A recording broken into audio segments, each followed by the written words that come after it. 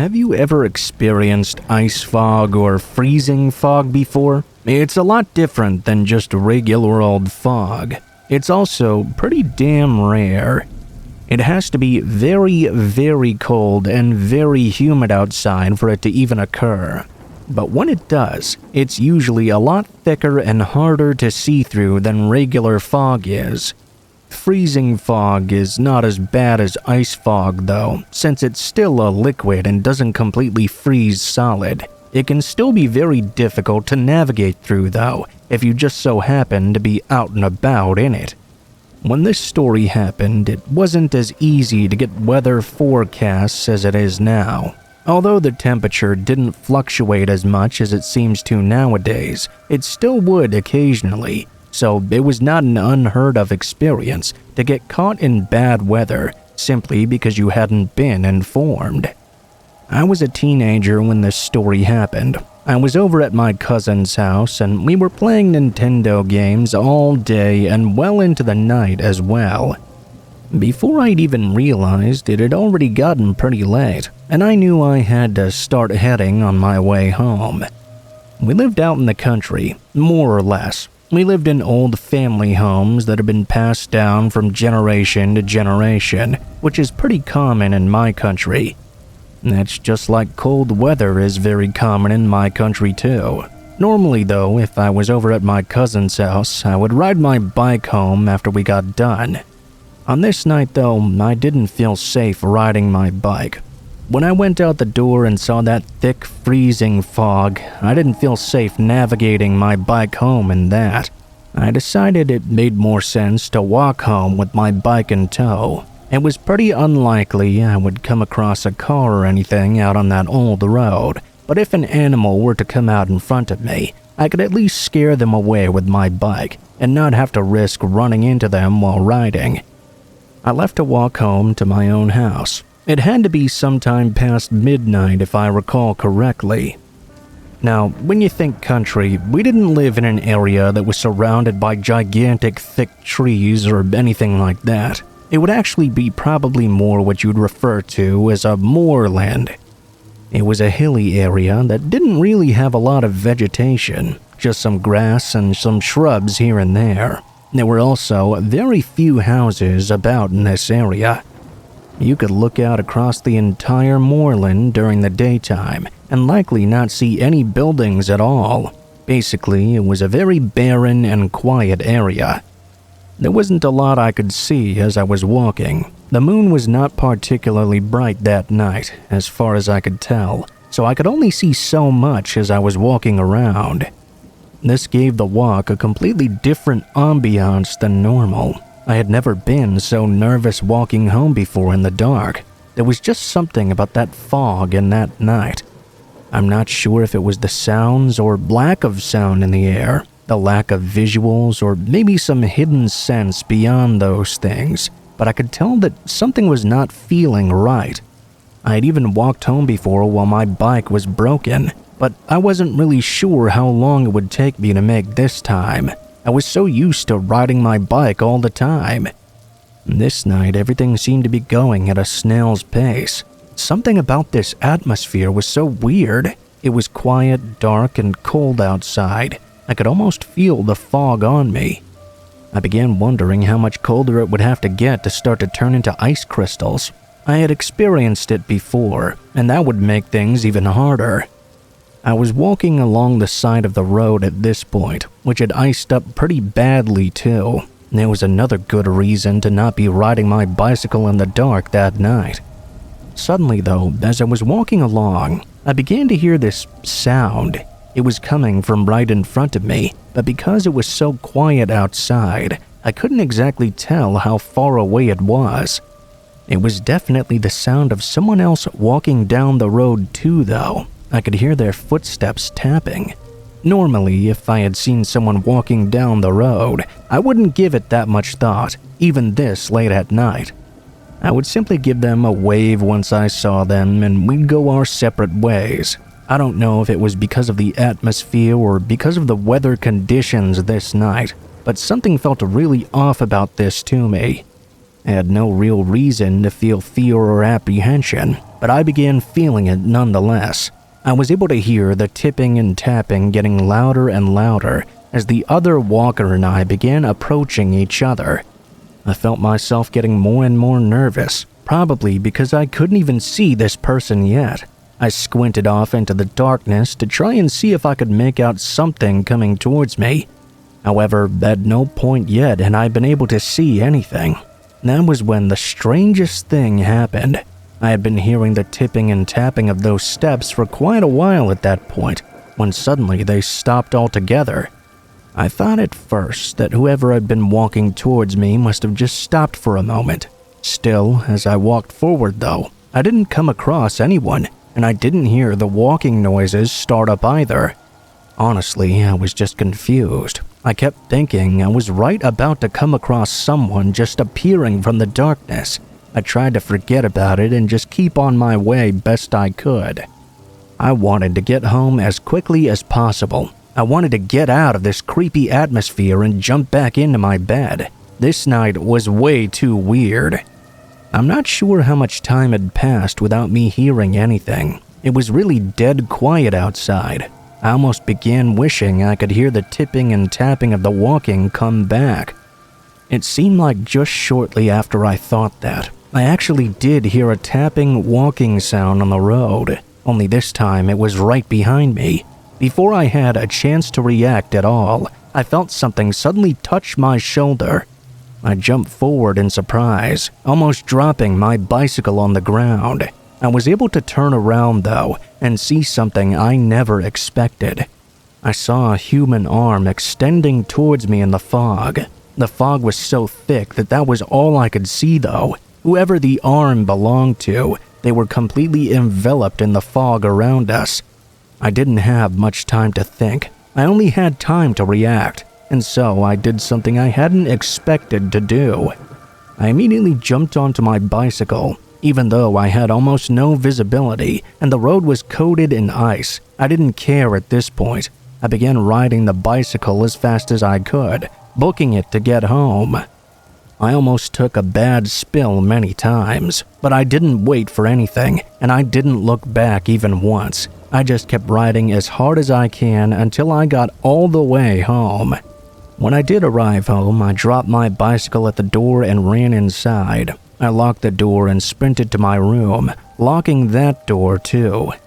It wasn't until I was in my bed that I had a few moments to put everything together in my mind. Whoever had been walking toward me on the road had obviously stepped off to the side at some point. They kept out of sight distance and come up from behind me to try and grab me from behind. I can only assume this person's intentions were not good.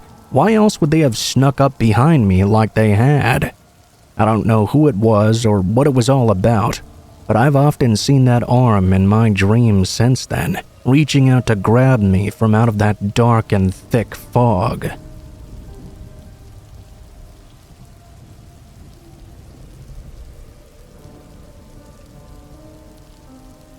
To preface this post, I grew up in an upper-middle-class family. My dad was a young professional, and my mom was next level taking care of 3 kids and being a GM for my dad. Shit completely hit the fan and they divorced. At this point in time, I was in junior high, grade 7 or 8 I believe, and had recently gotten bus privileges. I was busing to school back and forth on my own with no issues. Being an independent teacher, I thought I was giving my mom a good break, especially since she was a single mom with 3 kids. Now, the bus picked me up and dropped me off at the exact same spot every time, an intersection on a main road, which intersected with my residential road. It was literally only a 1-minute walk over to my house. Growing up, my mom had instilled to us the fears of stranger danger. Yet, despite that, I'd led a fairly sheltered life up to that point. I was overall a very talkative and nice kid. I could strike up a conversation with anybody, and usually my guard wasn't really up per se. I tended to just trust everyone, even if I'd just met them for the very first time. On this fateful late afternoon, the bus dropped me off at the usual spot. I was minding my own business, walking toward my side street, when suddenly I heard the voice of a woman calling out to me. "Little boy, it's cold outside." I turned around, and that's when I saw a white cargo van. There was a woman practically leaning out the car window. She was dressed rather nice, all black, fairly young, big nice smile. The cargo van doors then completely swung open, and she was leaning out of them. I strongly believe in a sixth sense, your gut, intuition, whatever you want to call it. And in this instant, my gut was telling me to get out of there right now, to walk faster and create some distance from this person. "It's so cold outside, isn't it? Let us drive you over to your house." "No, it's fine. My house is just down the street." I pointed over in that direction.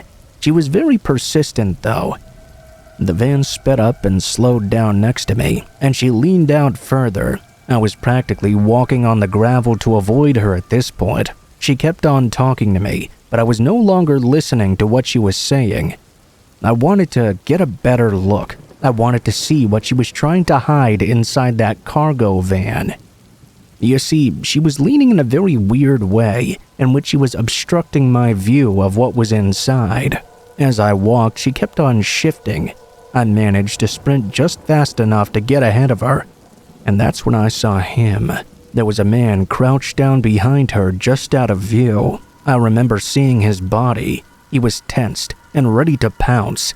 When I saw him, that's when everything sank in. These people were trying to grab me.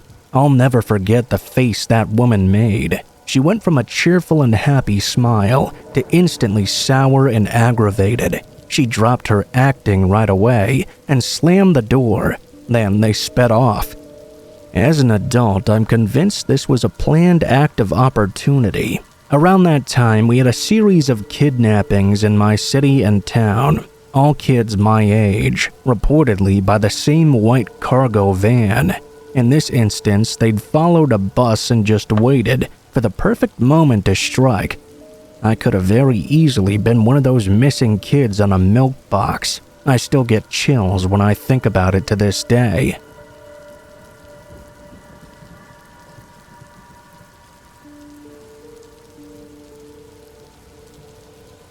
In my early 20s, I landed a receptionist job in a sales office at a manufactured housing community. It was my first office job after working in daycare and the food and drink industry. Honestly, I was really excited. I greeted potential buyers, set up appointments, and staged the spec homes with our stock of furniture and decorations. I worked with one other person in the office, who was the salesman. When he was out, I took potential buyers through our spec homes and gathered their information for follow-up. I was working alone one day when a customer came into the office looking to potentially purchase his first home. I gathered some information from this young man and asked if he would like to take a look at some spec homes. As we walked down the sidewalk towards the row of homes, we chatted about the various floor plans and finishes available. I knew the product information and had no trouble confidently answering his questions. He was friendly and honestly reminded me of a classmate I knew from high school that had played offense on the football team. I decided to show him the 2 home models that best fit his price range and desired floor plan. Since I'd shared most of the technical information during the first home tour, I gave him some space to freely look around the second home. He walked through the main living area and stopped in the doorway to one of the back bedrooms. He called out to me, "Hey, what's this back here?" He pointed to the corner of the room. I couldn't see anything in there from where I was standing. I knew these floor plans by heart, so I politely answered that it was a closet. In my mind, I was sarcastically thinking, "Really? You don't know what a closet is?" The man chuckled and asked again, "No, really, come here. What's this in the closet back here?" I could tell by his tone he really wanted me to come see for myself. He motioned for me to come closer and take a look. His tone was friendly, but his request didn't make much sense. I paused, a bit confused. In that split second, something shifted. Maybe it was the energy in the air, but the hairs on my neck were now standing straight up. The way he was looking at me changed right in front of me. I suddenly sensed that something was off here. I did not feel safe any longer. With all the lightheartedness I could muster, I repeated to him, "Oh, that's just a closet. Excuse me for a moment, I need to go check on something outside." I quickly made my exit to the sidewalk outside the house. I had no concrete reason for why I felt the overwhelming need to leave that house immediately. I didn't understand why my body sensed so much danger. I just knew I needed to get away from there. Over the next few days, the young man came back to the office to meet with the salesman. He filled out all the various paperwork needed to purchase a home and live within the community. He dropped by several more times unannounced to check on his application status. If I wasn't there, he would ask the salesman when I worked next, though. My coworker just thought I had a not-so-secret admirer. I couldn't shake the overwhelming feeling, though, that something was wrong with this guy. On nights I worked alone, I locked the office door from then on. A few days later, corporate sent back their analysis of this young man's application and the completed background check. He had been denied. The background check revealed multiple sexual assault and rape convictions. There it was, crystal clear, undeniable, 20/20 hindsight. The salesman called the customer right away to let him know the application had been denied and we would do nothing further for him. A few days later, the young man decided to come back to the office one more time. When my coworker saw the young man's vehicle turn into our parking lot, he told me to go to the back room of the office, where I could hide out of sight. Just like the times before, the young man entered the office and asked if I was working that day. This time, though, he was met by a very angry, large salesman that had nothing to lose. I had never heard my coworker raise his voice before, but on that day, his voice was angry as the heavens. Needless to say, the young man never came by again, and I wasn't scheduled to work alone nearly as often.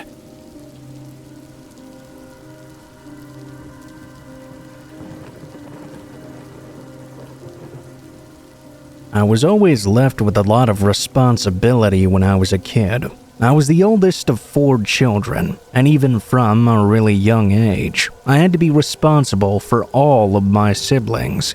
I was babysitting them when I was young enough to need a babysitter myself. However, my parents always insisted I knew better, and that I had to be responsible for all the other children, basically whenever they didn't want to be. We lived in an old house out in the hills for my entire childhood. We had one car, which we had for years and years that I remember. It was old and probably not the best vehicle to be driving around in bad weather. That meant if my parents were out, they wouldn't always come home if the weather was too bad. It wasn't unusual that I would be home alone with the other kids overnight, and sometimes even longer. This happened one winter when I was about 12 years old. My parents had gone over to some relative's house to hang out, drink, and do that sort of thing. I can't recall who it was, but that's not the part of the story that matters. This was the sort of thing that the adults in my family did every weekend before driving home, likely very drunk. I was at home with the other kids, and I had to prepare dinner for them and keep them all entertained. Luckily, it was a Friday night, so I didn't have to worry about getting them in bed too early. The kids all liked staying up late on a Friday night and watching some Johnny Carson before bedtime. My parents weren't home when the school bus dropped us off. There was a note on the fridge to contact the Meeks family down the street if anything were to happen. They were a bit of a ways up the hill from us, though, so we really didn't ever contact them for any reason. As I mentioned before, I was supposed to know better and thus be able to take care of all the others no matter what happened. It began snowing not long after we got home. It seemed light at first, and like it might not stick, but I was sure wrong about that. The snow began falling pretty heavily, and it definitely was sticking. It began to pile up pretty quickly.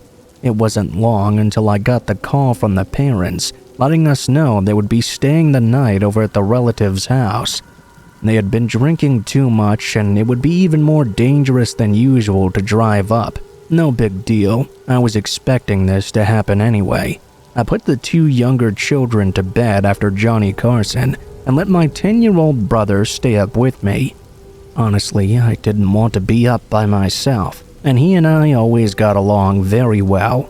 I don't know if this is just in retrospect due to what else happened that night, but I recall this really creepy feeling that I couldn't identify for some reason. It made me feel much safer to have someone else up with me.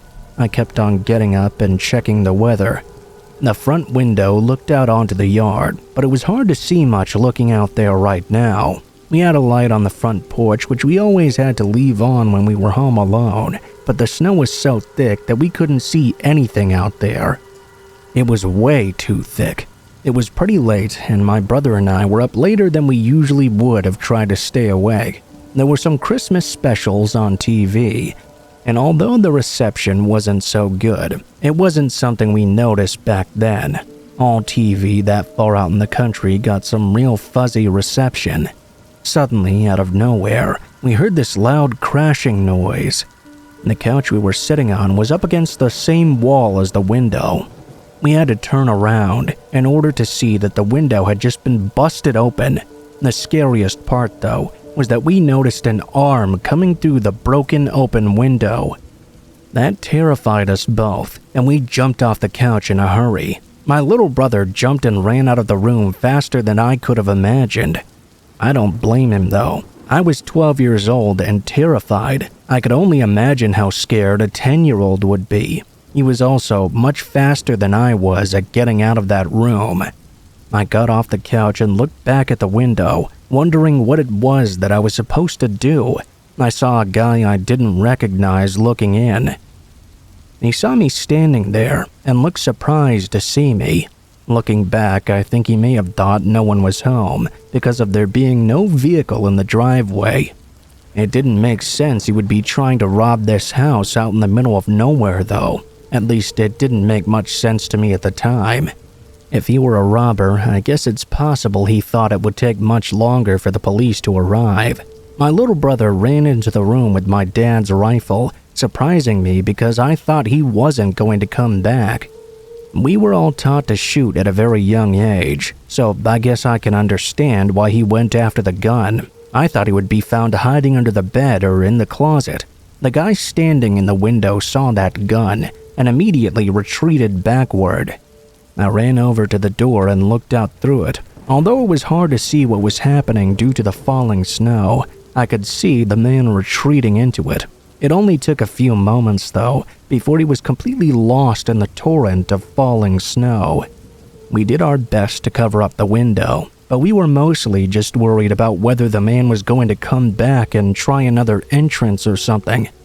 My brother and I went around to make sure the doors and windows were all locked. Then we sat together on the couch in fear of that guy coming back. We kept the rifle right by us, and eventually both fell asleep on the couch together. The guy never did come back. The following morning, the snow was higher than I'd ever seen before. There was no way our parents would be able to get back that day. In fact, it took them many days before they were able to. Fortunately, we didn't have any further problems during that time.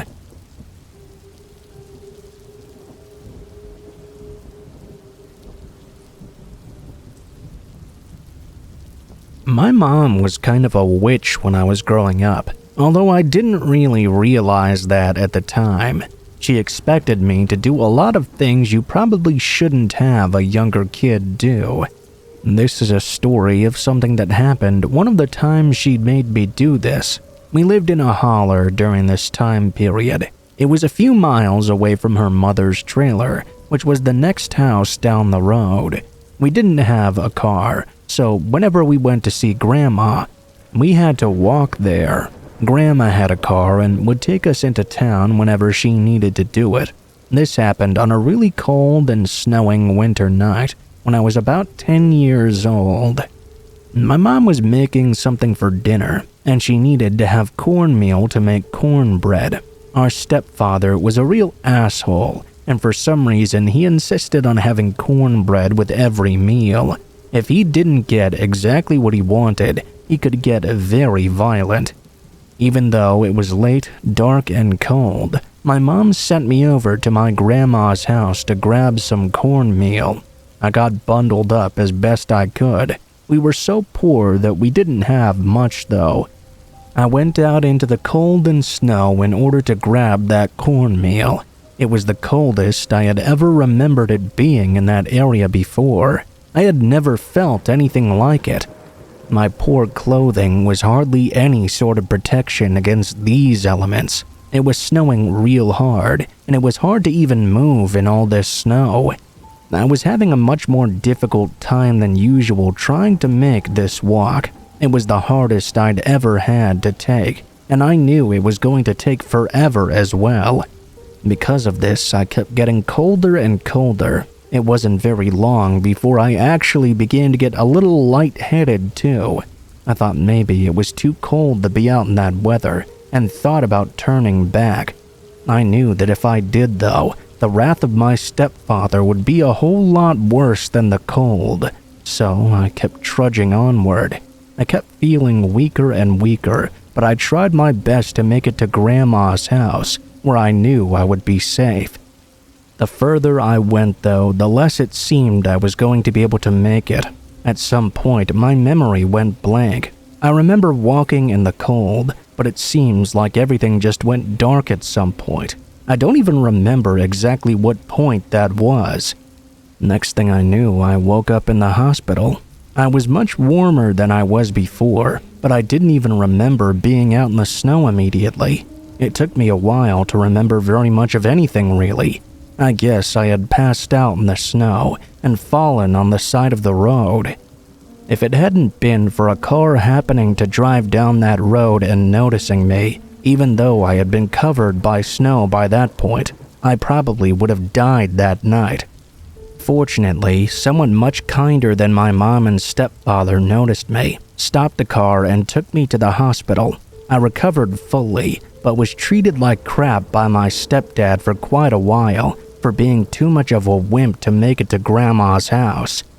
He used to mock me for it all the time. The story does have a happy ending though. The asshole accidentally killed himself while working on a car. I won't go into too much detail about that, but I think I gave you a good idea of what kind of man he was. No one really missed him all that much.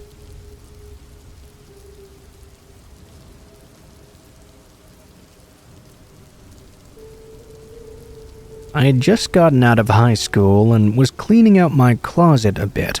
I decided to post an ad on Craigslist. The title, Teen Girl Clothes for Sale.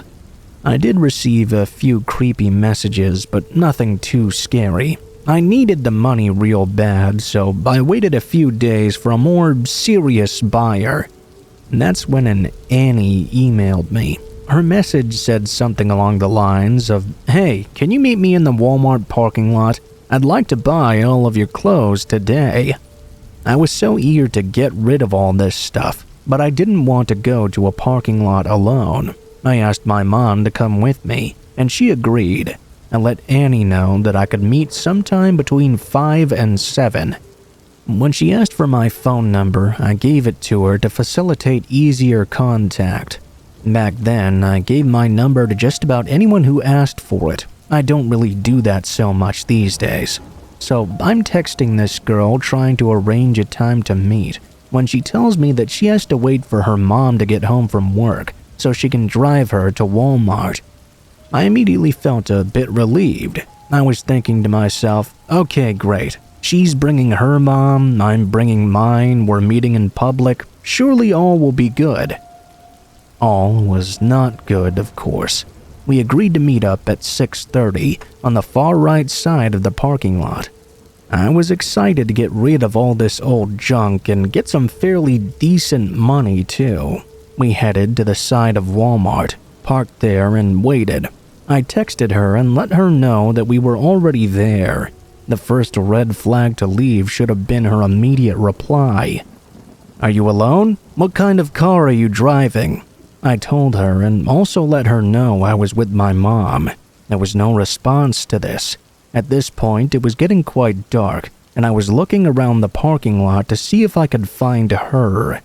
That was when I spotted him. A young man not too much older than me, in a white Nissan parked in the aisle before us, his window halfway down, and staring directly at us. I asked my mom, "Hey, you see that guy? Why is he staring? How much longer should we wait here for Annie?" She casually glanced in his direction. Up to this point, we had both been on our phones, not paying too much attention to anyone around us. I've since learned more about the term situational awareness. Pay attention to your surroundings, people. I figured she would text me when she was almost there, but there had been no further communication, so I called her. No answer.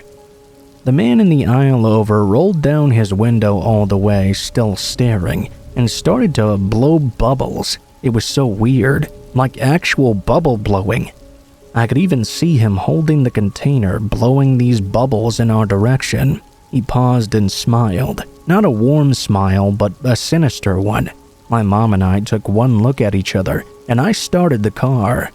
We began to put the pieces together, and we realized that this man in front of us was probably Annie.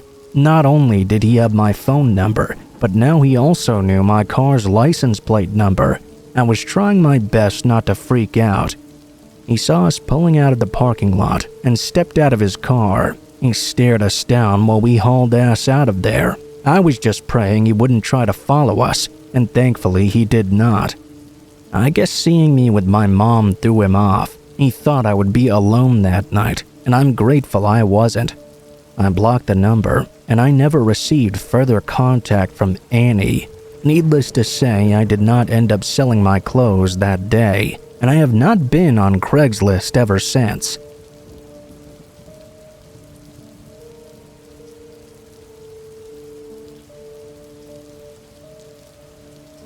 This happened about 8 years ago in my local supermarket.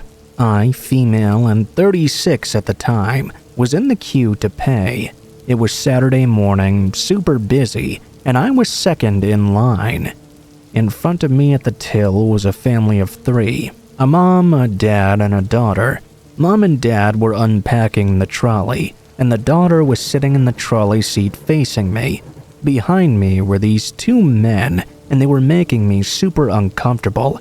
They were standing way too close to me and not respecting my personal space at all. You know when you feel someone before you actually see them? It was kind of like that. I was facing the daughter and she looked super uncomfortable as well. She kept making herself smaller and looking over her shoulder to Dad. I turned around and noticed these men were waving and smiling, trying to get her attention. One guy even reached around me and grabbed her foot. He did it in such a familiar way that I thought he must have known the family. She flinched away though, and he tried to do it again. The girl quietly called for her father. The dad swung around and said in a booming voice something along the lines of, "What the hell, dude? Don't touch my daughter." The weirdo just said, "But we want to be friends with her." The dad said he didn't know them and to back off. I realized they didn't know each other at all and instantly went into mommy mode. The dad went back to unpacking the trolley, but this time I positioned myself between the 2 guys and the daughter, completely blocking access to her. Believe it or not, these 2 creeps were still trying to get her attention again, so this time I said really loudly, "You're so lucky to have such a brave and strong dad. Look at how he's protecting you from these bad men." The dad looked at me and we had a silent conversation with our eyes. They packed up and left quickly. I thought it was over now. The girl was safe and I had to unpack my things and go home. As I was unpacking my trolley though, I suddenly noticed that one of the men had moved around and was standing at the end of the till, staring at me with pure malice in his eyes. The other guy was still standing behind me. There was only my trolley between us. I won't lie, in that moment I did feel a bit intimidated. I'm not a small person by any means. I'm tall-ish with broad shoulders, and quite strong as well. In my trolley was 15 kilograms of dog food. My adrenaline was pumping. I needed to do something to show these guys I was not an easy target. I made eye contact with that aggressor at the end of the till and lifted up my bag of dog food like it was made of toilet paper. I did my best to not change my expression at all. I kept eye contact with him and flexed my muscles as well. Now I was angry. I paid and he tried to block my exit. I shoved my trolley right into him. He laughed menacingly and moved out of the way. I decided not to go straight to my car. I walked around the mall a bit. Every time I turned around, there they were, now with a third guy. They were not even hiding the fact they were following me at this point. One guy even made a motion of cutting my neck. At this point, I just started making my way to the security desk. When I got there, I turned around and they were gone. I told the security everything. They recommended I let the supermarket know as well. I gave them my till number so they could review the security tape above the till. A guard escorted me to my car. I drove home the long way, checking my rearview mirror constantly. I never saw them again, but to be honest, I stopped going to that supermarket after. Partly because of this incident, but mainly because their prices are not very competitive, and my dogs are very fussy eaters.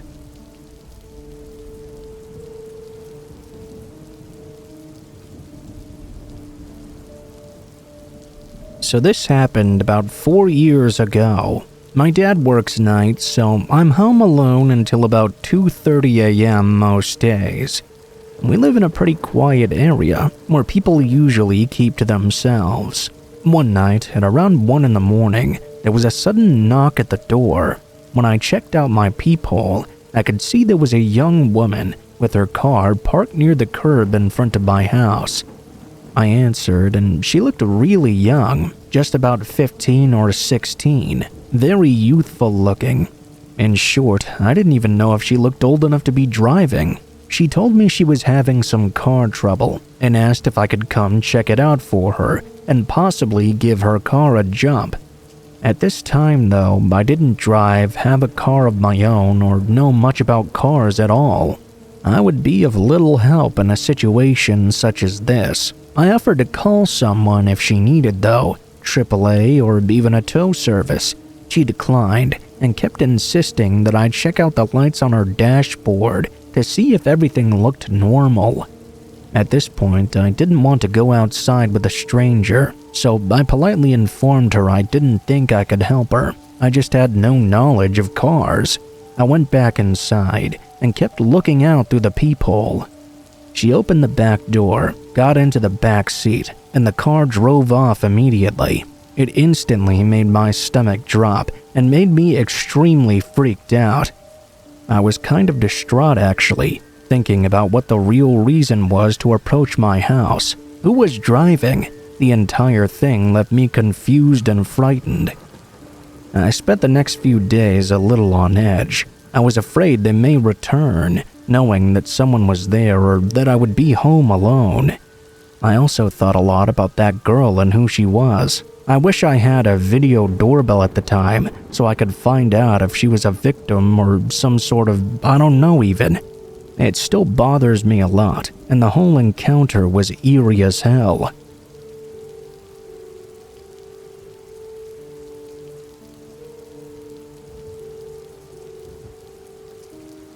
About 2 years ago, I was staying up late, around 2 a.m. or so, when suddenly someone started knocking on my door and begging for help.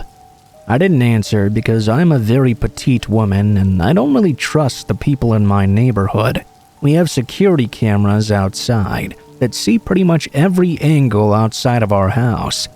I pulled up the app and could see it was a woman that was probably in her late 20s or early 30s. I didn't recognize her from around these parts, so I didn't answer. She kept knocking and asking for help, asking if anyone was home. Finally, she appeared to walk away. and then I heard the screen door under my carport open. She started knocking on that door and even jiggling the doorknob as well. At this point, I woke my husband up, and he came to check out the situation. She was already gone by the time he got out there, though. A few minutes later, she appeared again. First the front door, then trying the side door, then back again. This time, I just called the police, and an officer came out to speak with us and check the situation. He actually found her still there, hiding in some bushes just down the street. He said we were very wise not to open the door and let her in, because he recognized her, and she had a long list of priors for robbery and assault.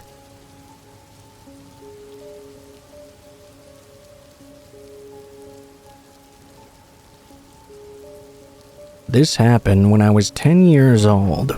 I was at a ski resort with my dad, stepmom, and 3 sisters. When this happened, my 2 sisters, dad, and stepmom were all out skiing. Me and my sister Ava got cold though, so we went back to the hotel to get some food.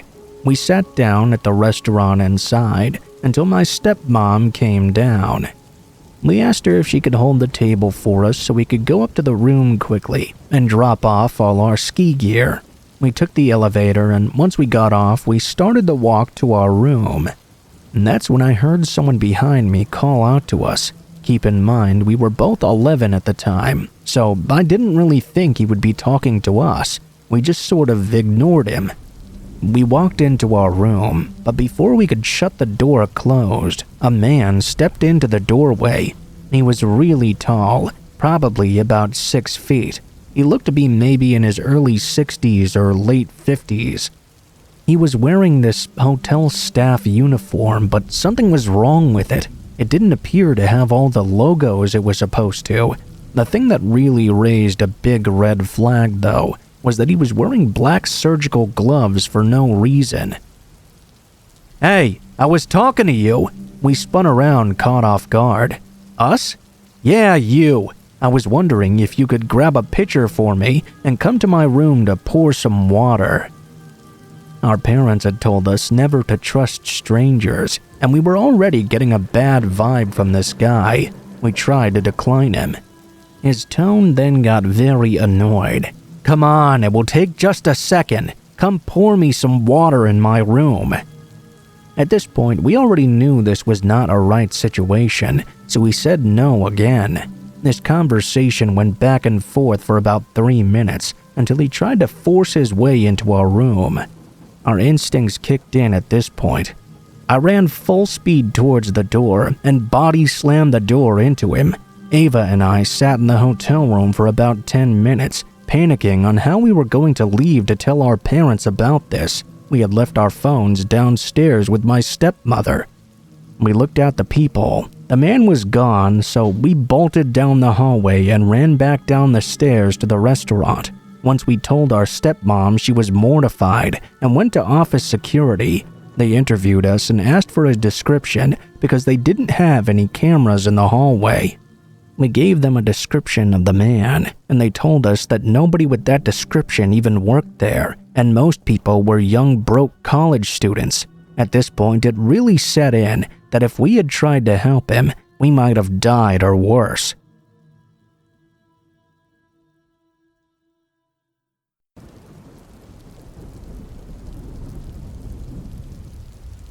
So I've contemplated telling this forever because it sounds so not real, but I've decided to share it anyway. When I was in high school, I worked at the local Pizza Hut, and I was a closing server. After closing down the salad bar and mopping everything up, I got out of there pretty late at night. I had this ritual of texting my dad when I was almost done to let him know that I was almost home. Mostly, though, it was just a test to see if him and my mom were awake or not. If they weren't, I would take the long way home on the old country roads. I lived on a dog breeding farm about 20 minutes outside of town. I would take the extra time to smoke a joint or two and jam out. One particular night, I decided to do this. I was going down a back road about 3 to 4 minutes from my house. This is a road I know very well. My school bus took me down this road my whole childhood pretty much. One thing to note about my area is that I live in the deep woods of East Texas, so most people who own property put their houses about 1/4 to 1/2 of a mile back on it. They keep their exposed woods as basically a natural fence. While you can see a lot of driveways and mailboxes, you can see almost no actual houses, just woods with random chunks taken out. As I'm going along, I come upon a toolbox, like the ones that sit in the back of work trucks.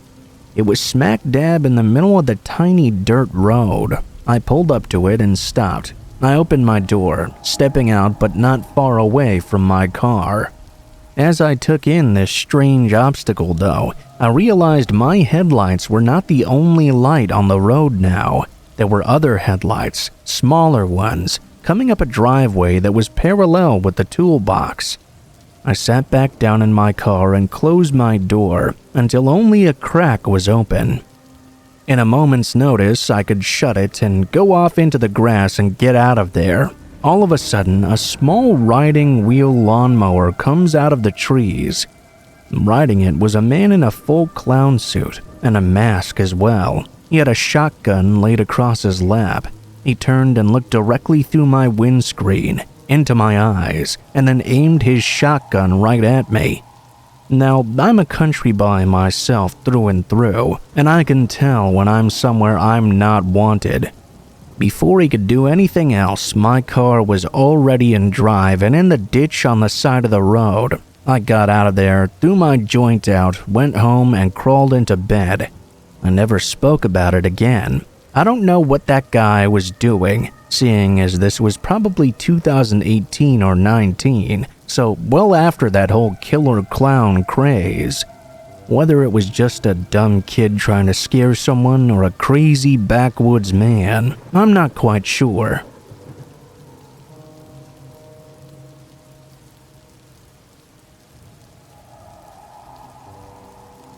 When I was a kid, my family moved into a house in the suburbs of Ottawa, Ontario. It was a pretty normal residential neighborhood, with houses on each side of the street. There was one neighbor that stood out from the rest though. When my dad went to introduce himself, he immediately got a very strange vibe. She barely spoke and wouldn't open the door more than just a crack.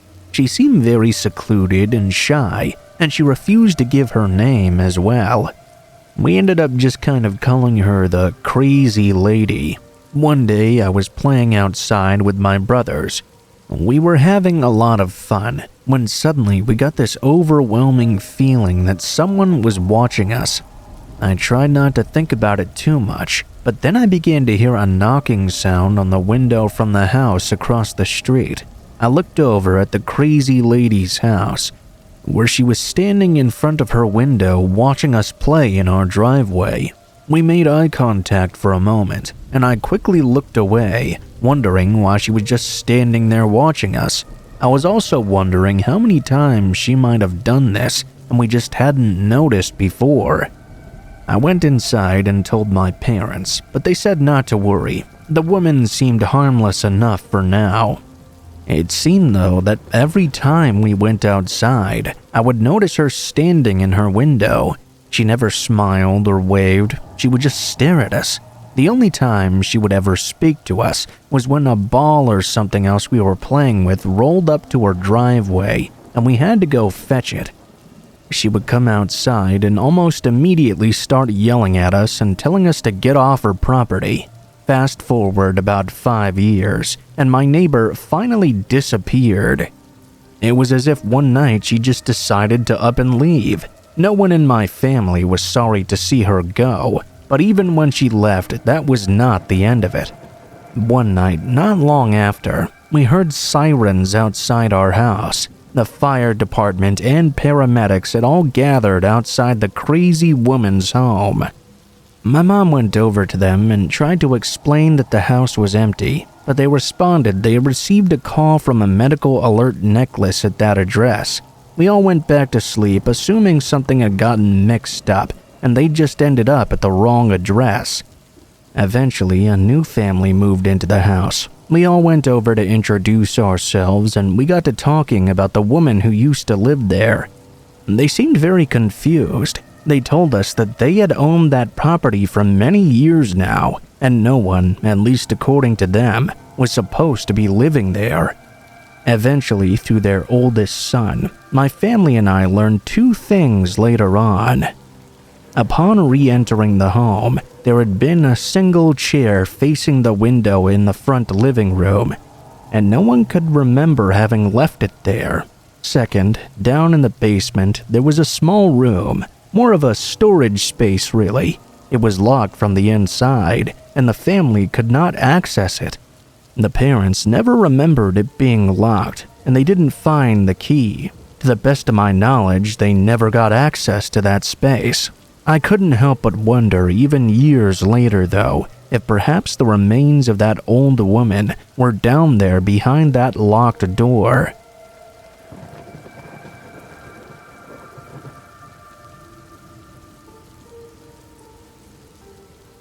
I have a faint memory of being involved in the Rodney King riots back in 1992. I was only 7 at the time. We had originally been stacking empty beer cans in my friend's fenced-in backyard when the commotion started. We heard a lot of yelling and cursing, and police sirens, even loud pops, which I didn't understand at the time were gunshots. We all wandered over to the chain-link fence and watched the rioters up the street. They were shouting, breaking windows, getting into fights with cops and other random pedestrians. I have no recollection as to who was babysitting us that day, but needless to say, they did a piss-poor job. My friends and I actually left the enclosed yard and wandered out into the street to get a better look at all the chaos. We were completely oblivious to the fact that what we were watching wasn't just a show, and one of those stray bullets could have easily killed us. We would watch two people fighting from a safe distance, then something else would catch our eye. As this happened, we became more and more separated from the backyard area. One of my friends then witnessed a shop being looted and asked us if we wanted any candy. He was a bit older, maybe around 11 or so. He crossed the street and peered through the broken glass, apprehensive about going inside because of all the infuriated adults around breaking things. I eventually got separated from all my friends. Most of the memory is a blur. I remember at one point getting scared when I realized I didn't recognize anything around me. I ran into an alleyway and crouched down in fear. I remember watching as a cop took a corner pretty hard and smacked a man over the hood of his patrol car. A group of other men rushed the car before the cops could get out and started banging on the windows. In the alley across from me, I saw 3 or 4 other men pouring gasoline into a dumpster and lighting it on fire. I remember finding it so fascinating, seeing a fire burning in something other than a fireplace or a ring of stones. I watched the fire grow bigger and bigger, completely oblivious to the world around me. I wanted to look closer, but I was too scared to move from where I was. There were so many people running around doing crazy things. I even remember one woman who walked past me down the alley. She came up to me and kissed me on the forehead and said, "God bless you, child. Head yourself home." Before I could even respond, she was gone. She lit a cigarette and disappeared down the alley. I didn't know how long I sat there. Maybe 20 minutes, maybe longer. The dumpster fire was still raging and growing bigger. I continued to watch it. The next part stands out the clearest in my mind, though. A man in a green and white windbreaker turned the corner into the alley. He saw me and grabbed me by the shirt collar. He reeked of smoke, sweat, and gasoline. He might have been one of the men from before who started the fire in the first place. I can't be quite sure, though. He started dragging me across the road towards the dumpster fire. He was cursing and swearing at me, and I began to panic. I was suddenly afraid he was going to toss me into the fire. I could see the flames coming closer and closer. I wasn't sure if that's exactly where we were heading, or if we were just going in that general direction, but I squealed and kicked in protest until he pulled me into a headlock and cut off my air. When we got to the far side of the street, I could feel the heat of the fire on my face. Suddenly, a bigger man grabbed the man holding me and threw him against the wall. He began punching him in the face over and over. I remember staggering to the ground and watching in horror as the bigger man pressed my kidnapper's face to the side of the dumpster. The man screamed louder than I ever knew a human could scream. I remember the smell of burning meat. I took off running down the sidewalk after that. Everything after is mostly blurry. I remember tripping, falling down, and another woman picking me up and telling me to go into the church and sit down. I must have sat there in the pews for a long while until someone finally recognized me and brought me home. I don't remember the exact details. Surprisingly, I was mostly unharmed, aside from a few scrape marks. One of my friends had to be rushed to the hospital, though, after someone had thrown a TV out of a high window and the glass hit him right in the face. He turned out to be okay as well, though. I don't know if that bigger man came to save me or if he just had some beef with the other guy who grabbed me, but I often wonder what happened to that man in the windbreaker. Sometimes I wonder if that bigger guy killed him after pressing his face to the side of the scalding hot dumpster. Seeing a fire calls that memory back. I could be watching a movie and see a bonfire in the background, and that scream will just echo in my head. Considering what could have happened to me, though, I think I got off pretty lucky.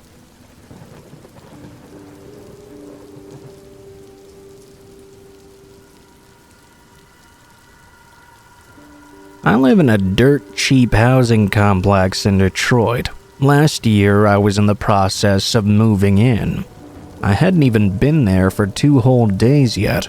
It was around 11 o'clock at night, and the majority of the house was dark because I hadn't even plugged in most of the lamps yet. I was upstairs in the smaller bedroom, hanging up some clothes, when I heard the front door open downstairs. The door was old and warped, and once it was fully shut, you had to really fight to force it open, twisting the knob as far as you could and putting your shoulder into it. It wasn't locked, mostly because I figured there was no point. It might as well have been locked anyway. No one was going to bother trying to break into this old decrepit place in the first place. I stood up and walked out into the hallway. I looked down into the dark living room below. I could hear someone rummaging around in the kitchen where I had left my phone and laptop on the counter. Figuring it was my friend who came back because she'd forgotten something, I called out, "Hey, Patty, is that you?" Silence from downstairs. Now, I consider myself to be a pretty tough person, but I can also be extremely reckless. I yelled out in anger and stormed down the stairs, convinced that someone had just wandered into my home to rob me. I grabbed an umbrella I left on the stairs, ready to wield it like a sword or a bat. There was no thought in my mind about what would happen if the intruder had a gun, or if there was more than one of them. When I turned the corner into the living room and looked into the kitchen, though, there was no one there. I stood still for a moment and just listened. The only light on the ground floor was coming from the single lamp I had plugged in by the stairs. There was enough light, though, to see that there was no one there. Deciding not to let my guard down, though, I took 3 careful steps forward, my umbrella raised and ready. I turned my head to look at the far side of the kitchen, where the pantry is. Right as I did so, the pantry door swung open softly. It wasn't completely closed, so when it opened, it barely made a whisper of a sound. The man who stepped out from behind it looked me dead in the eye, and I nearly fell to my knees from terror. Beneath the man's hood, his face looked almost pasty. He had melted skin, as if he had been burned in a fire. It was stretched so thin across his skull that it almost looked like a layer of cellophane or something. His mouth was also equally horrific, and his nose was barely more than a lump below his eyes. Both of his eyes were opened so wide they looked as big as light bulbs. I dropped my umbrella and took a step back. I was petrified. In that moment, I'd somehow convinced myself this was some kind of demon ready to drag me down to hell. The figure had my laptop and a container of cold turkey in his arm, though. In his other hand, he held an ice pick that was pointed at my face. He muttered in a slurred voice that he was leaving, and just like that, he power walked out of my living room and into the night. I fell to my knees on the kitchen floor and tried to catch my breath. The man was not physically large or imposing. In fact, he was shorter than I was. The sight of his face caught me so off guard, though. My insides turned to ice water practically. From outside, I heard a car horn and the squealing of tires and the sound of someone yelling. I crawled over to the door, intending to just slam it shut, but then I noticed the headlights of a car stopped in the road. The container of food was splattered all over the ground, and my laptop was right beside it. A man climbed out of the car and cried out for someone to call the cops. Some idiot had run right out in front of his car in the road, and he'd struck him by accident. It took the police close to an hour to arrive, and of course by that time the intruder was gone. I was sitting on my front step wrapped in a blanket and smoking a cigarette when the cops came over. I described the man's face as best I could, to which the cop asked if he looked like a burn victim. He said he knew exactly who that was, and they would look around for him and check the hospitals just in case he was badly hurt. They said his name was Marvin, and he had been trapped in a burning car when he was a kid. Now he was homeless and mostly broke into cars looking for valuables to pawn. I didn't go out onto the street to collect my belongings. Honestly, I felt kind of bad, like I'd just deprived a man of the only meal he was likely to get that night, or in the foreseeable future. It crossed my mind that when he had been trying to hide in the pantry, maybe he was more scared of me than I was of him. I never found out what happened to him, but I do hope that he's okay and in a better place now.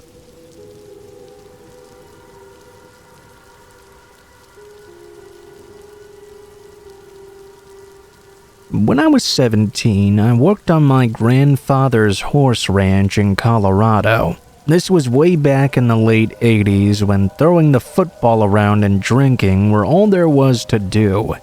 At least when I wasn't out cleaning the barn or feeding the horses. At the time, both my father and grandfather were well known throughout the community as being upstanding people. It seemed as though everyone who encountered them in town was on a first-name basis with them. As a result, that also made me well known during social gatherings as well. I don't remember the exact date, but I think it was late November or early December of '88. I was horseback riding deep through the backwoods with my cousin Roy. It was the furthest we had ever traveled back into our family's property, and we were enjoying the sensation of exploring a new place.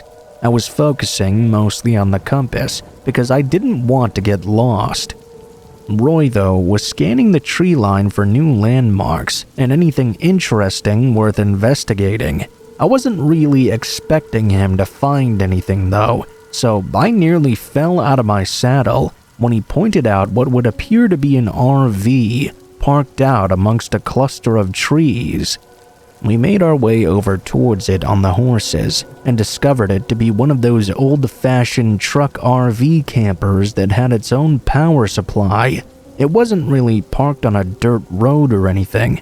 It was more an open avenue between the trees, just wide enough to fit through.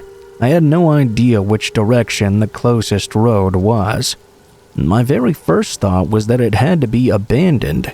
The closer we got, though, the more obvious it became that this vehicle was in pretty good shape. Almost new, I would say. I stepped down off my horse and knocked on the door. I was curious to know if someone was actually living out here on our property, therefore trespassing, or if it belonged to one of the 24 or so people my grandfather knew from town. Most likely I would know them as well, After knocking several times, I tried the handle to discover that it was locked. Now, the practical thing would have been to note our position, head back home, and ask our family if they knew what it was. But we were teenagers, and we had no common sense. We wanted to explore further. We went to the far side and discovered the opposite door was cracked open. I pulled it halfway open and peered inside. The first thing that hit me was the smell. It was like a wave of burnt bacon mixed in with stale tobacco. Roy jokingly asked me if I found any bodies in there.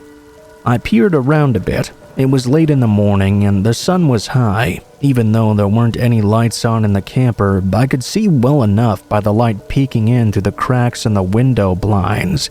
There was a small couch, a small table, some ugly carpeting, and about 3 different ashtrays. "Hello?" I called out. I stated my name as well. After a few moments of silence, I concluded no one must be there. I peered my head further in to get a better look. I saw a tiny kitchen area with a sink countertop and cabinets. I was about to pull my head back out when I noticed something. One of the cabinet doors was ajar, and I could see something large and bulky was preventing it from shutting completely. I stared at it hard. Then I walked out into the woods and found the longest stick I could easily carry. I walked back over. "What is it?" Roy asked. I didn't answer him though. I carefully extended this stick into the camper. After a few close scrapes on the cabinet door, I managed to knock it open a bit wider. My stomach sank and my heart started racing. I pulled the stick back and turned to my cousin. "What does that look like to you, in the cabinet there?" I didn't tell him what I thought it was. I wanted to see if he identified the same thing I did. Roy peered inside and stared for about 3 seconds. "Fuck, I don't know what it is, but what do you think it looks like?" I insisted. Roy stayed silent for another few moments, then jumped back from the window. "Holy shit, is that someone's head? Like a human head?" I peered back in again. The thing in the cabinet definitely looked like someone's head lying on its left ear, facing the back of the cabinet. All I could see really was the dark hair in the right ear. I couldn't see the neck very well. It was still out of sight behind the cabinet door. "Come on, there's no way that's real." Roy tried to laugh it off. I wanted to agree with him, but the cold pit in my stomach was not letting me. Something about the hair had that disheveled look, and the skin was too realistic. There was this rotten meat smell from inside as well. Well, what else could it be? I remember asking Roy. I wanted him to say something ridiculously obvious it might have been, but he only shrugged. I picked up the stick again and stuck it through for a second time. I wanted to physically poke at it so I could get a better sense of what it was. I leaned in as far as I could and caught the cabinet's edge with the stick, then tried to swing it further open. That's when a cold hand grabbed my arm and knocked the stick out of my grip. I only remember the next few moments as a blur. All I can recall the feeling of was an intense shock and jerking of my arm backwards. I caught the glimpse of a bare chest, a bearded man as well. I wrenched my arm back as hard as I could and was surprised when he let go of it casually. The thing that made me most horrified in that moment, though, wasn't seeing the man's face, but catching a glimpse of what appeared to be a second person's head on a shelf at the far right side of the camper, just over the man's shoulder. I yelled at Roy to run to the horses. We both mounted up and rode out of there as fast as we could. I recall hearing the camper door swing open hard and the sound of a rifle being fired. We didn't look back for several minutes until we were in a familiar area. We then slowed down and changed direction. As we made our way back to the house, Roy and I immediately encountered my father coming down the stairs. We sprinted inside and told them everything possible, a decapitated head and all. I'll never forget the look on my father's face. He didn't seem surprised or alarmed, only annoyed. He told us to get the horses back in the barn and that no one was to call the police. He would handle it himself. With our adrenaline still racing, Roy and I returned the horses to the barn and made our way back to the house. My dad made us wait in the living room for our grandfather to come home. When he did, the four of us sat down at the dining room table and had a long talk. My grandfather looked us both dead in the eye and said if we ever spoke about this to anyone, we would be denied our inheritance to the ranch. We never discussed it again beyond that point, but Roy and I still talked about it plenty. We even went out there a week later to see if the camper was still there. It was gone though. We followed the wheel marks for over 3 miles of bush and leaves. We tracked it to a dirt road where we lost the trail. My grandfather died in 2003, and my father recently passed away of heart failure earlier this year, making our inheritance firmly secure. So I finally decided to write about this experience because the memory has been haunting me for years. Roy and I speculate that my grandfather and father knew the man that was out there. Maybe he even had their permission to be there. When we stumbled across him and he shot at us though, everything changed, and he was driven off the property. Had my father just blown it off and told us we were crazy, I may have slept better that night, but the fact we were threatened into silence made me think the matter was deadly serious, and maybe those heads we saw were real. I feel in my bones that my family helped shelter a dangerous man and potentially cover up his crimes. I feel something may be unearthed one day that will really come back to haunt us.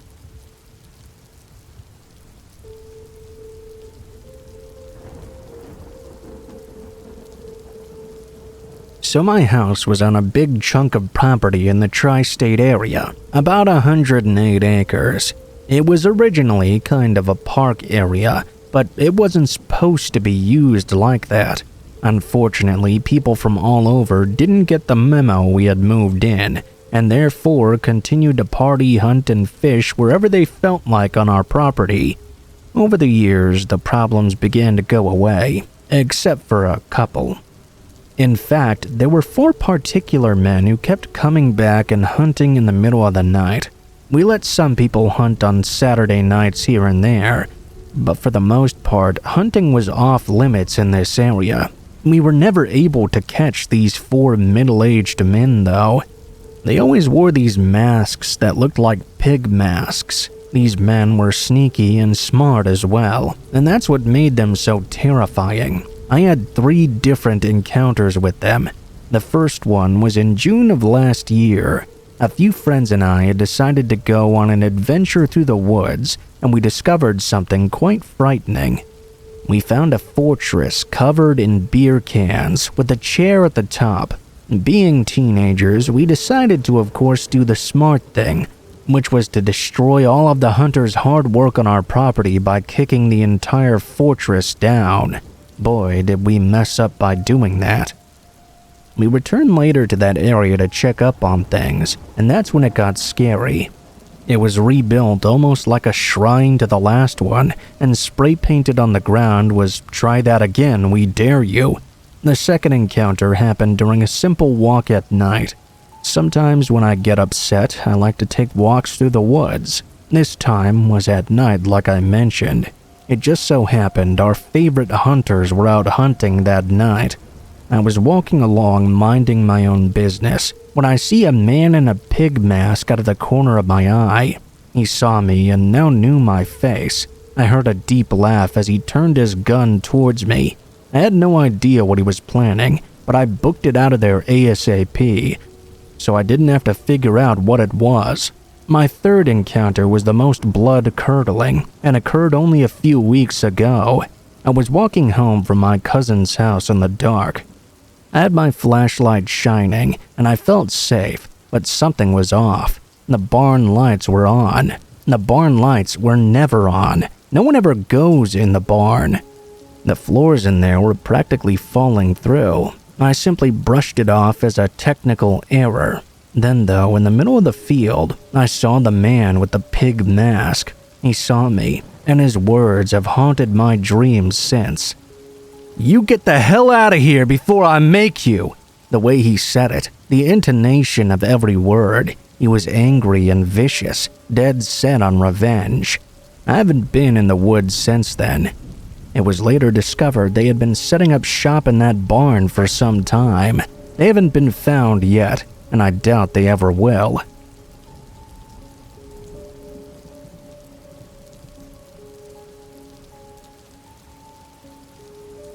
This happened over a decade ago. I was living alone in a ground floor apartment. Everyone had gone to bed for the evening, but I was never a good sleeper. Laying down around 12 and getting to sleep around 2 was as good as it gets for me. Actually, I had been asleep when I was suddenly jolted awake by a crash from the next room over. My apartment was kind of a large open complex where the doors opened directly to the outside, not like a big connecting building. It was in a nice neighborhood and usually very quiet, especially at night. I could hear from my bedroom well, so the crash just ripped through the complete silence. I had 2 cats and at first assumed they must have been chasing each other around and accidentally knocked something over.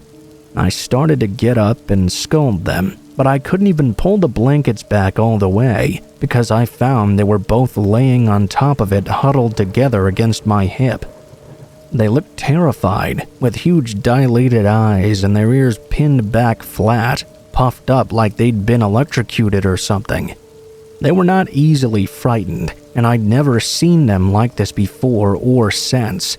That bothered me even more than the noise. Anyway, as disturbed as I was actually getting angrier and angrier that I'd just been arrested from a restful sleep.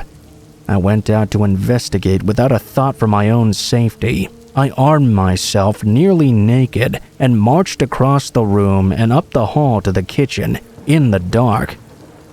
I then flipped on the light. I almost wish I had found a burglar there. My kitchen was small. There was about 8 feet between the sink and the stove. I kept a dish drainer rack sat on the folded dishcloth next to the sink. When I went to bed that night, there had been a ceramic bowl and a couple pieces of silverware and a plastic food storage container in that area.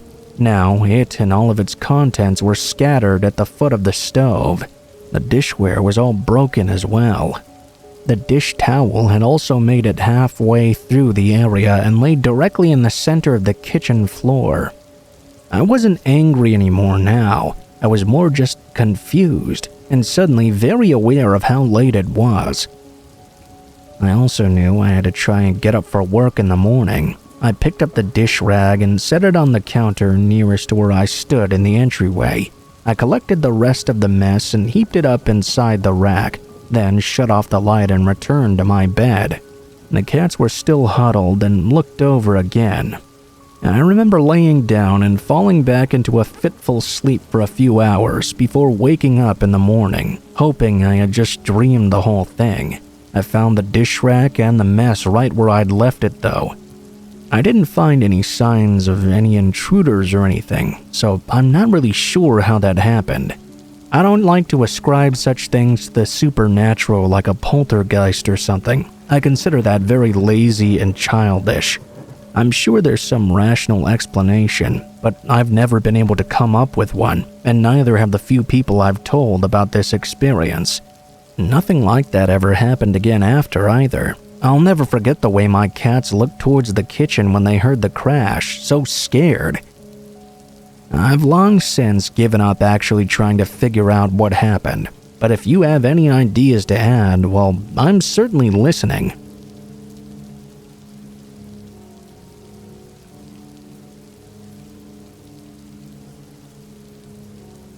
This happened when I was 14 or 15. My school had this option where if it was too far away for you to travel to school, you could stay in a hostel nearby. You would pay a certain amount monthly, and on alternate weekends, they'd allow you to go off to see your parents. This was an all-girls school, and we experienced a change of guards a lot after the previous one passed away. The late guard was a nice chap.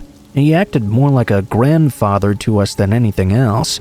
He was in his late 50s or early 60s and would always bring us food from his wife and various candies. When he passed away, one day a man in his 30s took the guard's post. After quite some time with the hostel being without one, the new guard was a bit off. There were times he would just walk past the study room and just stare through the window in at us. Other times he'd stay outside the gate near the shower room smoking cigarettes and trying to peek inside. It creeped us out a little, but we couldn't really do much. The wardens were also wary that we wouldn't be able to get a new guard at all if they fired him, and we'd have no one to protect us whatsoever. So he stayed. Whenever he was around, we got uncomfortable. Usually we'd just close the door to the room we were in so we couldn't peer inside. Fast forward a few months, and our panties started to go missing. We had this place right behind our hostel block that was allocated for us to hang our laundry to air and dry. Some girls would soak their clothes in softener for the night and leave their clothes, including panties, in a pail in the laundry room. The next day, we would wake up and all of our undergarments would be missing. The girls went home for a few weeks. We were all getting anxious about the missing underwear. It came to a point where so many went missing, a few girls were only left with one pair. They had to give their parents an emergency call to buy them more and send it over to the hostel. The wardens were getting quite concerned as well. We alerted the school and local law enforcement, but nothing was being done. We were left to our own devices. One weekend, 2 girls went behind the guardhouse to grab some cleaning stuff. We cleaned up part of the hostel on alternate weekends when we didn't have any outings or anything. They noticed a large garbage bag. They left it untouched at first, but when they went to return the brooms and mops, one girl was curious to find out what was in this bag. She decided to take a look inside, and inside that bag were the heaps of our missing panties. Both girls freaked out when they saw the young guard running towards them and screaming profanities. He yelled at them not to touch the bag. They both ran towards the main hostel building, straight to our warden's room. Our wardens were of course very alarmed and called the police straight away. Armed with a few burly girls who were on the hockey team with their sticks in hand, we went out looking for him. The guard, however, managed to escape on his motorcycle. A few days later, the police caught him snooping around our hostel when it was almost lights out. Turned out he was a repeated sex offender and had been caught a few times as a flasher around schools in the city. We were all relieved to have him locked away in jail, but also upset that our school had been so careless in hiring this guard for the hostel. Our parents demanded a PTA emergency meeting and decided that the next guard they hired had to be approved through the PTA first after various interviews. It's scary to imagine that this guy had the keys to almost all the rooms in the building except for the dorms. Only the dorm leader was allowed to have a key to those. Imagine what nasty things he would have done if those 2 girls didn't discover that bag of missing panties. After all, this man was entrusted to guard us from harm, but he turned out to be the very danger lurking around. I still get shivers down my spine whenever I think of him.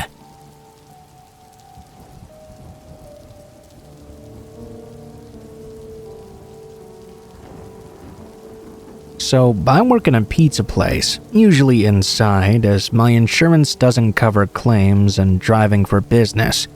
But occasionally, I will cover a delivery shift for one of the drivers because the money is pretty good. Our delivery area includes a few new development to upper middle class cookie cutter neighborhoods. There's also an older 1940s era village, 2 apartment complexes, some trailer parks, and a bunch of rural areas. They were rural enough to the point that you could see hundreds of stars at night out there, and you probably couldn't hear your neighbors yell either.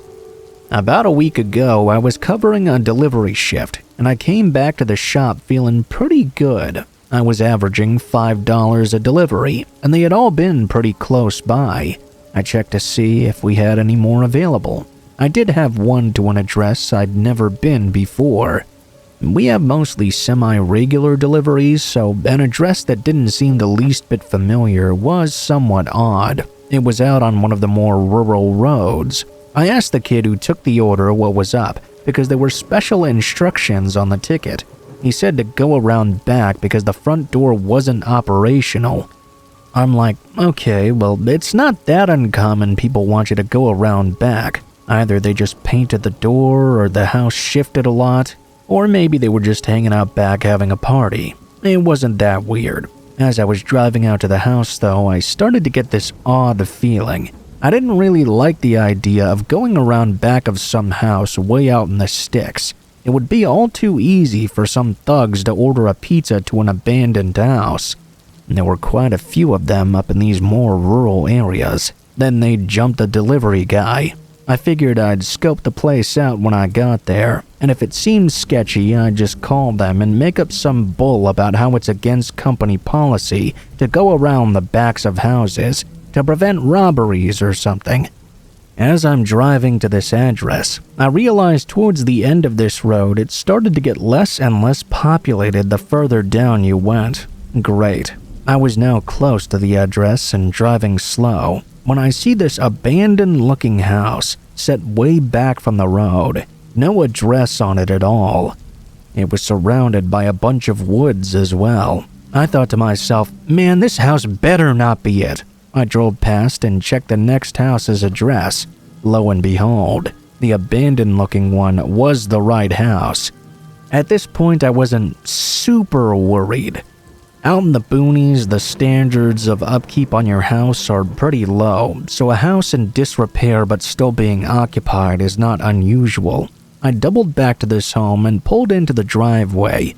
At this point, though, I was getting some seriously bad vibes. Something was not right here.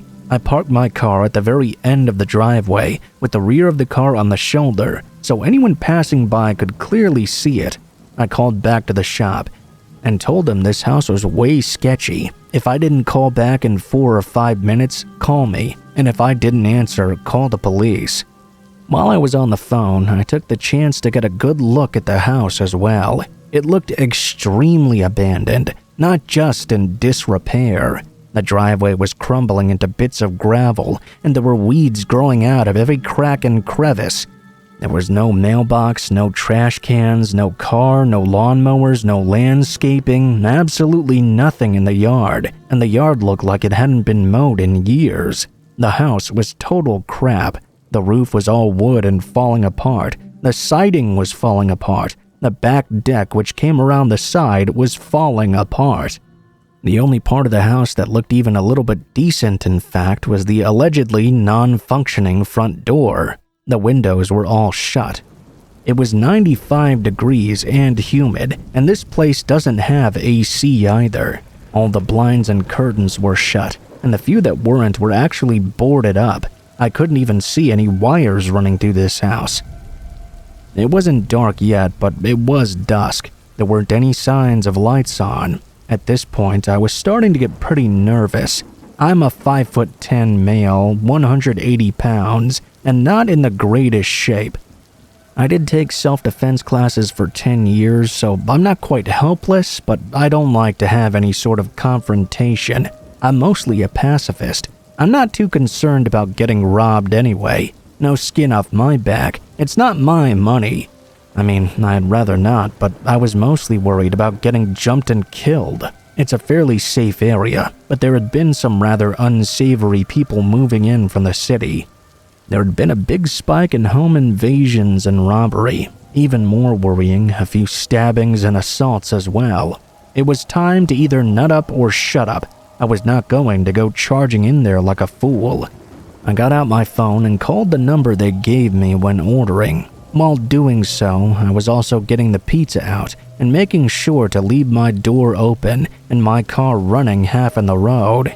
I was starting to walk up to the house while the phone was ringing. It rang twice when an automated message came on. It said something along the lines of, "This phone is associated with an internet texting app. One of the free ones you can download now that lets you send free text from a different phone number over a data connection." I think it was Haywire or something. We'd had some issues with people using numbers from those services for pranks in the past. This was a huge red flag. My heart was now pounding in my throat, and my whole body was telling me to bail right now. I'm just standing there holding this pizza, looking at this house and not wanting to venture around the back of it. I was hoping the resident would look out the window and come out to the road to get their food. I was also looking in the front windows, checking for any signs of life. That's when I see a blind go up, one on the window next to the front door.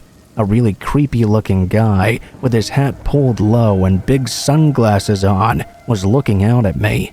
Remember, he was in a completely dark house surrounded by trees at dusk. There was no reason for him to be wearing sunglasses in such a situation. I could also see what appeared to be a big guy standing behind him in the room. When he saw me looking, he mouthed something and darted away, presumably toward the allegedly broken front door. I had stayed pretty close to my car though, so it was only a few steps away. I jumped into the driver's seat and threw the pizza into my passenger seat, something I would usually never do since I'm really anal about keeping my car clean.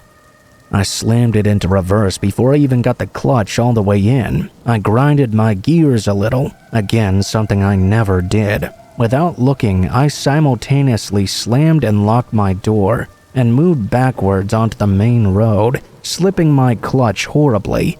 At this point, I didn't care though.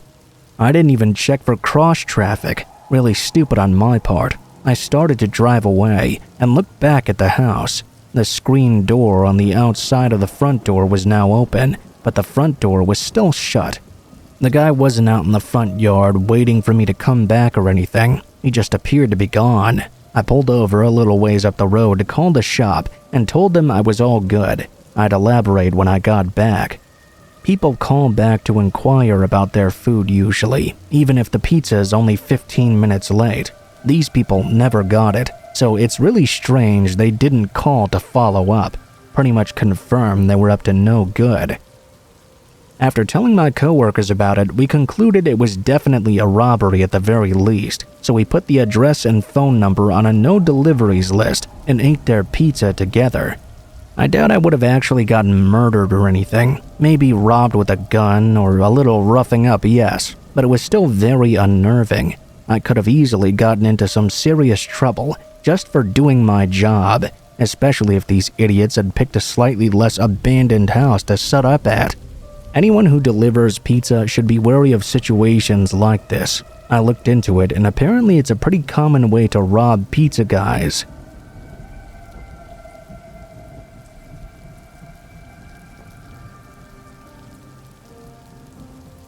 Halloween isn't my favorite night of the year. Actually, far from it. But I put up with all the decorations on my house and scary movies all October long because my wife Laura absolutely adores the holiday, and I'll do anything to make her happy. Every year we hand out candy to the neighborhood kids. She and I dress up in cheesy couples costumes. It's very fun for her, and I'd be lying if I said I didn't enjoy it at all either. The neighborhood we live in is extremely nice. My wife and I are both lawyers and we do pretty well for ourselves. So when it was time to buy a house together, we made sure to get exactly what we wanted. On Halloween of 2009, Laura and I were dressed as Sam and Frodo from Lord of the Rings. She insisted, and I thought it was pretty hilarious. We even dressed our little baby up as Gollum.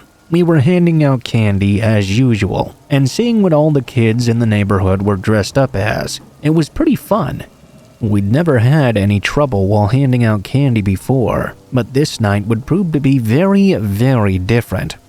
At around 9 p.m., Laura answered the door, and instead of hearing trick or treat, she was met with a young boy, maybe 8 or 9, crying on our doorstep.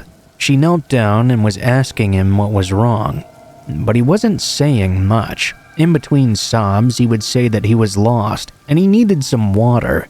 Laura tried asking him where his parents were, but he wouldn't answer. She brought him inside and took him back into the kitchen to get some water. She motioned for me to follow her into the living room, and when I did, she told me she was going to call the police. I told her that was a good idea, but we should also wait for the boy to calm down a bit. then ask him if he knows his parents' phone number as well. After our talk, Laura and I walked back into the kitchen, but the boy wasn't sitting at the counter anymore. He was standing at the back door. Both of us thought nothing of it. Maybe he just wanted to look outside. We sat him down at the table and asked him what his parents' phone number was, or if there was anyone we could call to come and get him. He finally stopped crying and told us he didn't know his parents' phone number, but he did know his brother's. He made the call, and within 15 minutes his brother was at our door, sweaty and obviously worried. He told us he'd been out trick-or-treating with his brother, looked away for only a moment, and he'd disappeared to who knows where. He thanked us more than he needed to, really, and we watched as they walked down the road out of sight. I mentioned to my wife how his brother looked nothing like him and was definitely way older than 14, the age he said he was. We contemplated still calling the police just to tell them what had happened, but eventually decided against it. That was when our little Gollum baby started crying. We realized we already had enough on our plates. The boy was with his brother now anyway, and surely he'd be fine from then on. Laura was still worried though, so I spent the next few hours reassuring her everything would be okay, that we'd done our part already by helping the boy when he needed it. By midnight, my wife and I had laid down for bed with our baby in his crib beside her. Laura kept talking about how successful the night was, but she felt a little uneasy still about the boy we'd helped earlier. I had started to become somewhat irritated by her bringing it up, and I eventually just told her I didn't want to talk about it anymore, and the situation was done and over with now. Boy, was I wrong though. At around 3 in the morning, my wife woke me up and told me she heard something downstairs. She felt like someone was in the house. Just as she said that, I heard what sounded like footsteps coming up the stairs. I whispered to her to take the baby into the bathroom that was attached to our bedroom and lock the door. I went into our closet and shut the door behind me. It took me a second to remember the code to the safe, but I sighed in relief when I finally got it open. I took my handgun out and tried to stay as quiet as possible. I was hoping my wife had brought her phone into the bathroom with her and was calling the police right now. I opened the door to the closet, just enough to be able to see out toward the door that led from our bedroom into the hallway. I watched as a man in a really terrifying clown mask opened the door and came right into the room. He walked towards the bathroom and tried the handle. That was all I needed to see. I slowly opened the closet door as to not alert the man to my presence and pointed the gun at him. In a more shaky voice than I honestly wanted, I told him, "Stop! I'm calling the police, so you need to leave right now." I don't think he realized I was pointing a gun right at him. He turned around very quickly like he was going to attack me or something, but the second he saw what I was holding, he froze in place. My back was to the door, which was honestly a little stupid of me. I had assumed this guy was alone, but I quickly learned that was not the case. I heard someone clear their throat and tell me to put the gun down. I glanced in that direction the voice came from, and to my shock, it was the boy from earlier, standing right behind me, pointing a gun at me. My mind was racing. I knew if I put the gun down, I'd have nothing to protect my wife and child. I always knew I would risk my life for my family, and I couldn't let them down by giving in to this man and child in that moment. I decided there was really only one option, and it all counted on one thing, that the kid wasn't as confident as he seemed. I shot the man right in front of me. As he collapsed to the floor, I turned around and tackled the kid, wrestling the gun out of his hand easily. Thankfully, I was right. I figured if I shot the guy, the kid would be way too shocked and scared to actually do anything. My wife was screaming in the bathroom, asking if I was okay.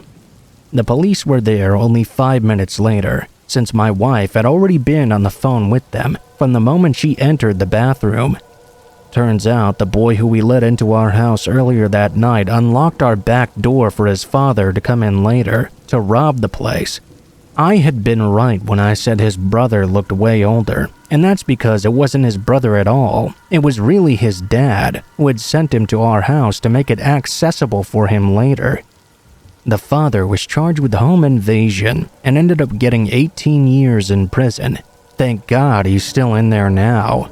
The boy, his son, was put into the care of his mother, who was actually in the middle of trying to get full custody of him due to his father's criminal background and inability to properly take care of him. Laura and I moved out of that house a month later and moved in with her parents for a while before finding another home. We just didn't feel safe in that house after. Our son is now 13 years old and thankfully was too young to remember what happened that night. Laura and I still remember though, and we make sure to lock all our doors and windows every night before we go to sleep.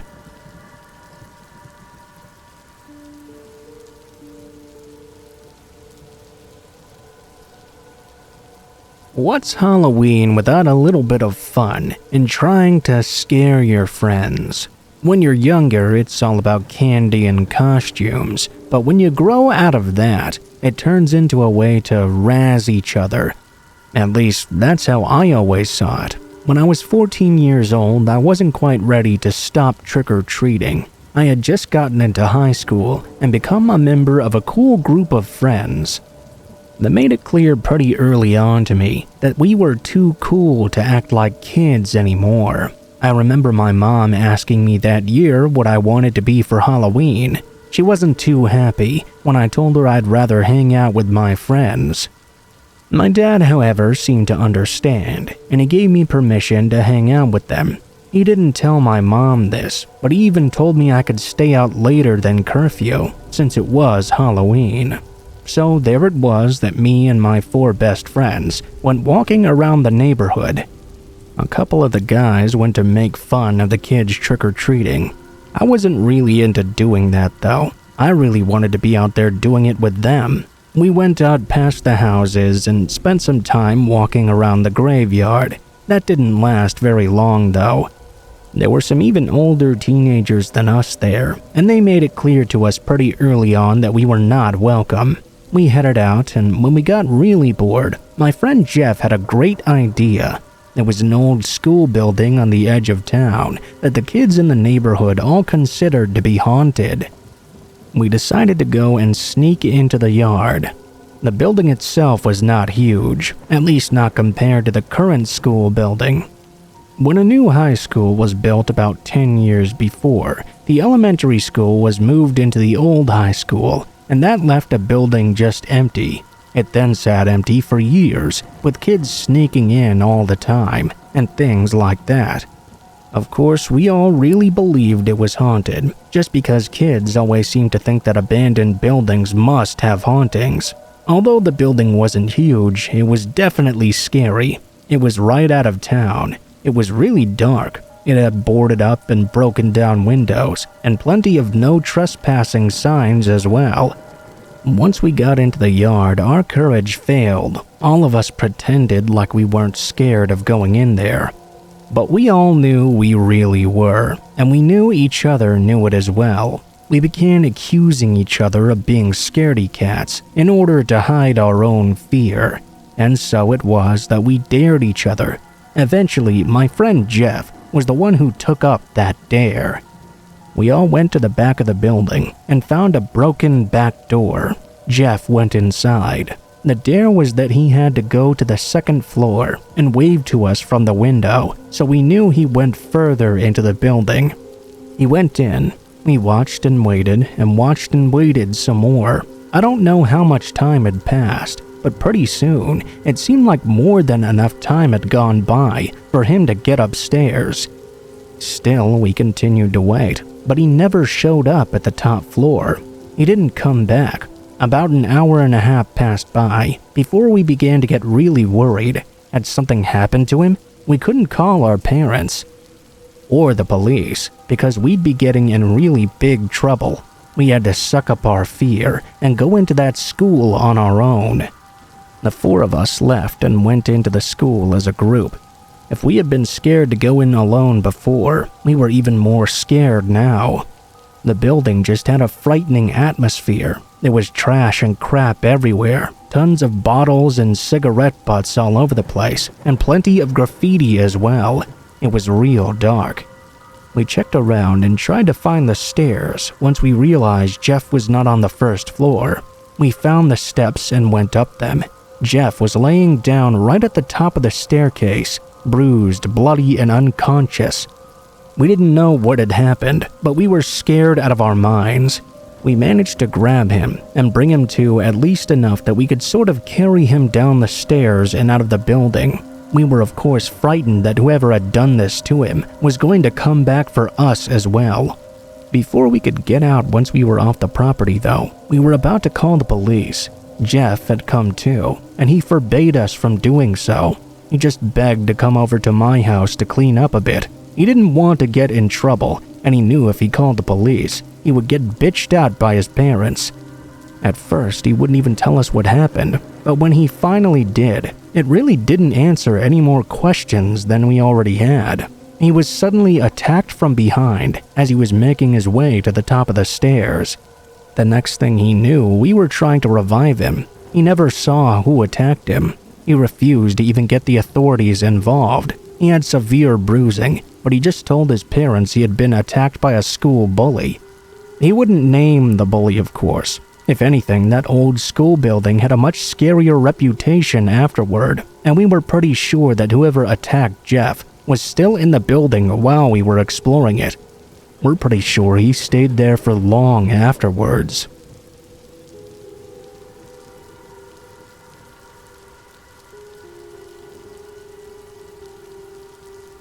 Before I say anything, the most important thing I should mention is that everything we did that night was supposed to just be a joke, all in good fun or whatever. I mean, there's no way we could have predicted what would happen.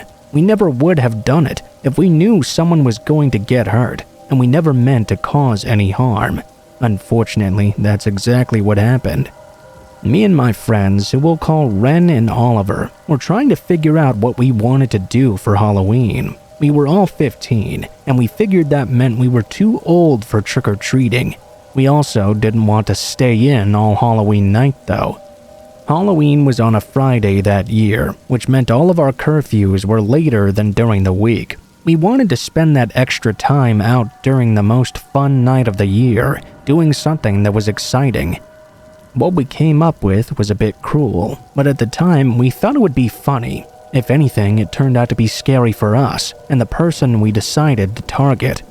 We lived in a relatively big city in the suburbs. Ren, Oliver, and I lived in the same neighborhood as each other, and a few blocks away from us lived a hoarder. Not the kind of hoarder who keeps everything confined to their house either. This lady's whole property was full of junk, like at least 6-foot-high piles of garbage right out on the lawn and in her backyard. It even piled up against the fence next to her neighbor's yard. We all knew who she was, but no one saw her very often. The news had tried to interview her a few times about the mess, but she always refused. We thought it was probably because she must have been embarrassed by what her house had become.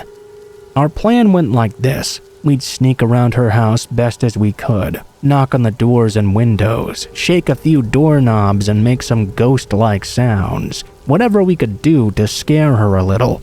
I know, you're probably thinking this was just mean. I wish I had some excuse for our actions, but I really don't.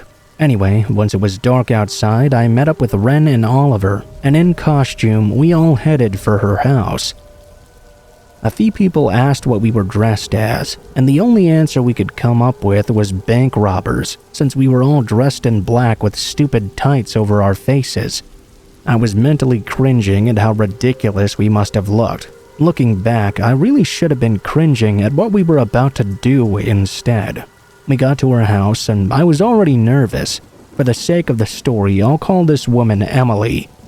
When we walked into her yard, we were met with a smell that can only be described as garbage and death combined. It was so bad that I begged the other guys for us to find something else to do. I thought I was going to puke at any second, right through the tights covering my face.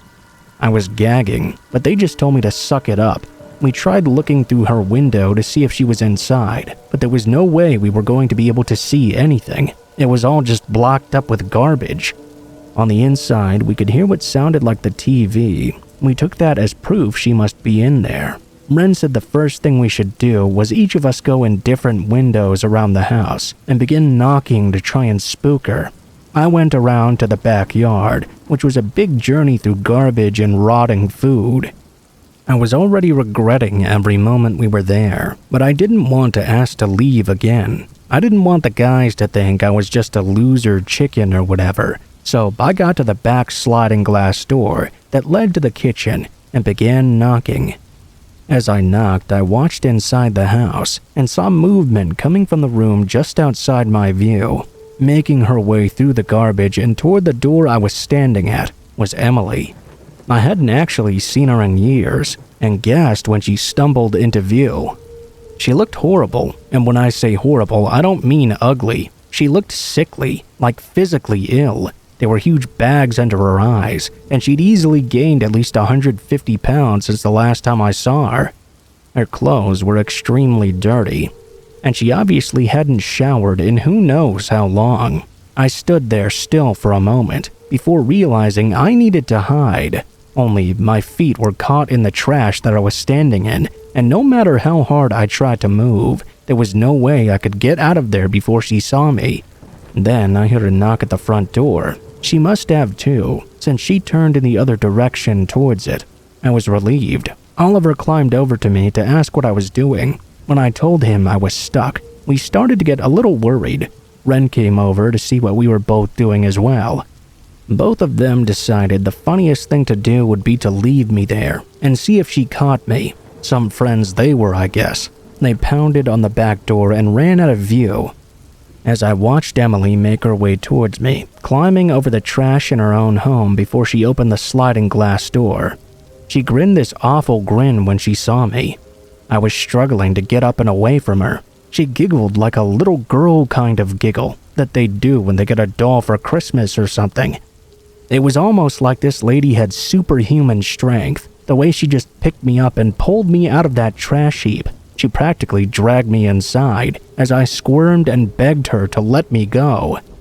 I said that I was sorry, and I kept screaming for my friends to help me. I looked back at them as they watched her bring me in further and further into the house until I couldn't see them anymore. They looked scared for me too. All I could do was hope they would go and get some help. After dragging me through the filth in her house, she brought me to what I assumed had once been her living room and sat me down in her feces-covered sofa. The smell in her home was even worse than outside. I was gagging, and no matter how hard I tried, I just couldn't hold it in. I vomited all over myself. The first thing she said to me was something that gave me chills. In a voice I can only describe as one someone uses when they talk to their own baby, she said, "Oh, honey, let mommy clean that up for you. You spit up on yourself again." God, I was freaked out. She wandered away into another room and came out with the dirtiest towel I'd ever seen. As she got closer to me, I just started to cry. She brought the towel up to my face and wiped my mouth and clothes until she said it was clean. I could smell whatever was on that towel, and it only made me throw up once again. She didn't even seem to notice, or at least pretended not to, since this time she didn't clean me up at all. Instead, she sat beside me and grabbed me, placing me down on her lap as she cradled me back and forth. I shoved and pushed, but no matter how hard I tried, I couldn't escape her grasp. I kept begging her to let me go. After what felt like forever, she sat me back down to sit on the sofa. She got up and left the room once more. This time, she came back with the corpse of a dead cat. I wanted to cry when she sat it on my lap and told me it liked me and wanted to be petted. There was no way that was going to happen, though. After what felt like hours, but was probably only 30 minutes of being in that house, I heard sirens. The relief that came over me when I heard the police knocking on the door was insane. She answered, and when they asked if I was inside, she told them the only person in her house was her and her baby. They told her they needed to check to make sure, and after they rounded the pile of garbage blocking me from their view, It was obvious I was no baby at all. They told me to get up and come with them, but she didn't like that idea at all. She started screaming that they couldn't take her baby. She rushed in front of me and wouldn't let me go. They kept telling her to step aside, but she wouldn't do so. When one of them took a step closer, she charged forward. One of the officers yelled to taser her, and within seconds she was on the ground. Well, she was in the garbage, really, but for the purposes of this story, I'll just call it the ground. They arrested her and got me out of the house and into the hospital. I had to shower there since I was covered in God knows what bacteria and diseases that filled that house. Fortunately, I didn't get too sick. And aside from the mental trauma, that night ended up completely fine. Emily was put into some sort of group home or mental hospital or something, and her house was condemned and eventually torn down. I haven't heard much about her since, other than the fact she's still in there. I can't help but feel somewhat guilty for what happened that night. If we had just left her alone, she never would have been put into a position where she'd be tased or hurt in any way. I also can't help but feel, though, like we helped her by getting her out of that home and getting the mental help that she clearly needed. It's something that's been on my mind constantly. It's definitely the worst Halloween I ever had, and by far the scariest.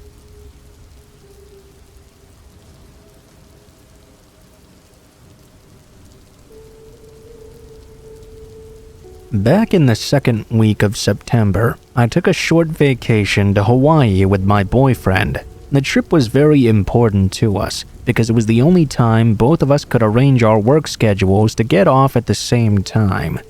Overall, the trip was incredibly fun and worthwhile. We made the most of it by visiting Pearl Harbor, the Stairway to Heaven, and the Kona Brewery. We even got some skydiving in, which is something I'm very proud of myself for experiencing.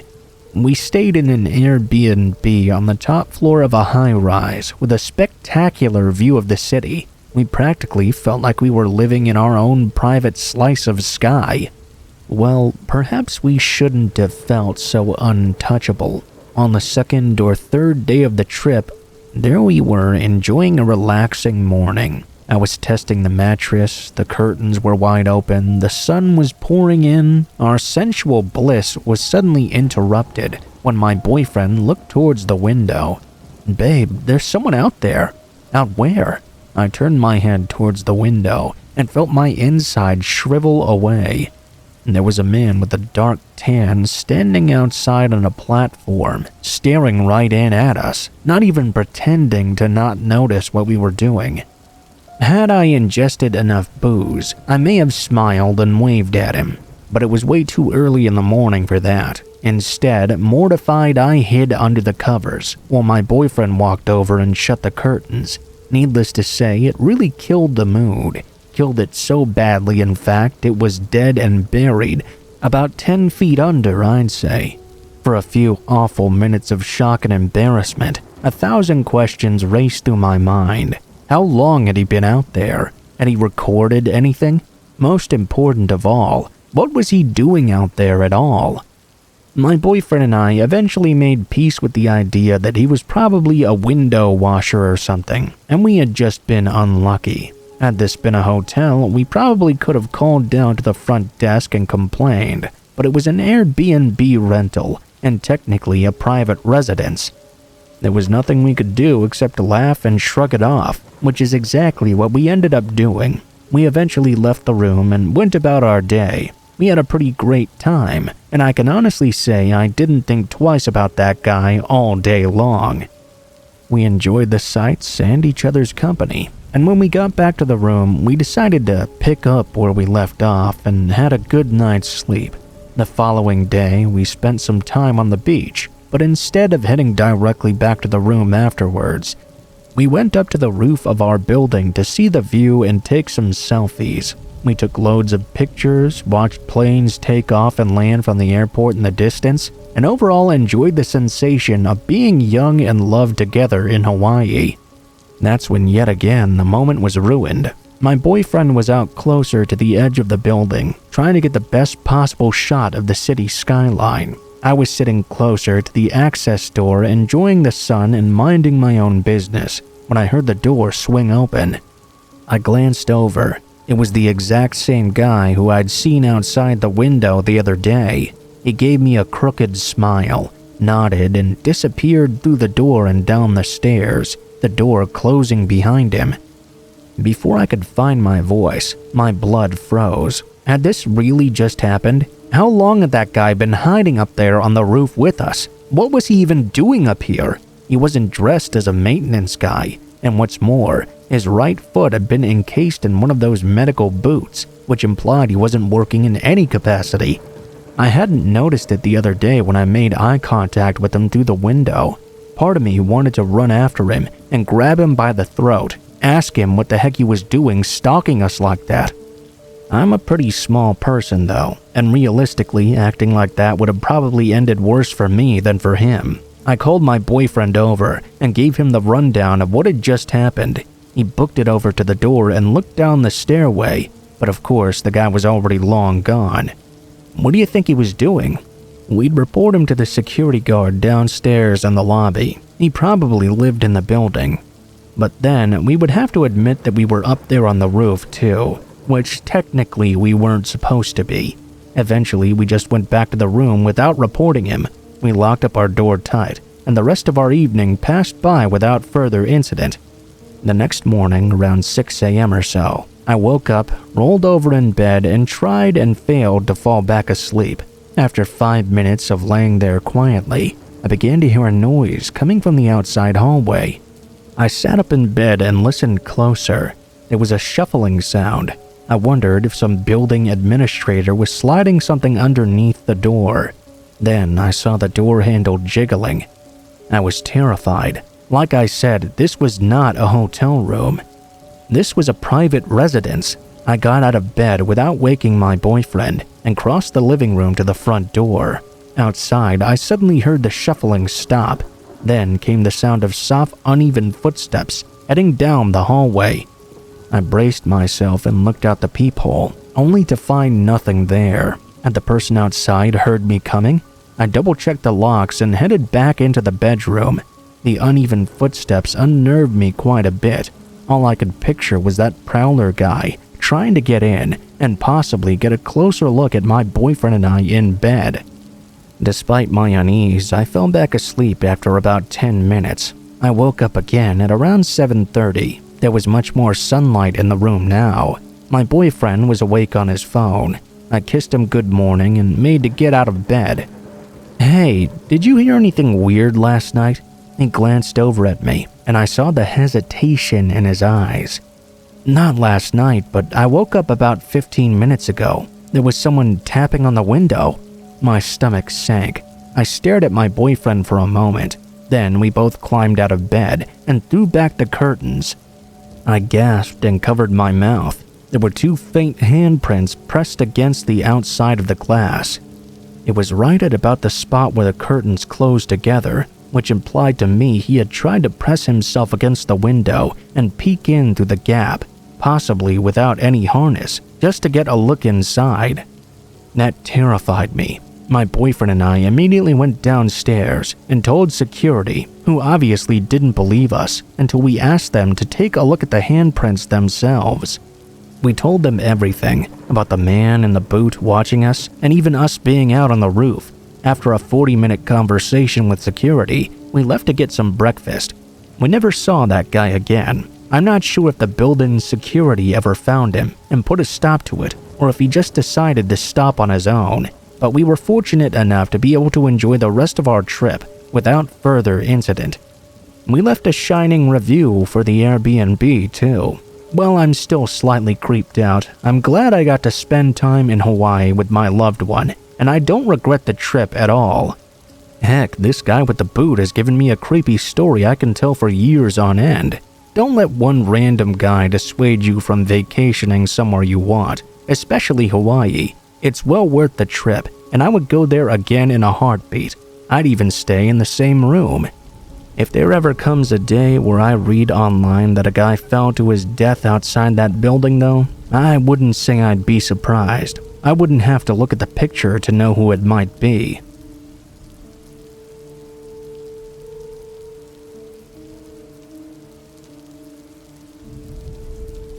These are some strange experiences from a camping trip in northern Ontario I went on back when I was a little kid with my mom and dad.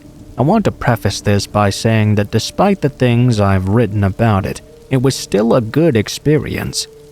My parents parted amicably when I was very young, and I didn't actually live with my dad. I still got to see him often though, and these kinds of trips were a very fun experience. They were always a happy time, and we got along together very well. I don't want this story to overshadow that aspect. Anyway, on with the rest of it. My dad and stepmom rented a tiny cabin in northern Ontario one summer through a family friend. I don't know exactly where it was, but I'm certain it was well north of Midland. The cabin was on a lake, and the owner ferried us there on a tiny motorboat. This wasn't an island, mind you. I think there just weren't many roads to access this area. Some very strange things happened on this trip, and while there isn't a single cohesive timeline here, and I'm not an experienced writer, I'll try my best to document them.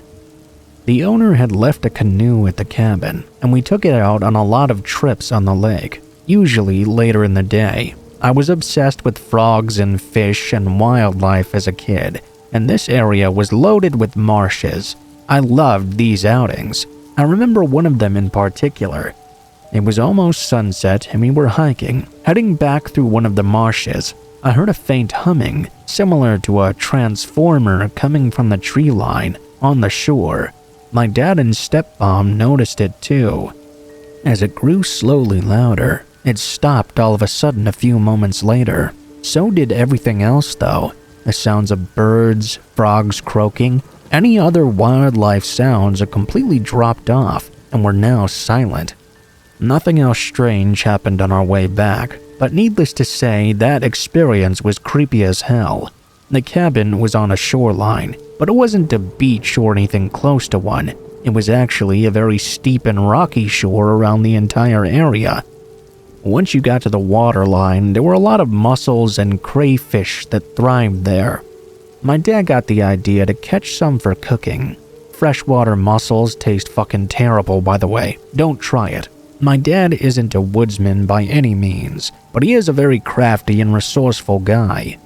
We canoed to a sandy area close to the shore and waded out to catch mussels. On both sides of the water here, the shore was very steep rocks. There were wooded thick forests at the top. At some point during our escapade, I got a glimpse of something hiding among the trees on the opposite shore. I couldn't make it out very well, but it almost had like the texture of a birch and was very lanky. I remember thinking that this definitely wasn't a person, but it was in the general shape of one, so I didn't really know what to make of it. Whatever this was lethargically moving around, very slow, as if something was wrong with it. I waded over to my dad and told him to look over there. By that point though, whatever it was already gone. I'm still not 100% sure if that isn't something I imagined. I was 9 or 10 at the time. I do remember seeing it appear again on the opposite shore on our way back. Now, this next incident I don't actually remember. Instead, my dad told me about it. On one of our canoeing outings, my dad and stepmom decided to visit the little peninsula on the other side of the lake, close to the marsh area. We all got there and dragged the canoe onto the little short line. As we walked inland single file, there wasn't a path. The trees weren't particularly dense though. You could even see to the water when you looked back. I noticed the entire place was covered in mushrooms, and the live trees soon gave way to downed and dead trees further inland. This was quite unusual. It didn't look like there had been a forest fire or anything. They were all just mysteriously dead in this singular area. It started to smell really bad too. Not wanting to venture any further inward, we all turned back. My dad didn't want to let on that he was quite nervous. I was young at the time, but he told me now that he was seriously freaked out. We stayed clear of the dead peninsula for the rest of the trip. My dad told me that something else happened to him during this trip. He went hiking by himself at some point, and when he was a little deeper into the woods, everything around him just stopped like that incident earlier. No sound whatsoever. No movement, no animals, no leaves in the wind. He could feel the presence of something dangerous around him. As soon as that presence left, a minute later, everything returned. Nothing else like that event happened for the rest of his hike. This one isn't really scary, as much as it is weird, I guess. We spent most nights having fires outside, and one night my dad and I stayed up watching something on his tiny black TV. I'm not even sure how this place had power, since it wasn't easily accessible by road. Maybe it had a generator or a small battery cell for all I know. There wasn't much other than a couple of lights, that TV, and a small water pump at the lake. Anyway, I was young, and watching X-Files was creepy as hell to me. During one of the episodes, we started to hear that humming coming from outside, just like when we were on the canoe earlier. We went outside with a flashlight to see if we could identify what this was coming from, but we couldn't find anything. We didn't actually want to go into the woods or take the canoe out in the darkness. It sounded like whatever this was far away enough to not be a threat anyway. We just went back inside. Intermittently throughout the rest of the night though, this sound would get louder, sometimes quieting down. In the morning, our water wasn't working. My dad went to investigate the problem and found that apparently the pump cabling had been severely messed with. He was able to fix it easily enough, but this was clearly an act of malicious sabotage. This was probably the most unsettling one I remember though. I would wake up earlier than everyone else in the morning because I was pretty high up to go out and catch toads, frogs, and whatever I could. I even set a trap for a chipmunk one time and successfully caught it. One morning, I had just woken up before sunrise and I was still in bed. In the window next to my bed, I looked over and saw something that wasn't usually there. I could see what looked like half a face poking around the edge of the window and staring into the cabin. Whoever this was looked extremely sickly. Their eyes were so sunken back they almost looked like black holes. This person looked almost not human. I freaked out and hid under the covers. Eventually, I fell back asleep. When I woke up again, everyone else was also awake, and there was no sign of anything there. Honestly, everyone was so nonplussed about it that I was fooled into thinking this particular experience was just something I'd imagined after waking up. It had to be about a month ago. I met my dad while visiting. We were talking about this place again. He mentioned that he liked to usually go jogging early in the morning back then for exercise. It's a habit he still keeps up to this day. He decided to abstain for a couple of mornings at the cabin though, because he felt there was something outside watching him. He couldn't really place what it was that was creeping him out. I remembered that incident with the figure at the window after our conversation. I wondered if that could have been the same thing that was making him feel that way. After I put all of these incidents together, it really made me think about that entire trip. That's one reason I decided to write this all down. I can't undeniably prove what's happened, but for what it's worth, you can decide for yourself. I don't tell stories like these regularly. I'm going to end this here now because it's gotten a lot longer than I expected, and it's a little bit disjointed. I was a little kid at the time all these things happened, and I don't remember every single detail or even the order the events took place in really. I'm certain my dad and stepmom experienced stuff themselves. But if they did, they didn't tell me the entirety of it. I'm sure because they'd rather keep some things to themselves, or because they didn't want to scare me.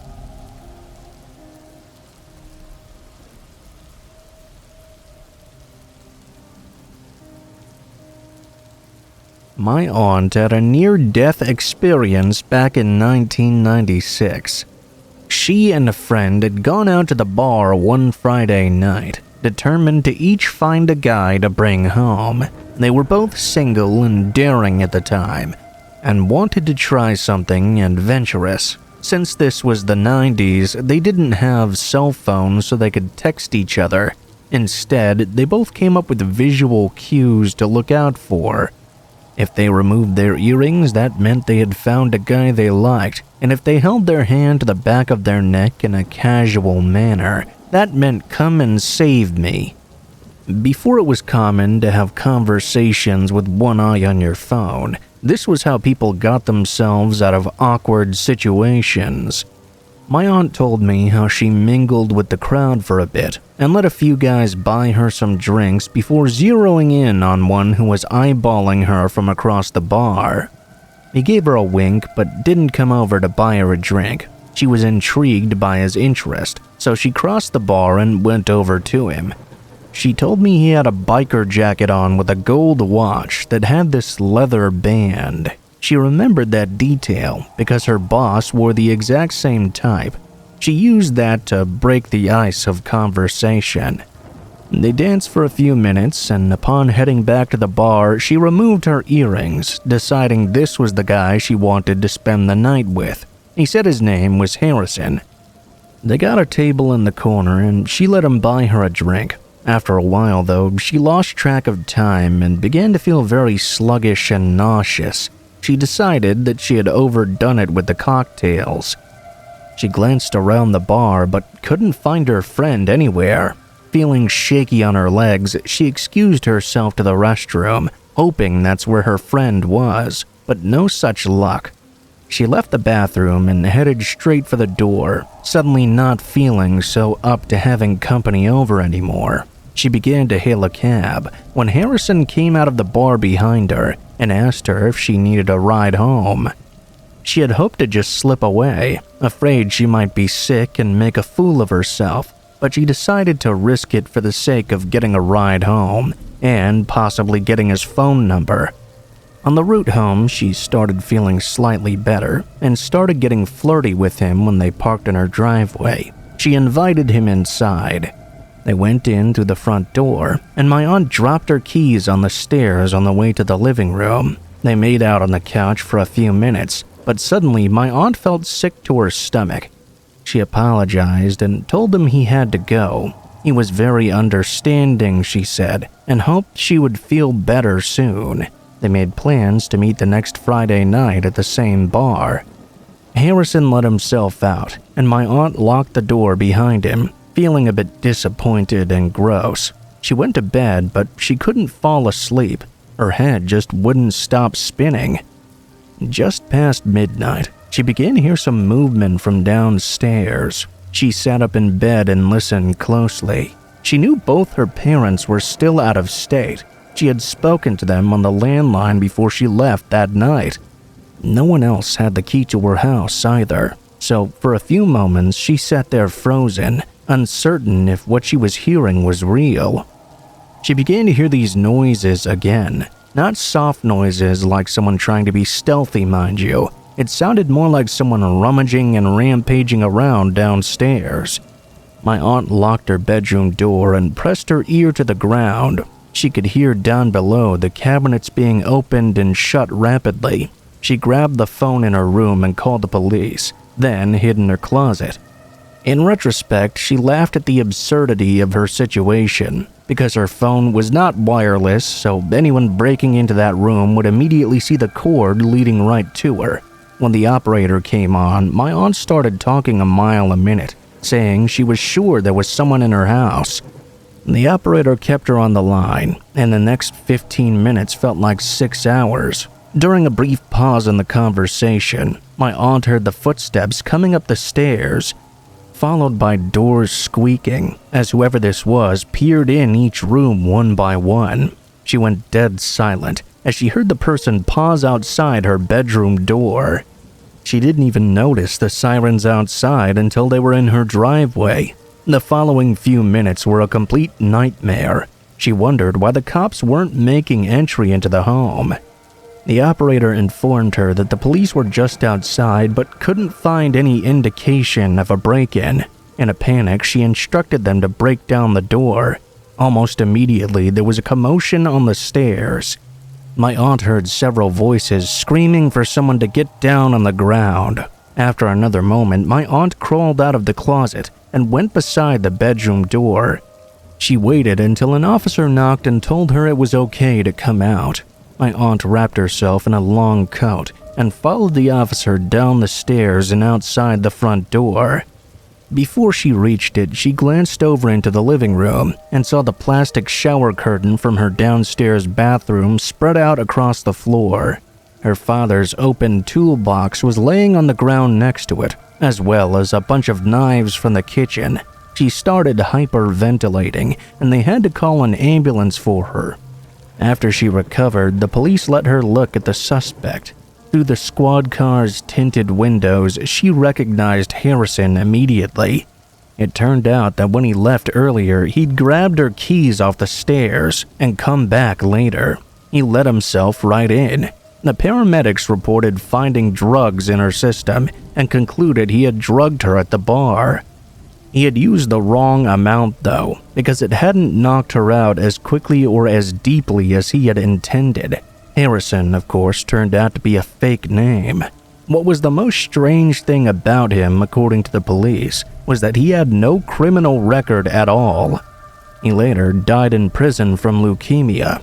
Today, my aunt shares the story willingly every time she's asked about it. There was even a running joke in our family not to buy her plastic shower curtains.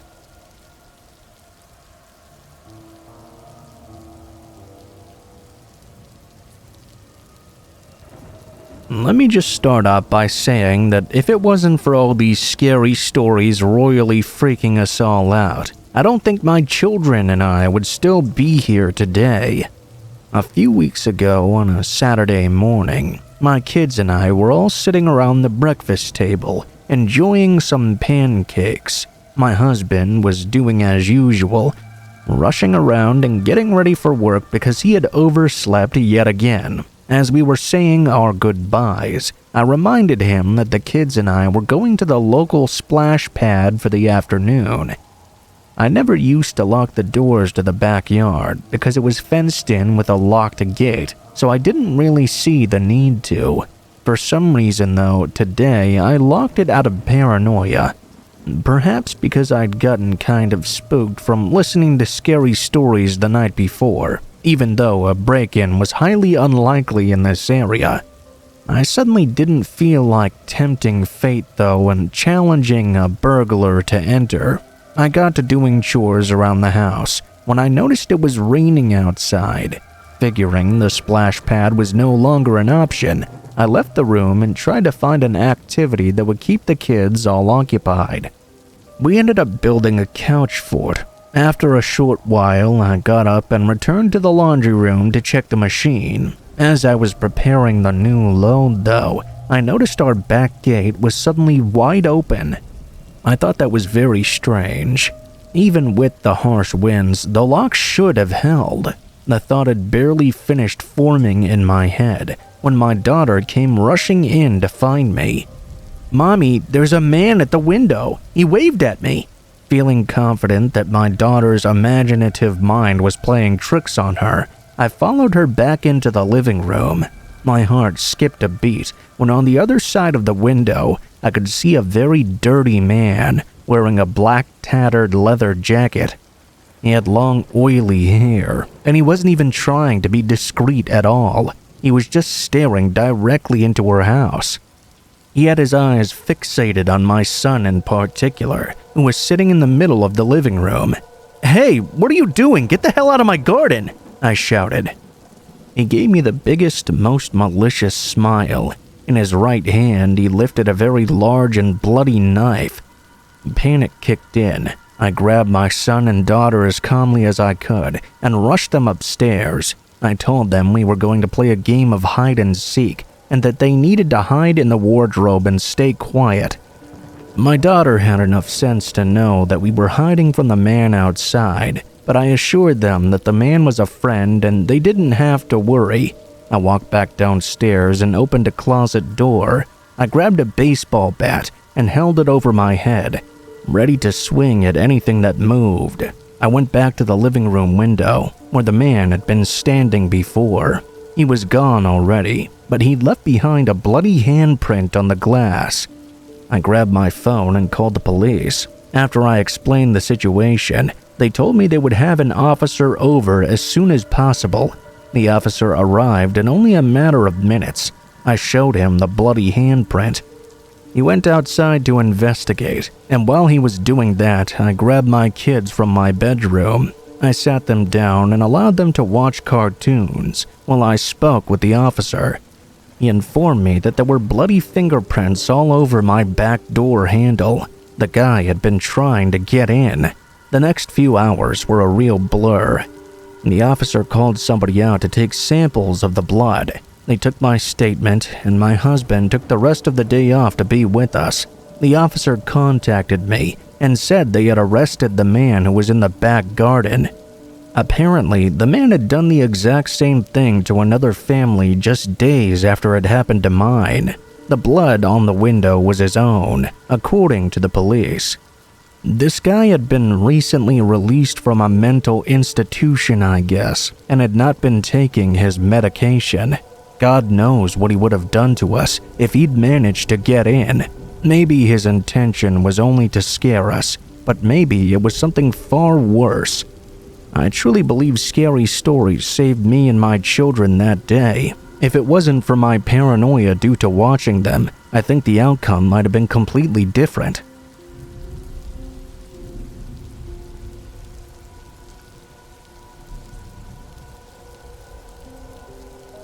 So this happened at Christmas a couple of years ago, when I was spending the holidays with my parents and little brother, along with my cousins, aunts, and uncles. We live in a suburb in Ontario, but we were venturing out into the woods for Christmas, an idea my parents had had for quite a while. They always loved the idea of being out in a hunting cabin during Christmas, with all of our family around. I'm a 22-year-old female, but at the time I was just turning 18. My little brother Tom was 11. We were really close, and we do everything together. We also had our dog, a German Shepherd named Trigger. He's a real softie, but he can be really overprotective, especially of my brother Tom. Anyway, we left our house on Christmas Eve around 2 p.m. and climbed into our dad's truck, filled with all of our stuff and presents for his extended family. Tom and I were honestly really excited, winding each other up. My parents were having some conversations as we moved along the road. We arrived at the village near the cabins we were staying in and caught up with my dad's sister Billy, along with her husband and 3 kids. Billy was a bit unsure of where to go from the village to actually get to the place we were staying. My dad helped her out by running down the various directions. We soon got back on our way and arrived at the cabins at around 4 p.m. It was a big cluster of them, sort of spaced out in the woods a bit. Each family had their own cabin, and there was one where everyone could meet up. It had a pool table, a swimming pool, and all sorts of other stuff. It was the kind of place where everyone could just chill together and enjoy each other's company. Anyway, the weather was already really cold when we arrived, and the snow was falling all around us. As me and my brother unpacked our things into the cabin and settled in for the night, my dad started a fire, while my mom made us dinner. It was pretty great, honestly. The Christmas decorations were already up. We played a few board games with everyone, and as it got darker, my dad, Tom, and I decided before going on the trip that we would all go hunting sometime, so we planned out a thing to do the next day. I had been a few times before, but it was Tom's first time. He was only there to watch us. He was still too young to be shooting himself. It reached about 10 p.m., and my brother and I were getting a bit tired. We decided to head off to bed. My dad kept all the rifles in a bag that was placed underneath the bed I was sleeping in. He would usually keep them in a locked box, but he thought there was no point this time since we were going hunting the next morning anyway. Tom and I were sharing a room at the end of the cabin, facing a flowing river. The view was quite beautiful. Tom and I fell asleep with our dog Trigger laying at the bottom of Tom's bed. Now, this is when things really began to get creepy. It was about 3 a.m. or so when I awoke to Trigger growling. I didn't find this very unusual because my dad suffers from insomnia. Sometimes when he can't sleep, he'll get up and move to the living room and watch some TV or jog around a bit. Trigger was extremely overprotective and growled at basically any noise he could hear. I noticed there was no light coming from under my door though. My dad would never just sit in the dark. I whispered to Trigger, telling him to be quiet as Tom was sleeping, but his growl soon turned into barking, which woke Tom up right away. He asked me what was going on, but I said Trigger must have heard some deer or something outside. After all, we were in the middle of the woods, so what else could it be? Suddenly, our bedroom door swung open, and the light switch was turned on. My eyes stung as I tried to focus on whoever was at the door. It was my dad. "Hey, were you two laughing just now?" he asked, as he turned over to look at Tom, his eyes wide and his face pale. "No," I replied, as he moved over towards our curtains. He pulled them back and looked out into the pitch-black wilderness. "What are you looking at?" Tom asked as our dad closed the curtains again. "Nothing, just go back to sleep." I was kind of creeped out that my dad didn't say anything about what he was doing, but we turned our lights off and tried to go back to bed. Of course, that was much easier said than done. I couldn't do so. I was wide awake for the rest of the night, flinching at pretty much every noise I heard. It was about 4:30 a.m. when I finally drifted off to sleep. It must have only been moments later, though, when I heard a strange crunching noise coming from outside our window. I was sure it was not an animal. It sounded like footsteps instead. There was this overwhelming feeling of fear. I pulled the covers over my face, sweat beginning to cover my forehead. I then heard a faint tapping on our window, which lasted a good few minutes. I was so petrified I couldn't move at all. Trigger was awake by this point, and I saw his face turn towards the window, his ears pointed and listening intently. The tapping began again, a bit louder this time. That caused Trigger to bare his teeth. What happened next was the most terrifying thing that's ever happened to me. "Are you in there, little guy?" This deep and husky voice whispered as a horrible shiver went down my spine. "Why don't you come over here and play with me?" Initially, I was filled with rage. The thought that this was bound to be one of my cousins playing a stupid prank on us. I leaned forward and peeked through the gap in the curtain, ready to give them hell for scaring the shit out of us. But standing there was not any of our cousins. It was some creepy old man I'd never seen before. He looked to be around 60. His hair was matted, and his clothing looked dirty and ancient. He was stroking the window with his hands, breathing on it as he spoke. I went into protective mode. I didn't know what else to do. I grabbed my dad's hunting rifle from under my bed and pulled the curtain back. "Get the hell out of here, or I'll shoot you!" I felt adrenaline rushing through me as the creepy man's eyes widened. The most terrifying smile appeared across his face. Trigger then began barking louder than I'd ever heard him bark before. My parents obviously heard all this commotion. They came running into the room, turning the light on. My mom screamed as she saw the old man through the window. Trigger continued barking furiously. My dad yelled at the man, telling him the police were on their way. The man simply turned around and walked back into the woods. Tom was petrified, but I was angry. How could some sicko do this? I was extremely glad I had that rifle with me. The cops caught the guy just a few minutes later and arrested him promptly. We found out after a couple of days that the man was homeless and had been living in the woods. He was apparently suffering from a lot of mental issues. It scares me to think what would have happened to my brother if I wasn't there. We spent the remainder of Christmas Day at the cabin, but we stayed in our Aunt Billy's cabin overnight. There was no way we were sleeping in our own after what just happened. We went home the first thing next morning and never looked back. My dad told me the other day that he knew someone was creeping around when he heard the sound of someone laughing and singing outside the cabin before checking up on us.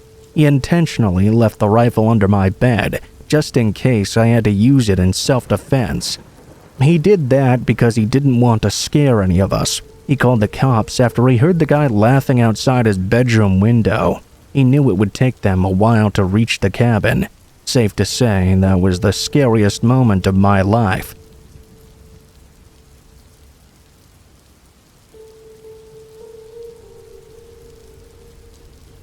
This occurred many years ago now, but it will forever stay with me and changed my views on allowing kids to ever have their own separate phone line.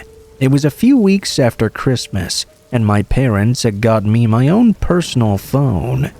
That was cool back then, before cell phones had really gotten big. I had given my friends the number, because who wouldn't, right? Anyway, it was around 3 a.m. I had been sleeping when my phone suddenly began to ring. I thought, who could be calling me this early when we all have to be up for school the next morning? I answered, expecting to hear one of my friends, but instead all I heard was heavy breathing on the other end. I laughed it off as someone messing with me initially. I hung up and tried returning to sleep. My phone began to ring soon after though. This time I answered and asked who this was. Again, I heard nothing but breathing. At this point, I was getting quite irritated. I told them to stop calling me. I hung up and laid down again for about 30 minutes. My phone began to ring for a third time that morning. I was so mad that I answered it and yelled out, "This isn't funny. I'm trying to sleep. I have school in the morning, so stop calling me." This time there was an actual reply though. It was a man's voice. "I can see you. You're very pretty. Why don't you come out and play in the snow with me?" I ran to my parents' room and woke up my mom, telling her what just happened. She in turn woke up my dad and made me tell him what happened as well. My dad went into my room and checked the windows and everything, making sure all the locks were secured. He proceeded to tell me that someone must be playing a sick joke on me and that everything would be fine. He told me to just unplug my phone from the outlet. Finally, I managed to go back to sleep until my mom woke me up for school. I got up and started getting ready. I opened my blinds to my window that overlooked the backyard when I noticed on this very frosty morning that there were handprints all over my window. I freaked out and yelled for my parents. The police came out to take a report and look at the evidence. They went into the backyard, and sure enough, there were a set of footprints that led right up to my window in the snow. They had gone from the front of my house to my window, then to the back door, then back to the front door. The police came to the conclusion that the man must have been trying to get inside all night.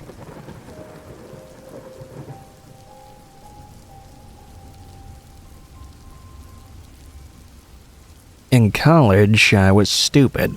Yeah, there's a phrase you've probably heard a million times over. But I wasn't just the, "Oh, I'm skipping class today and deliberately shirking homework for no other reason than to party" kind of stupid. I made decisions that actively could have endangered my life for the sake of being cool, especially in my freshman and sophomore years. I did eventually get it straight by my senior year, but I digress. I probably shouldn't even be here to tell some of these stories. However, there was one decision I made that I can't even just call stupid. It was so life-threatening, so idiotic, so no common sense based that I probably should have just called it quits the moment I made it. Honestly, I still don't know how I got out of it as well as I did.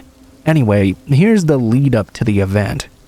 My a cappella group, yes, I was the freshman in an a cappella group wanting to be like the girls in Pitch Perfect, had organized a celebratory dinner at a local pub known as The Roost. It seemed really sketchy at first. It was located in the basement of an apartment building, but once you opened the door to the pub itself, it instantly became a legitimate establishment. We had a really fun night, sharing a huge table of appetizers and a rum bucket each. They were offering a $5 special, you see. We were telling each other stories and even occasionally bursting into song. The more I drank, the more blurry the night became. Faces started swimming together, and I really didn't want the night to end. The alcohol was definitely lowering my inhibitions considerably, but like any alcohol drinker, I thought I was still in control. At the end of the night, most of my group split off to go home. That meant I was left all alone to walk to my apartment all the way across town. Now, I should say that one of my friends in the group offered to go home with me, but I refused because I thought it was too far for them, and I thought I would be fine. In hindsight, I think I should have taken their offer. It was around 10 p.m. when I started this lonely journey home. I could see my breath in the night's air. All the alcohol in my system was making me feel quite warm, though. I remember feeling grateful for it as I meandered my way down the sidewalk, stumbling here and there. Thankfully, the route to my apartment was pretty well lit and populated, so I didn't think I had much to worry about. At worst, I'd trip and smash my nose in, which due to how drunk I was a real possibility. I was just settling into daydreaming when a car pulled up right beside me. I got startled and stepped back, almost teetering over. From what I remember, a guy my age leaned out the driver's side window. "Hey there, you want to have some fun? My buddies and I were going to play some games at my friend's house." This would be the moment for everyone to shout, "No, don't go in there!" at the top of their lungs during a horror movie. But I was so drunk there were no alarm bells at all. No voice in my head shouting at me not to do it or calling me an idiot. So, with a huge grin, I said, "Hell yeah!" Like I said, I wanted the fun to continue, and this guy was pretty cute. I got into the car. I sat shotgun, and then I noticed another 3 guys sat in the back. The driver, who said his name was Charlie, kept up conversation with me about nothing and everything at the same time. My favorite games, movies, alcohol. He said he wanted to have something everyone would like at their little party. The way he smiled at me made me blush, and despite the unusual way we were meeting, my addled brain told me, fuck it. If tonight goes well, I want to see this guy again. Of course, on the way there, I started to sober up a little. I realized that this Charlie guy had never told me which friend was supposedly hosting, nor where we would actually be going for that matter. The road seemed to stretch endlessly for miles, and I began to shiver. Charlie asked me if I was cold, and motioned to turn the heat up. I said thanks and then asked him where we were all going. "We're going to my friend's place. Relax," he said, laughing. "Yeah, but where is your friend's place?" I pressed on. "Oh, it's not far, just a few more minutes.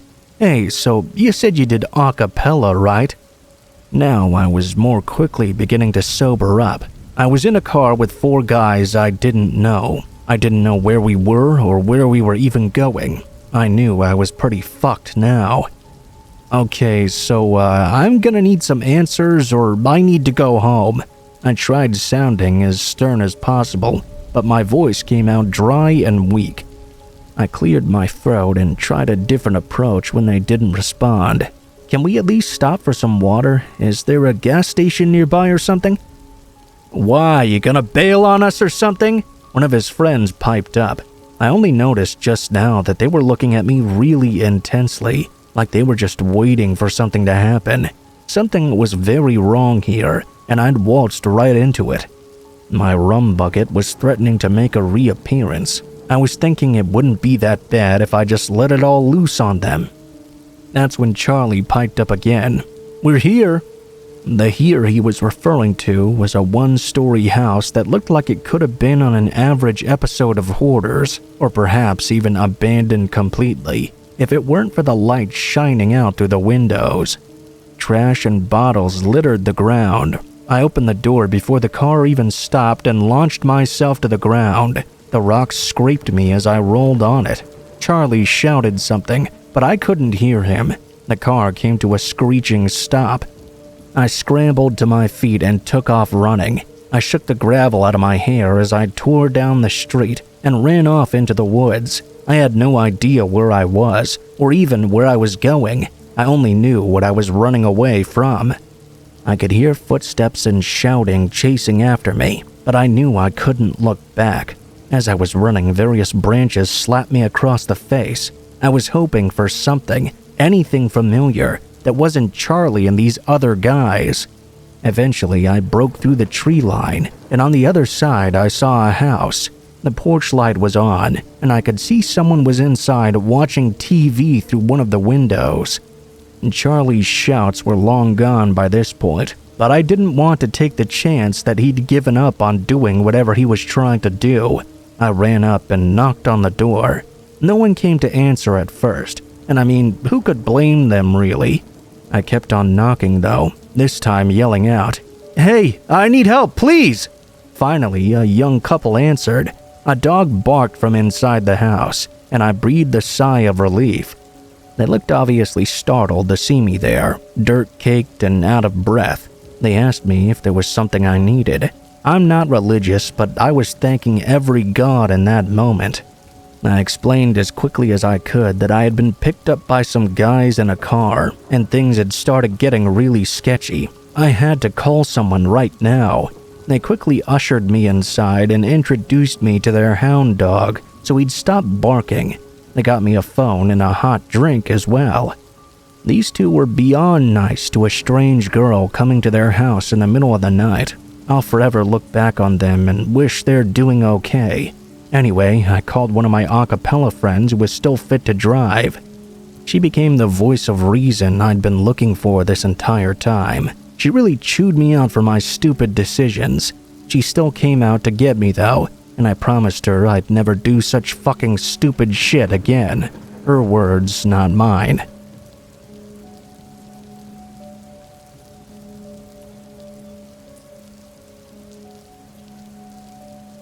This is a chronicle of my experiences with a man who preached the gospel on my college campus. His name was Ed. He was a tall, graying man that looked like he had been weighed down by life. He seemed to come alive, though, when he came onto campus by the library to yell out the word of God to passerbys. As a Christian myself, though, this was not any version of the Bible I'd ever heard. Apparently, Ed believed that God would bring down his wrath on all those who pursued anything other than him in their life. Namely, academia, marriage, and love. Other things that would make you happy, to name a few. He would even go as far as to harass students walking by, especially if they dressed alternatively or behaved in any way that didn't suit him. At the same time, he would tell people to be fruitful and multiply as well. One of the creepier things out of his mouth was directed to my friend and his girlfriend, where he told him to take care of that flower as they were passing by. Really made my skin crawl when I heard that later. You can probably guess what he meant, and I don't care to spell it out. But needless to say, something had to be done about this guy before things potentially escalated.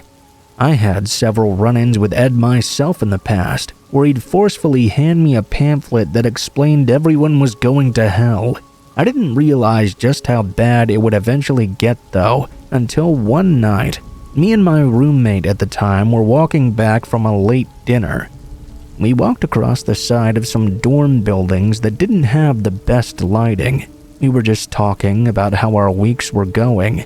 Inevitably, the conversation turned to Ed, and how many more crazy run-ins people we knew had with him that week. It also turned into a bit of making fun of him, which I'm not proud to admit.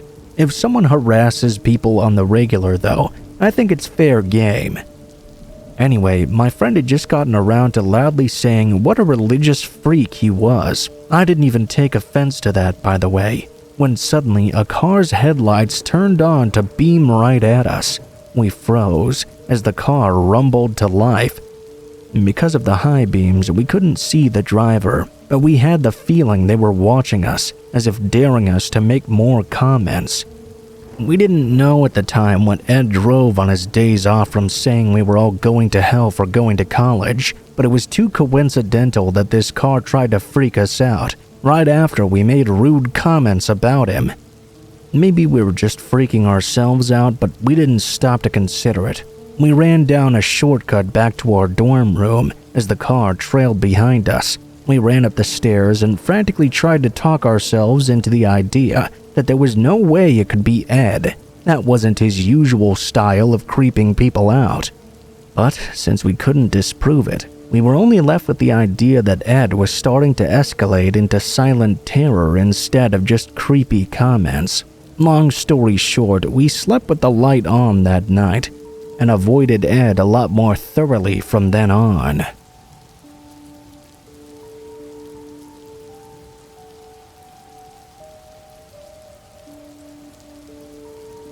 Growing up, I wasn't really the house party type. I usually spent school nights inside reading a book or with a small group of playing cards on the living room floor. That suited me just fine, really.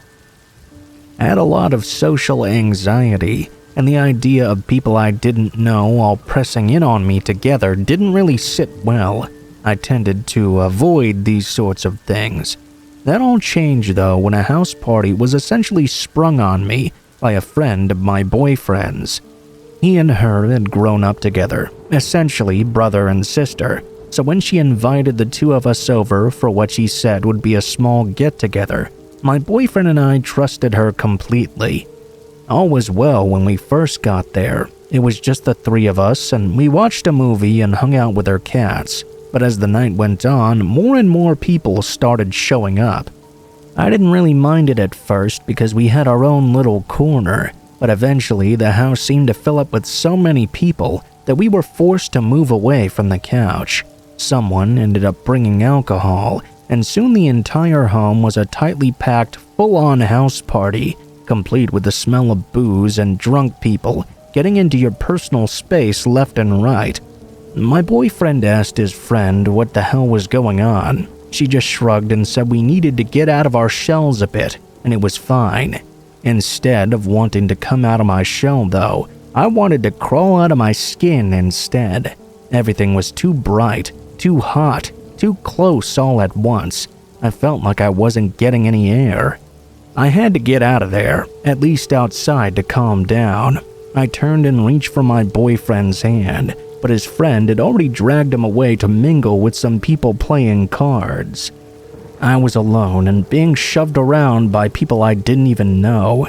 Sweat was starting to get to me, choking me even more. I squeezed and shoved my way through the crowd, searching for my boyfriend or any familiar faces.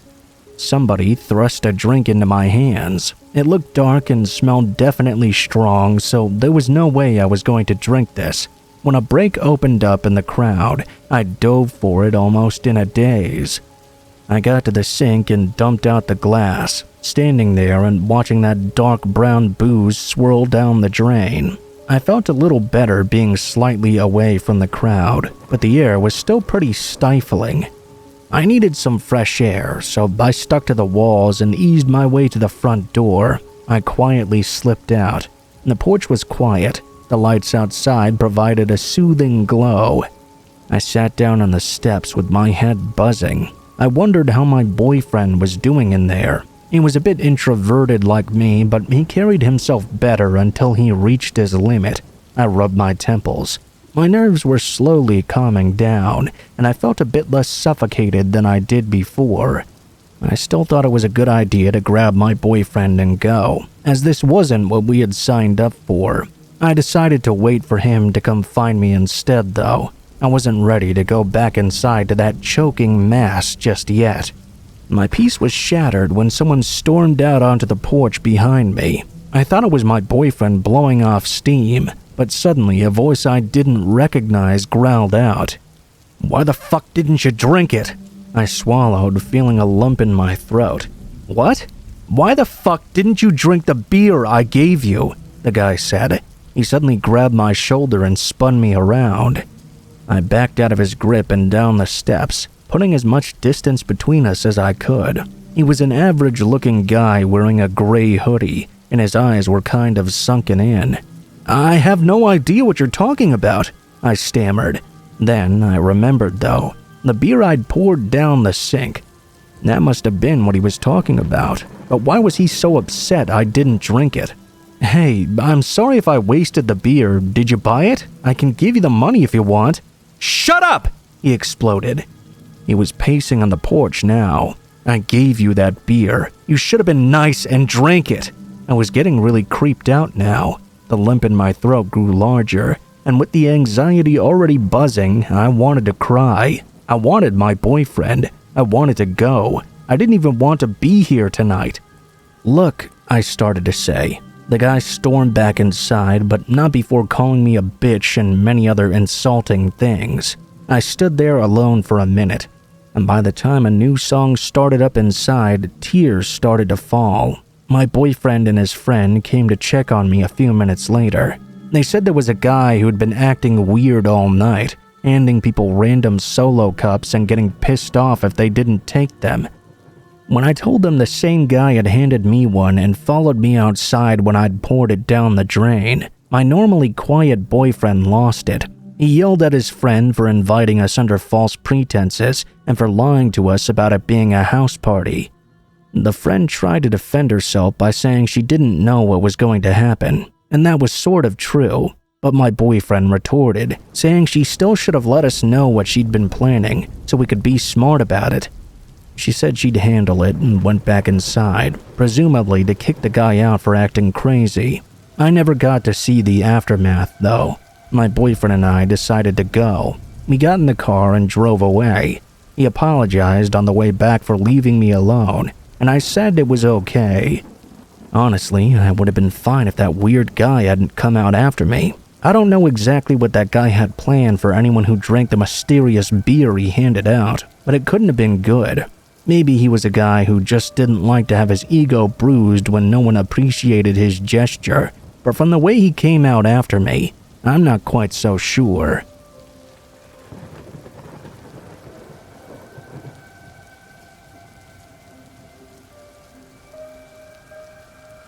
I hadn't seen hide nor tail of my friend for years.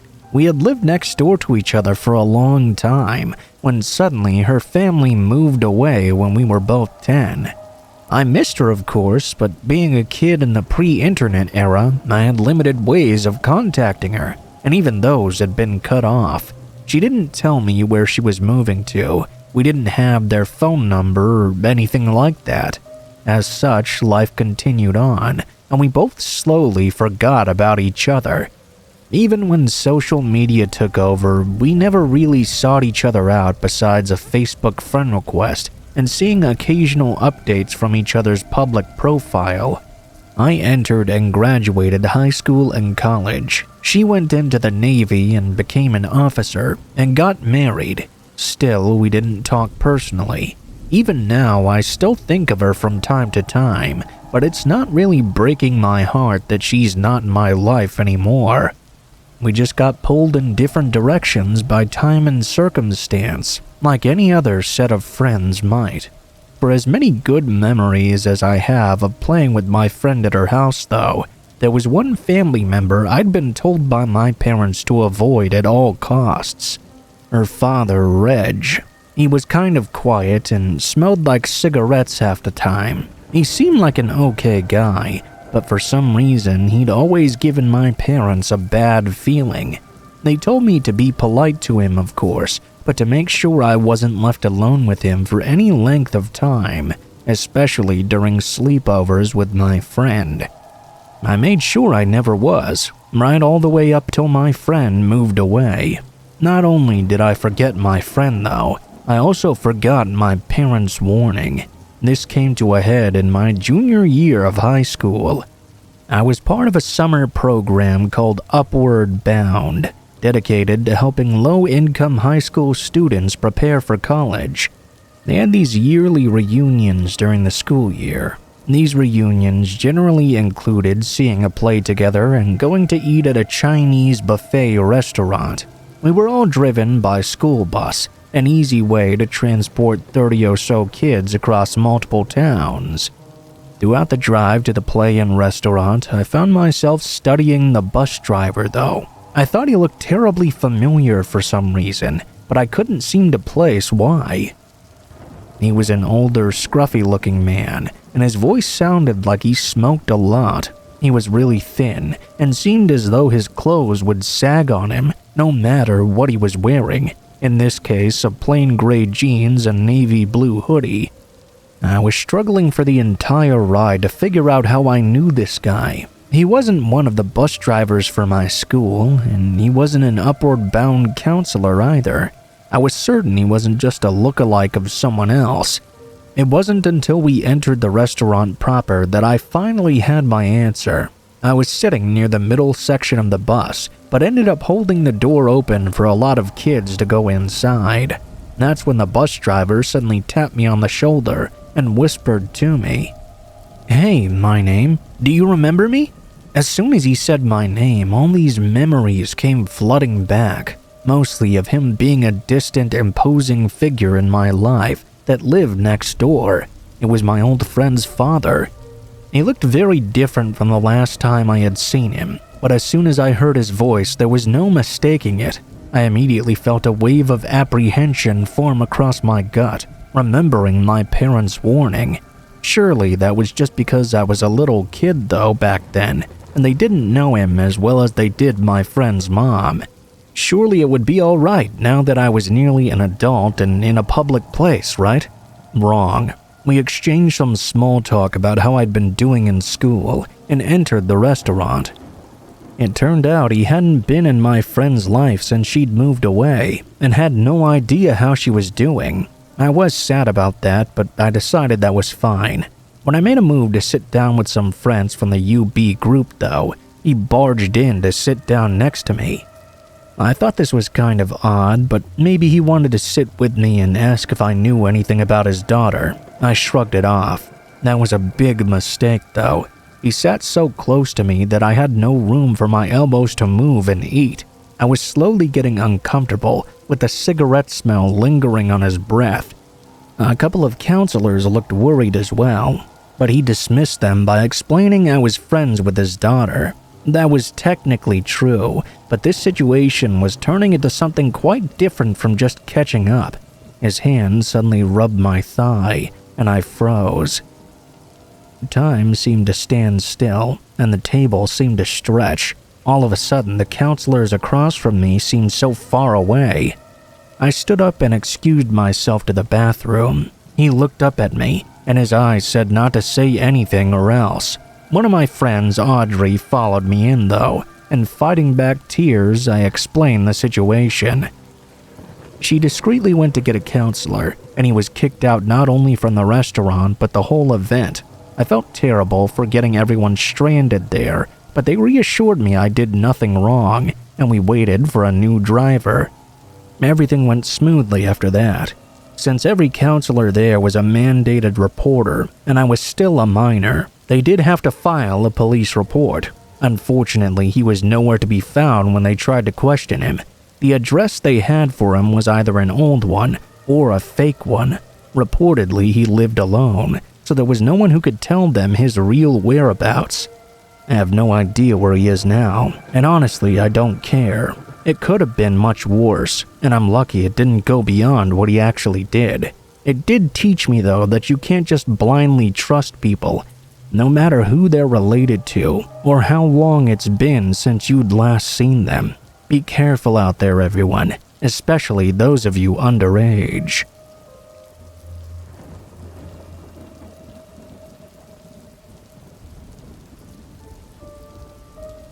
Hi. I guess I should start by saying that I was not very cautious when I got on Facebook for the first time. I would accept requests all the time, regardless if the person and I shared any mutual friends or not. Most of the time, they were random strangers who lived states or even countries away. I figured, what could it hurt if I added them? Well, one night I got a Facebook message from someone named Dale. I checked his profile and it said he was 18, from Iowa, and was pretty cute. He had short blonde hair and blue eyes. I thought that since I was 17 and would be turning 18 in a few months, it was alright if I talked to him. Besides, it was just casual chatting, not physically meeting up or anything like that. I accepted his request and messaged him back, saying something like, "Hey, what's up?" Not the best opener, I know. Dale messaged me back a short time later. "What's up, cutie?"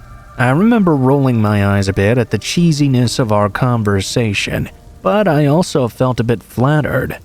Not many people took an interest in me at the time, and I was surprised and a little happy to be getting some attention, even if it was the cheesiest line in history. We ended up messaging for most of the night, in fact, and I learned that his family often traveled, he had 4 dogs, and he wanted to go to trade school to be an electrician, even liked the same music I did. He sounded really cool, and I'll admit I was intrigued to maybe meet up with him someday. The next day, I had work after school. I worked at a hardware store at the time, so there wasn't much time to check my phone on the job. When I booted up after I got home, I was surprised to find a dozen messages from Dale. They started off as the typical sweet nothings. "Good morning, cutie." They soon devolved into more unsettling things, though. "Why haven't you messaged me back? Are you good? Fucking message me. Bitch, you led me on. You know that?" What? How would I lead him on? We were just chatting. It's not like I stood him up for a date or something. I messaged him back asking what the hell he was talking about, but he didn't answer me for the rest of the night. I found myself feeling disappointed, but then I convinced myself that if he were worth my time at all, he wouldn't have just blown up at me like that after one day. I turned my phone off and went about my night as usual. Doing homework, playing with my cat Ginger. I told myself as I went to sleep that things would be okay in the morning. I was dead wrong though. A week went by and I heard nothing back from Dale, of course. Not a liked photo, not a message, not even an active status. Honestly, I thought that was kind of a good thing. I carried on with my life, schoolwork, and band practice as usual. That was until Friday. I had band practice after school for a couple hours and had arranged for my dad to pick me up like normal. At around 4 o'clock, I sat inside the lobby to wait for him. I'd be able to see when he arrived because of my school's lobby, which had huge windows facing the parking lot. He usually pulled up right by the doors when he arrived. I decided to get some homework done while I waited. I didn't look up to see the cars pulling in and out of the lot. At 4:15, a car pulled up by the doors, though, and did a loud rev of the engine. I'll admit I was not paying the greatest amount of attention at the moment, with everything I had to lug out the door with me. It was only when I was a few feet away that I looked up and noticed this car was not my dad's. Then I looked at the driver. He rolled down his window, presumably to try and talk to me, and I could see him clear as day. It was Dale. Same hair, same eyes, same face, just a different expression. Rather than the smiling, happy-go-lucky guy in his profile picture, the person that faced me now had a cold, pissed-off expression. I couldn't see if anyone else was inside, but I knew that if I didn't get out of there right now, it was going to be bad news. I started to turn around when Dale spoke up. "Hey, don't stand me up now." He was leaning out the driver's side window at this point, and even though his voice sounded calm, his eyes were clearly pissed off at me. "Fuck off, dude," I told him. I was just done with this guy. I wanted my dad to pull in right now. We talked one time, and you're the one who blew up at me. "I drove 5 hours to come see your ass, so get in the car," he said back. What the hell? He drove 5 hours just to find me? A sick, hot feeling drove its way into my stomach, like someone shooting a nail gun. My school, where I worked, my birth date, everything that could tell someone everything they'd want to know about me was right there, plain to see and completely public on my profile. And now a guy I didn't even know was right in front of me. We were all alone. God knows what he would do to me. I ran, stumbling over my music case back to the school doors. Luckily, they were unlocked. I all but fell inside the lobby. I stayed as far back from the doors as I could, but Dale didn't get out of the car. He just looked into my eyes, flipped me off, and sped away. He nearly hit a light post with how fast he tore out of there. I went into the girls' bathroom to collect myself and get all the swirling nausea out of my system before my dad came to pick me up. I had no idea what I was going to tell him, honestly. I decided on the truth when he actually pulled in a few minutes later. He frowned, of course, when I told him how I'd met Dale, but he didn't get mad or ground me like I thought he would. Instead, he hugged me and told me it was going to be okay. Together, we called the police to make a statement. Although they took down the details of the case, including our messages, they said that since Dale hadn't technically done anything, there wasn't much they could do. They told us to keep them in mind if anything else came up, but nothing has yet. I graduated without any problems soon after, and I haven't heard from Dale since. I sure hope it stays that way.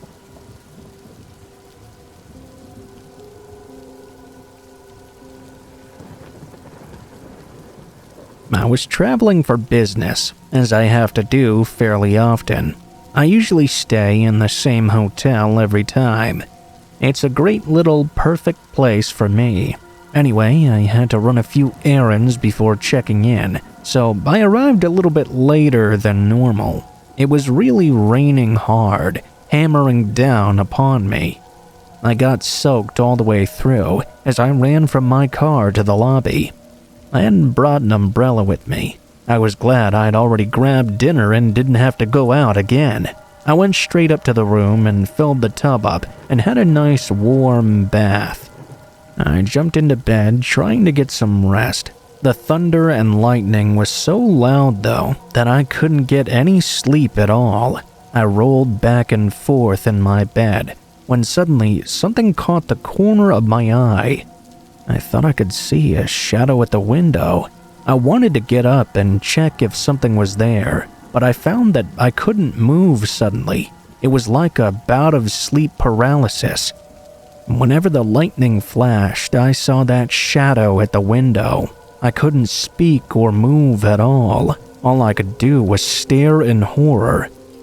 With another crack of lightning, though, suddenly the shadow was gone this time, and I felt like I was able to move again. I walked over to the window to check, and there didn't seem to be any signs someone was there. The lightning had also stopped soon after. There was not really any moonlight, so I couldn't see the outside very well. I got back into bed and went right to sleep. I mean, what else could I have done? The next morning at breakfast, though, I spoke to a hotel employee and told him about that weird thing that happened the night before. I told him there was some figure in the window, a shadow, a silhouette, whatever this thing was seemed to be peering in at me. The employee asked me what room I was staying at, and when I told him, he said that my story couldn't possibly be true. I asked him what he meant. He said there was no corridor in that area with the window. If someone was out there looking in, they must have been 10 foot tall or using a ladder or something. I was dumbstruck and a bit annoyed at his kind of cocky answer. He even offered to prove it to me, so off we went to look at the outside area. Sure enough, there was no footing to look in. Yeah, we used to have some stairs there, but they collapsed a while ago. We had to board it up for the public safety. I was so confused. I was a bit shaken up by it. He also said no one else had experienced anything like that in that room or any shadows peering in at them while they slept. I don't really believe in the paranormal, so I guess it must have been a bout of sleep paralysis.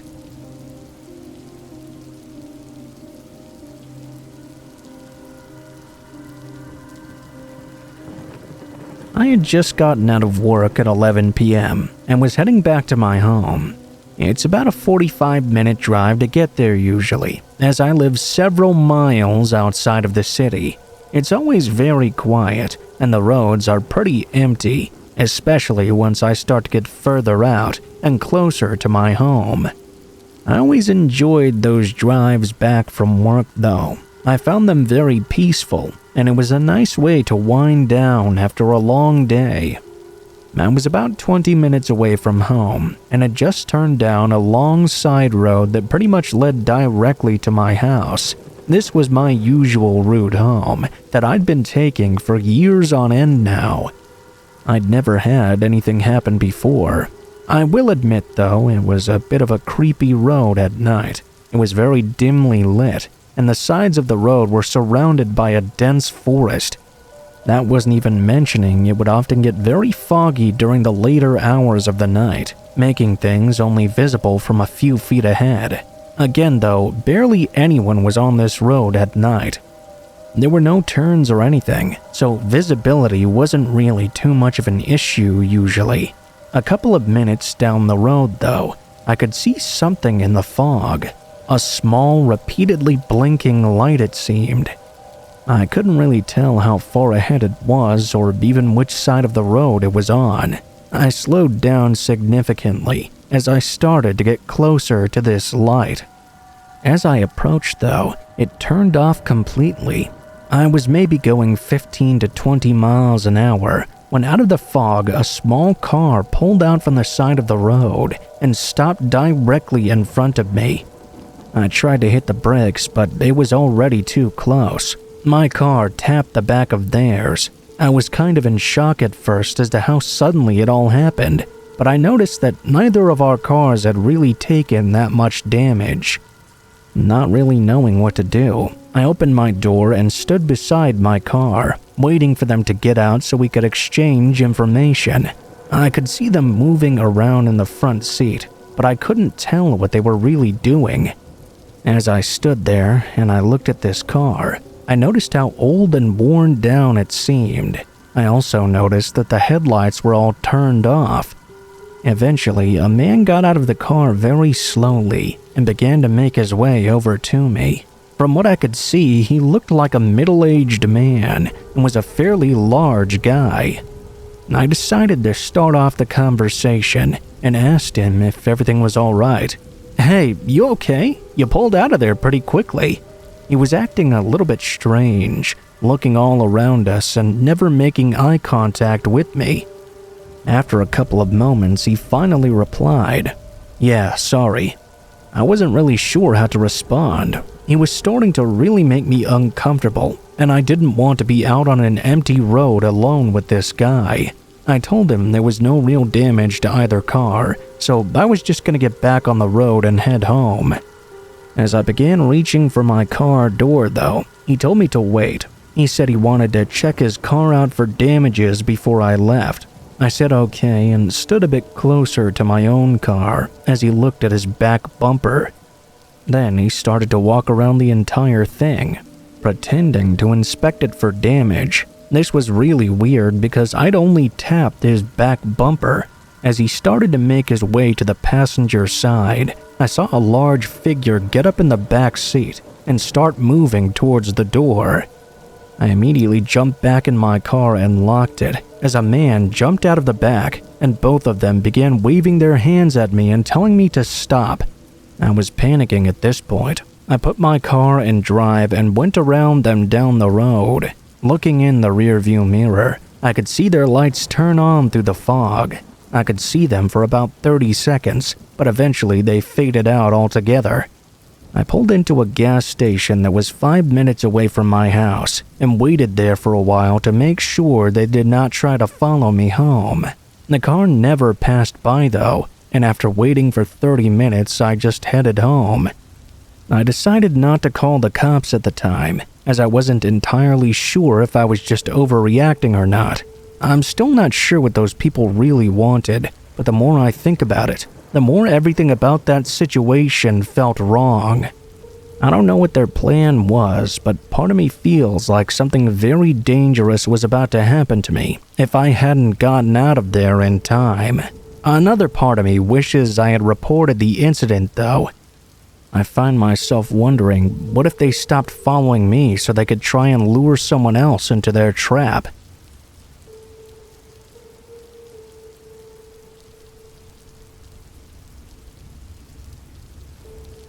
Here's a little background before I start. I'm an 18-year-old female college freshman in Culver City. This happened about 3 months ago, during the summer. I remember it happening on a Wednesday afternoon. At the time, I had just finished high school, so I felt it was time for me to relax a bit before I was shipped off to college. I lived in a neighborhood where a lot of drug dealers and gang-related activity happens. So as you might imagine, it could get pretty rough sometimes. It was daytime, and I was just getting ready to walk to the pool from the park about a couple of blocks away from my house. In order to get to this park, you would need to hike up the hill by Vermont and 25th. Then, next to a car wash, there's the pool by the park. Anyway, I got my swimsuit and walked towards the pool, when all of a sudden I noticed this guy. He looked to be in his 30s. He had greasy black hair and wore a white dirty shirt with some jeans. He was standing next to a bench, watching the children playing in the pool. He was just staring at them. What creeped me out though was when he looked up. He stared right at me. I walked faster and went inside. I began my routine. The whole time as I swam in the pool though, I could tell he had never stopped looking at me. Keep in mind, I was wearing a one-piece swimsuit, so it made me feel extremely uncomfortable. He just kept looking at me. Not even for a single second did he look away. He didn't blink either. He had this look on his face I'd never seen on anyone before. To be honest, I was getting a little bit scared. After a few hours of swimming around with others around me, it was time for me to leave. I was ready to go anyway by now. I got out of the pool and went to go grab my stuff when I noticed he was still there and he was still watching me. This time he had his hand on his crotch though. I felt both disgusted and disturbed. I grabbed up my stuff and packed it up as quickly as I could. Then I ran back home. That's not where the story ends though. The guy never went away. To this day, that creepy guy still hangs out at that very same pool, watching the kids, and whenever I show up there, he watches me the entire time. I don't know what to do. I guess people have tried to inform the authorities, but since he hasn't technically done anything or interacted with anyone, there's not really anything they can do. I feel like I'm too afraid to confront anyone about this.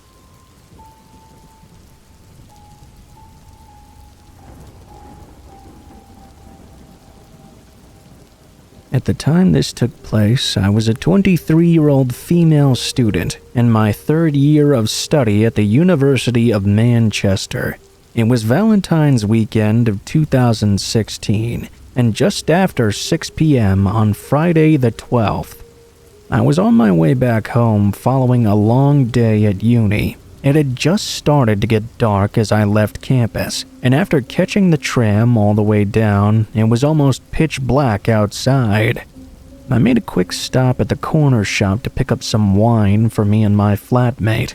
I turned off the main road in the direction of my building. It was no more than a few minutes away from home now, when I suddenly spotted someone in front of me. It was just some guy in a waterproof jacket with his hood up, which wasn't really that unusual. It was a bit cold out and it was slightly drizzling at the time.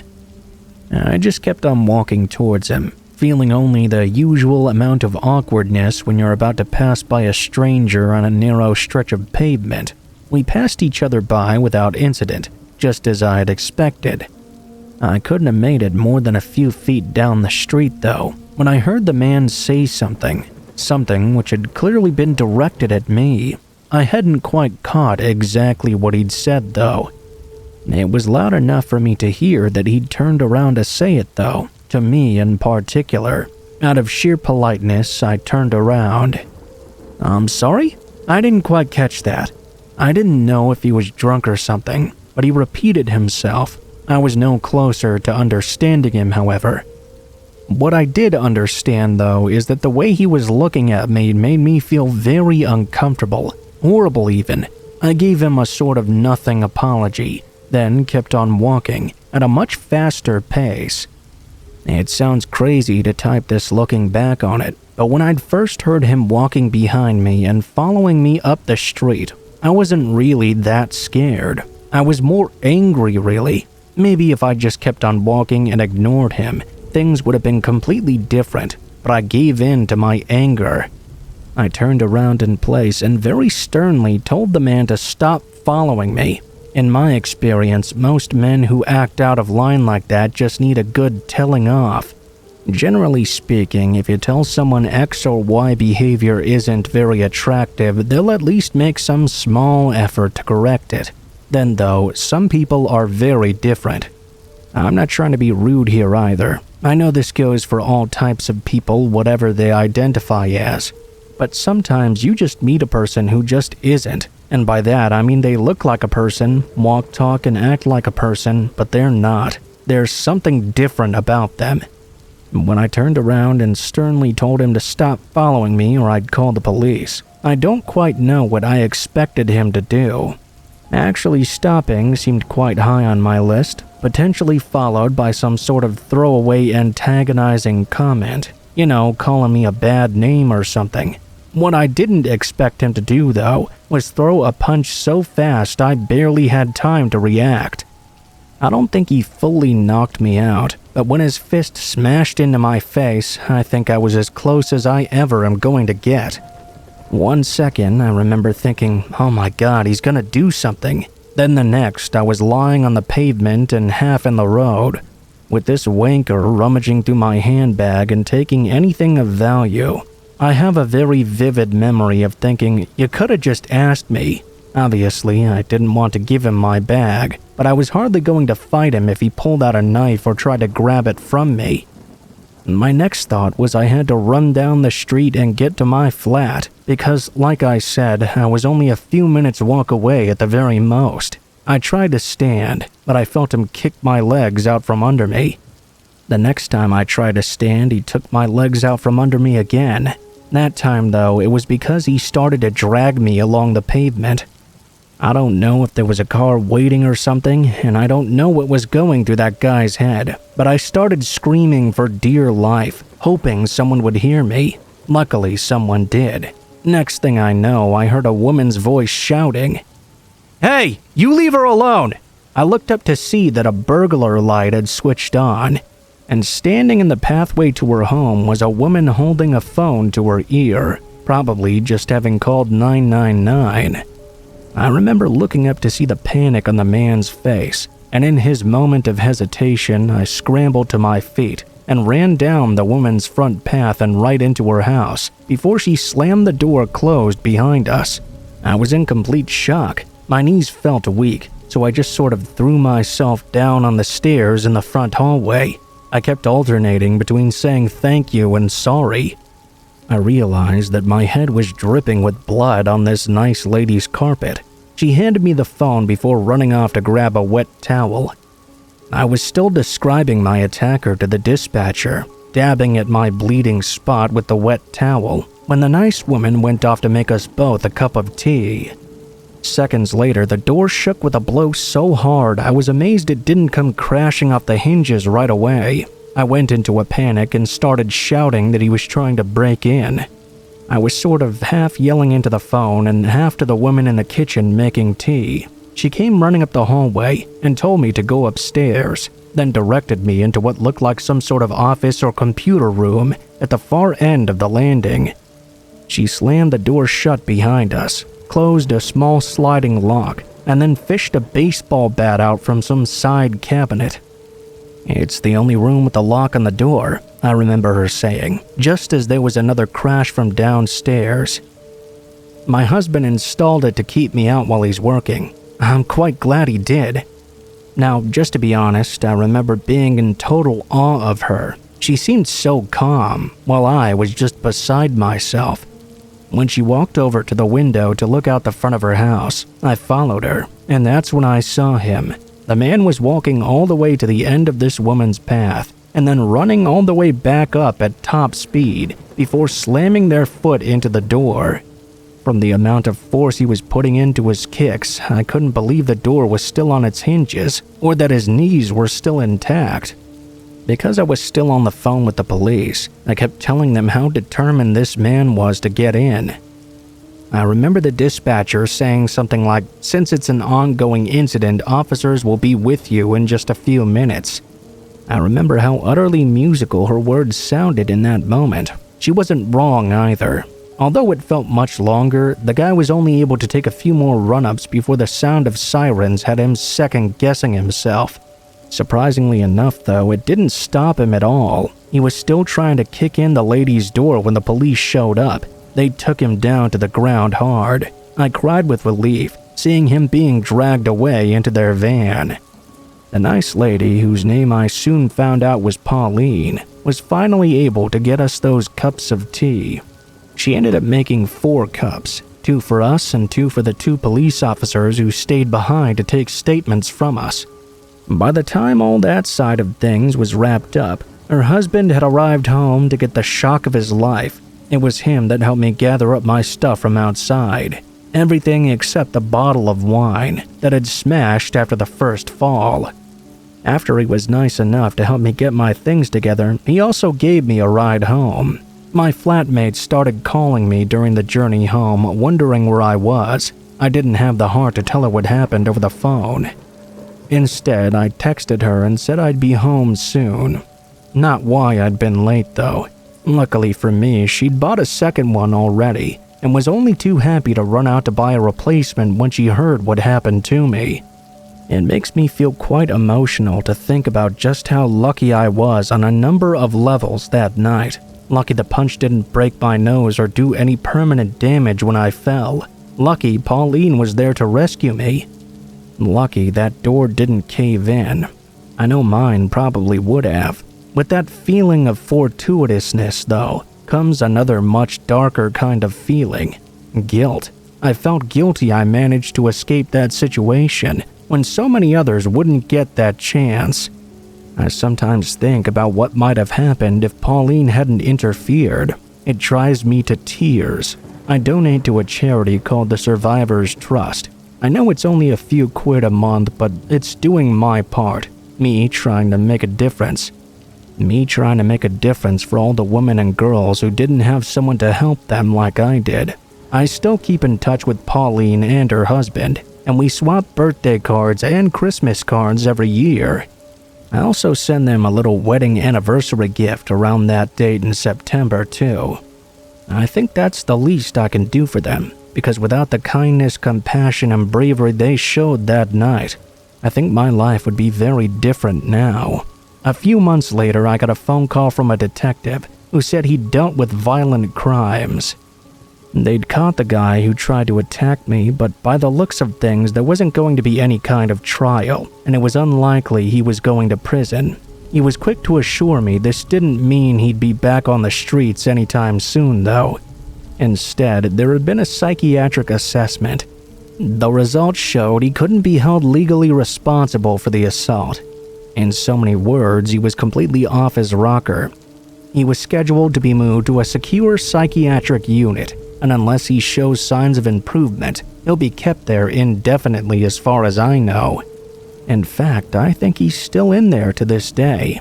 I'm legally entitled to be informed of his release, and I'm sure if that day ever does come, I'll get a notification right away, but I can't see that happening anytime soon.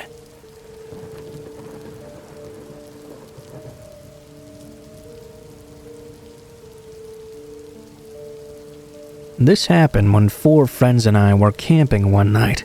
A typhoon was approaching our area. Earlier in the day, the weather forecast had stated it was not on course to where we were camping, but over the course of the day it had changed direction and we were forced to check in to a guest house instead. The rain itself wouldn't have been too much of a problem, but our tents would surely not be able to withstand the strength of typhoon winds. We found a guest house building that was beautiful nearby, and we were welcomed in by the cheerful owners. Honestly, it was great. They guided us to our room. It was opposite the hotel's banquet hall. We don't often use this room, but it might get a little bit noisy tonight, the owner said in a hushed voice. I'm sorry. I hope it doesn't ruin your stay with us. My friends and I went into our room to settle down. We drank some of the alcohol and ate some of the food we'd packed with us. We could hear some noise from next door. The party in the banquet hall never got as loud as we would be led to believe it might, though. I decided to take a bit of a look around this guest house, since it looked like a really nice place. As I walked past the banquet hall area, though, I noticed something odd. All the lights were off inside. I could tell just by looking underneath the door. I could hear some voices murmuring inside. I went back to my room and told my friends about that weird thing I'd just experienced. They followed me and stood outside the banquet hall and listened in as well. They could hear this murmuring whisper too. "Maybe there's ghosts in there," one of my friends said. We weren't scared, but the more we drank, the more we grew curious. Later, one of my friends decided he wanted to communicate with these ghosts, so we left our room and stood outside the banquet hall. He asked something like, "Did someone die in there?" There was an immediate banging on the wall from inside the hall. "Should we light an incense stick for you?" one of my friends asked aloud. "How many should we light? How many of you are in there?" The guest house was silent for just a moment. Then we froze in fear. I can't remember anything after, really. I guess I could blame the alcohol. I just remember suddenly waking up in bed. I got up and ran out of the room into the hallway. The owner's wife was walking towards me in a beautiful kimono. She had a huge bundle of incense sticks now. She paused and smiled to me. "So, you heard it then." She told me a story. A long time ago, there was a terrible typhoon which claimed many victims in the village nearby. They had to use the banquet hall at the time as a makeshift morgue to keep all the bodies until help arrived. Many people died in the meantime. She asked if we wanted to make any further contact with them. Said she thought they must have liked us, but we decided not to continue further into this line of inquiry.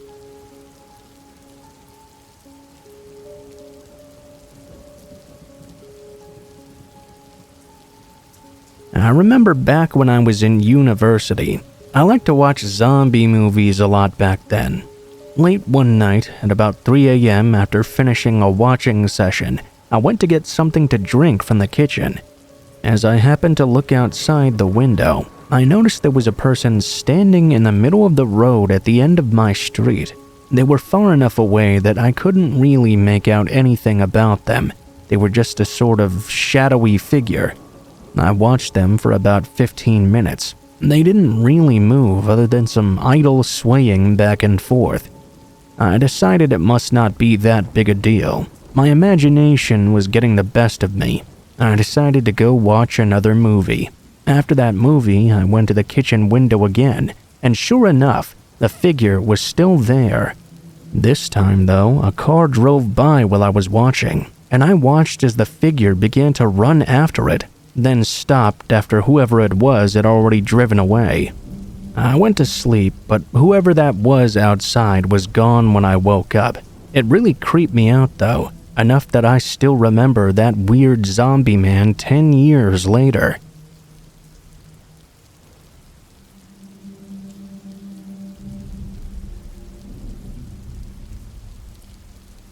I didn't get Instagram until late in 2019. I never really had the urge. All my friends used Messenger, and I was fine sticking with that.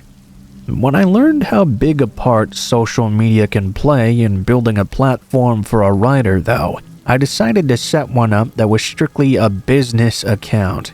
It's always been my dream to become an author, so I had various accounts around for when I got something published. You know, promote book cover art, cover the writing process, where to buy the book, things like that. That's not exactly what happened, though. I mean, I'm still saving that account for what I wanted it to be, but then people in college started wanting to add me as a friend. At that point, I let them. It became sort of another messenger. However, I'd also used my real first and last name on this account, and a picture of myself as well. so people who wanted to look me up could easily find me. I learned that could be used for both good and bad purposes. I remember I was sitting in class one day when I got a message from somebody. I couldn't check my phone right at that moment. I waited until a brief break in the lesson so I could quietly slip off to the bathroom for a moment. As soon as I pulled up the screen, I saw I'd received a photo with no text from a name I didn't recognize. When I opened it, I nearly dropped my phone in surprise. It was a picture of me sitting in class that very day. It had been taken from the doorway behind me. I could even see myself in the image, doodling in my notebook to focus. My back was hunched over my desk, but it was clearly me. My oversized sweater, my jeans, my hot chocolate, and my very obvious purple bag. I stood in front of the sink for a few minutes, trying to rack my brain as to who would do something like this. No one I knew was the pranking type, really. At least, not to this level. I also didn't think someone would randomly try to scare me like this without a good reason. I tried generally not to get in other people's business, so I couldn't really think of who it could possibly be. Class resumed not long later, so I decided to put it out of my mind and figure it out later. I asked my roommate, but they didn't know anything about it either. I believed him because he was barely going to his own classes, let alone stalking mine. Over the next few days, I continued to receive more messages from this unknown person. Always photos of me taken from a distance, sitting in class again, across the dining hall, once even in the downtown area near campus. At that point, I was really starting to freak out. I was considering going to the Public Safety Committee when the incidents just suddenly and abruptly stopped altogether. I still don't know who it was to this day. I know maybe this doesn't sound too scary compared to other stories you might have heard, but let me tell you this, having a stranger take photos of you and not being able to know who or why ever is quite harrowing.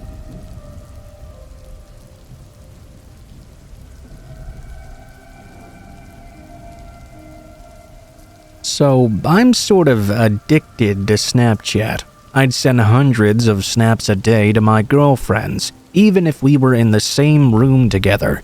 Anything to keep up a streak with somebody. I'd even accepted friends of friends, not people I explicitly knew myself, but not complete strangers either. I figured that was still staying within the bounds of safety. When my friends suggested we play a game they invented called Snapchat Scavenger Hunt, I was instantly in. They said the rules of the game involved sending a prompt to all your Snapchat followers, asking them to give you hints to a random place or object. Then you'd have to snap them a video or a photo to prove you'd found the right one. It sounded like a lot of fun. We made plans for a Saturday drive around to find everything we possibly could in a single day. I'd put some message out there like, "Hey, give us some objects to find, bitches," and that was that. We got a few requests actually. A red fire hydrant, a specific small business, a scenic pond. It was turning out better than expected, and these fabulous results urged the four of us to keep going. Then we got a private request from someone I didn't really know that well, a cousin of mine's boyfriend. It told us to find a remote property somewhere off Route 1. "Just look for the moose," he wrote. "You'll get a real neat surprise." We were instantly intrigued and promptly drove up and down Route 1 searching. My boyfriend didn't say which direction or even how far along to go, so we drove about as far as we were comfortable, scanning the road signs for whatever moose he was talking about. Eventually, we had to ask for an additional clue, since we'd been at this for more than an hour. At this point, we were getting a little bit tired and wanted to find this surprise quickly. Cousin's boyfriend was very quick to respond, telling us that we'd see a remote dirt drive to the right, and then a wooden carved moose statue on the side of the road. The surprise would be right at the end of that drive. Well, sure enough, we did eventually discover a narrow dirt drive that turned sharply off the road and into a thick blanket of trees. One of my friends, the driver, was starting to get a bad feeling about this. None of our other targets had been in such remote areas like this, and to top it off, we didn't even have a clear idea what we were looking for. Off to the side, kind of nestled into the trees, we did see a large, sloppily carved wooden moose. That was kind of cool, I guess, but it looked unfinished, and with how much this guy was hyping it up, it better be a great surprise. After some debate, we went further down. Dead leaves and branches crunched under our tires as we went, and we slowed down for comfort. We tried to make some jokes to calm ourselves, but the further we went from the road, the more isolated it became, and the more unsettled we all felt. Suddenly, I got the strangest feeling. It just hit me all at once, like a punch to the gut that radiated through my entire body. I immediately thought to myself, we need to get the fuck out of here. I'm not one to ignore my gut, especially if the feeling is this strong. I told my friends what I was thinking, and the one driving the car agreed this was too sketchy to be fun anymore. We made a plan to turn around at the end of the road, since it was too narrow to do so anywhere else. When we got to the end of that lonely drive, my friend immediately stopped the car. "Hey, there's someone out there!" Sure enough, laying in the middle of the small clearing at the very end was what looked to be a guy in a gray hoodie. He was face down, his arms and legs were sprawled out, and he looked to be either asleep or unconscious. That feeling twisted in the pit of my stomach. No matter what was going on here, we needed to go. One of my friends suggested we see if he was okay, but everyone else vetoed that. The driver inched carefully around the guy so as to not run him over, and turned around. We didn't waste any time speeding off. In the back window, I saw the guy immediately get up and look out after us. He didn't say anything, didn't try to catch up at all, he just stared as we left. That's when I knew we were being led into some kind of trap, whether it was to rob us, carjack us, or worse, I don't know. I texted my cousin, obviously angry, and asking her what the hell her boyfriend was trying to pull. It took a few minutes for her to get back to me, but her reply was shocking. Apparently, her boyfriend had lost his phone a couple of days ago and did not have it password protected, meaning that whoever had grabbed it had access to every one of his social media accounts, including his Snapchat. I guess when this person saw my shout-out, they thought they could set up some nefarious scheme to catch us unawares, and we wouldn't know what was happening until it was too late. The guy probably had more waiting for us in those woods. If one of us had gotten out to help him, it would have ended very, very badly, I imagine. Needless to say, I'm a lot more careful with who follows my Snapchat. I blocked the hacked account from my cousin's boyfriend and made sure it was absolutely him before I friended him again. Oh, and we never played Snapchat scavenger hunt again.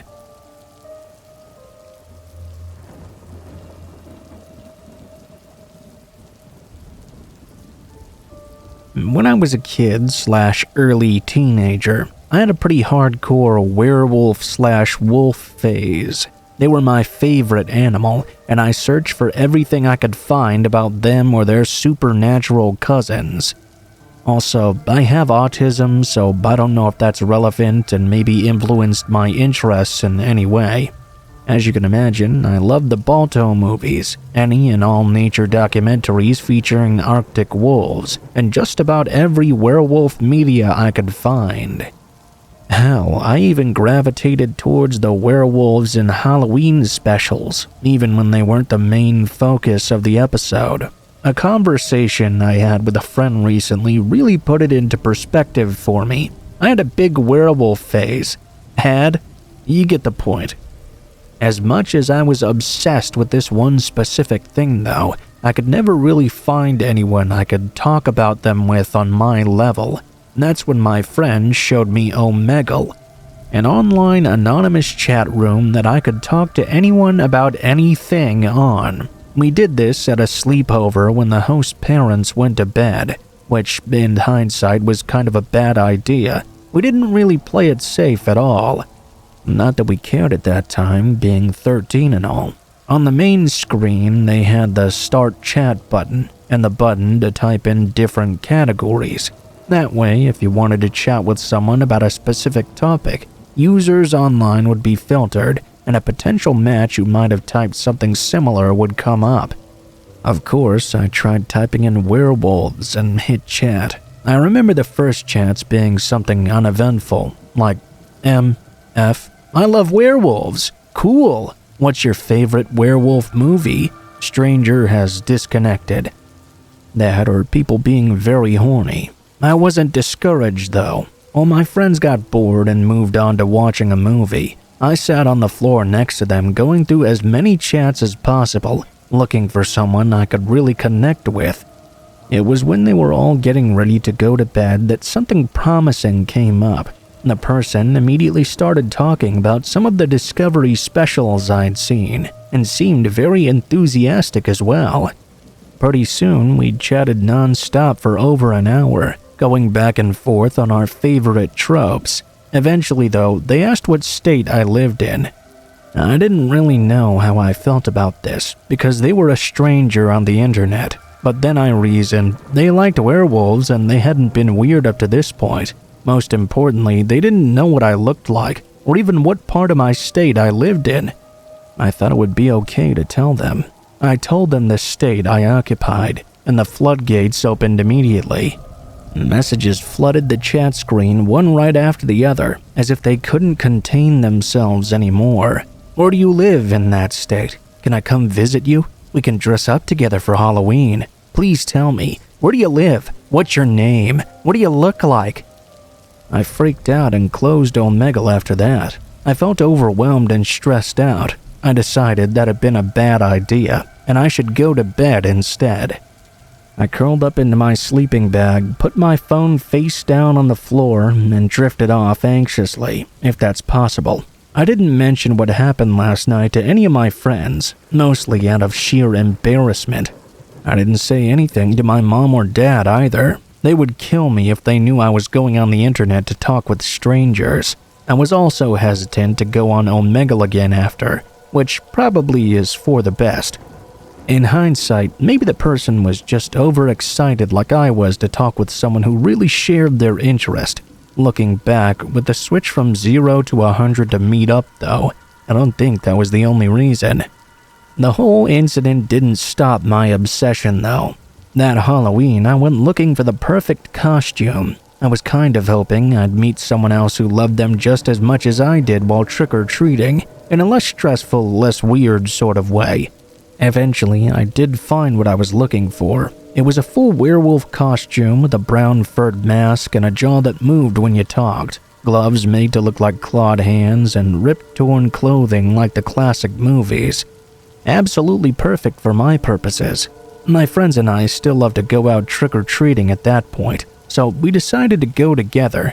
We lived in a pretty populated neighborhood at the time, which meant a lot of houses and a lot of good costumes. It also meant a lot of candy as well. I liked it for most of the night, but right as we were about to start heading home, I noticed another guy in a werewolf costume walking behind us. He was tall, gangly, and with a black wolf's head with these reflective, glassy eyes, kind of like a real wolf. I tried to get a better look through my mask's eye holes, but it wasn't working too good.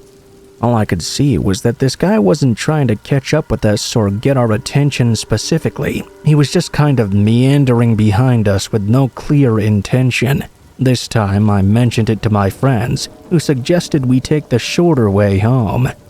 We ducked between two houses to head back to mine, but the man in the wolf mask didn't seem to mind our little detour. In fact, he really picked up the pace as we walked through the yard. One of my friends realized he was trying to cut us off on the other side and panicked, pulling me and our other friend along with her into somebody's private bushes. The leaves scratched at my arms, but the rubber mask kept my face safe at least. We hunkered down, not moving a muscle. I can't remember if I was even breathing. I peeked through a gap in the bush. The man in the mask came around the other side and paused, panting as if he were out of breath. It was surreal, as though I were in my very own horror movie. I was not enjoying this in the slightest. And that's when the wolf mask turned our way. Its glassy eyes reflected a sickly yellow from the streetlight. The way they seemed to pierce directly into me while still looking completely dead was the worst part. I didn't know how well the man could actually see out of this thing, given the trouble I was having with my own, but if he could see us at all, he didn't show it. Instead, the man simply turned away and walked off into the night. His shoulders shook, as if he were laughing, or possibly incredibly angry. My friends and I waited for what seemed like hours in that bush to make sure he was really gone. When we felt for sure that the coast was clear, we sprinted out and made our way back to my house. I found comfort in my mask, even as we careened through the dark streets. My parents were confused when we told them what happened, but told us to stay inside for the rest of the night. They seemed to think that it was an older kid playing a prank on us. Honestly, that's probably what I think too. Still though, my mind flashes back to that weird Omegle conversation I had a short time previously. Logically, I know there's probably no way it could be the same creepy person, barring a huge coincidence, but the idea of the person being weird to me online finding me out in the open is a chilling thought.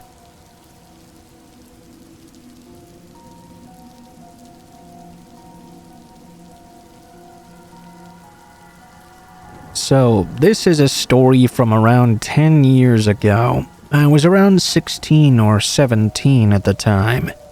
At the time this happened, I just kind of brushed it off, because nothing bad ended up happening to me. I put it down to, I guess shit just happens to you when you're a woman walking alone at night.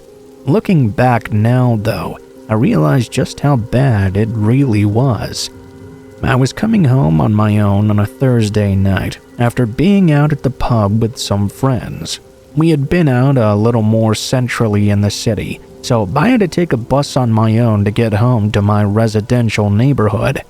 I had done this route hundreds of times, so I didn't see it as being particularly dangerous, especially as I live in a fairly nice neighborhood. It was only about 11 p.m., but because I lived in a residential area and it was in the middle of the working week, when I stepped off the bus at my stop, it was absolutely dead and there was no one around. Again though, this didn't really spook me, particularly as it was only about a 5 to 10 minute walk from the bus stop to my house. As I turned down a long residential street that led towards my place, I noticed a guy walking a little further down the street. It put me a little bit on edge, but I was reassured by the fact he had his back to me and was walking away from me down the street. As I kept walking down, I noticed the guy turn around and clock me though. That's fine, I thought. I always turn around myself when I hear someone walking around behind me at night for a while, so nothing weird about that. I noticed as we got further and further down the street though, he kept doing it, kept checking I was still walking in the same direction as him. At this point, I was getting a little freaked out, particularly because I was painfully aware that we were the only two people around. Just as I was weighing up what I should do, he turned down the path of one of the houses to our right, and I breathed a sigh of relief. Oh, so he was just going to his house. He was probably just as paranoid about me the whole time. The houses in my area are terraced, with the front doors being kind of embedded into an enclave at the front of the house. This means that from where I was standing about 50 feet away, I couldn't actually see that area, as it was obscured by the wall.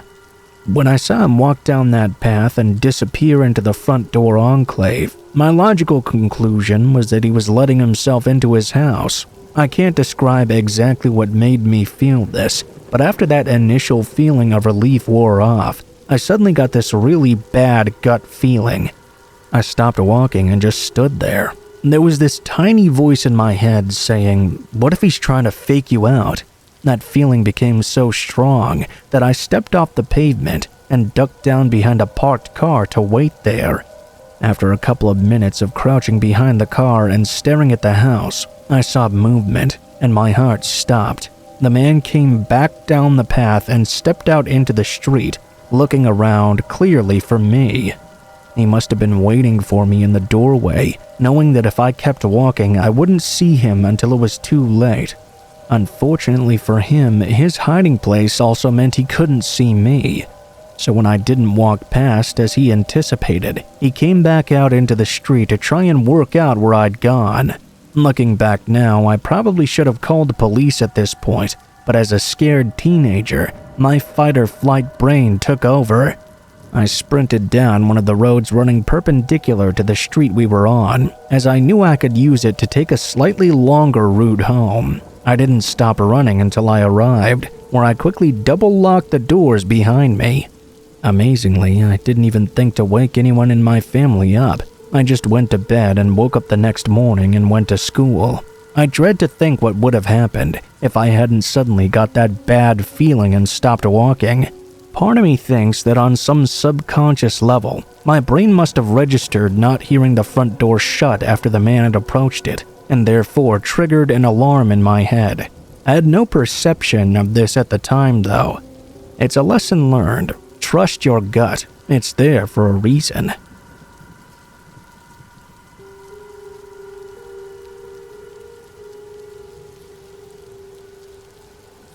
Let me preface this by saying I work in a well-populated town with a low crime rate, and no reason to outright assume any of these actions were what I later found out to be sex trafficking attempts. I work at a popular coffee chain, generally doing afternoon and closing shifts.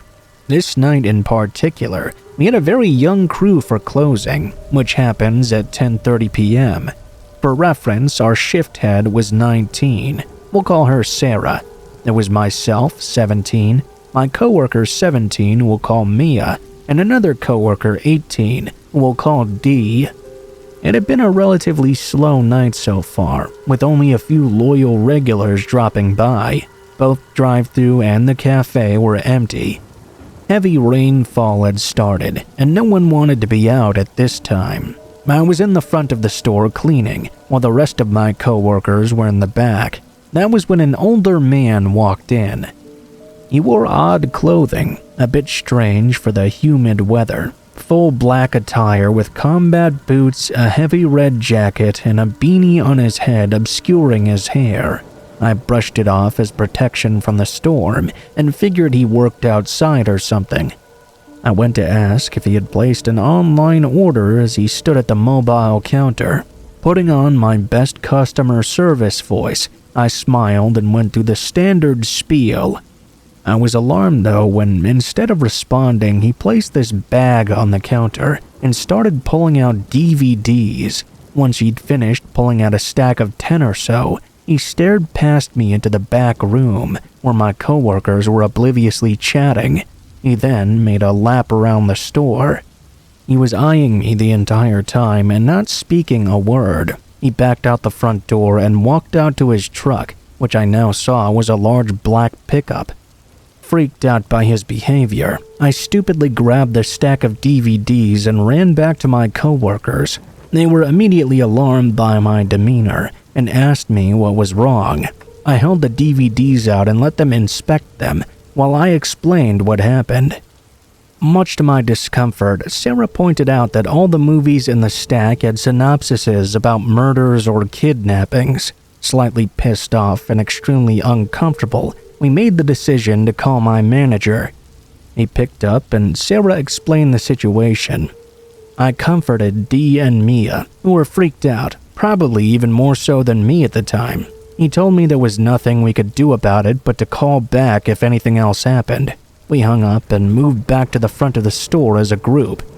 Things went about as usual from then on. There was an air of fear about us. Mia stuck close to my side, and Dee stuck to Sarah's.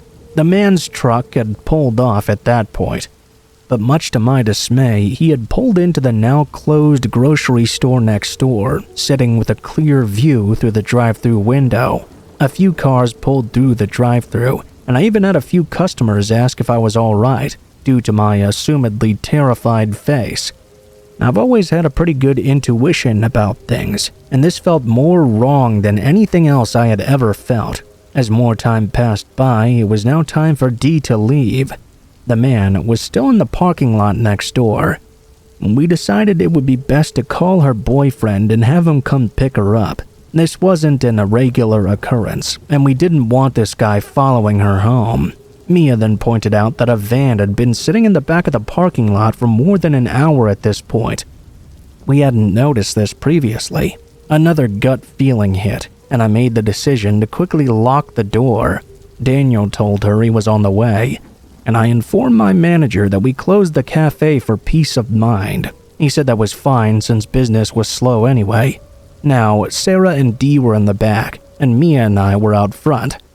I started cleaning the machines and trying to make idle chatter to keep her calm, which was no small feat, as she jumped every time she heard someone steaming milk even. As we were talking, I had my back turned to her when she suddenly screamed out mid-sentence, "Get out!" Alarmed, I whipped around to see where she was standing. She was standing near the counter close to the drive-thru window. I saw her pointing to a shadowy figure trying to climb in through the window. The next few moments were a blur of adrenaline, rushed thinking, and what I can only explain as extreme divine intervention.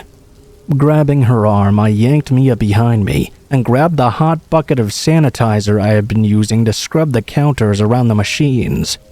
I threw the liquid all over the man's head, simultaneously hitting him in the head with the bucket and pushing him out the window. He only had his shoulders through so far. Now he had a big red bucket stuck on his head. At the same exact time, Daniel pulled up outside. Mia was now yelling for someone to call the police. I could see Dee in my peripherals running outside to Daniel. I slammed the drive-thru window shut and locked them. The man was laying on the ground, struggling to get his bearings. I couldn't tell you how much time had passed, although it couldn't have been more than 15 to 30 seconds. Daniel rushed over to the man who had now gotten to his knees. He kicked him in the back and pinned him on the ground. Sarah and Mia were pulling me to the back of the store, all of us fighting back sobs with Sarah on the phone with the police. Thankfully, some of our regulars happened to be deputies. They arrived within 5 minutes of our call and arrested the man. The aftermath was messy. They eventually pinned him as a member of a local trafficking ring that had been caught years prior and let out. Oh, yeah, and the van in the back that had kept Dee from leaving in the first place? It hightailed it out of the parking lot in the middle of all the action. It was eventually traced back to people who were also a part of the ring.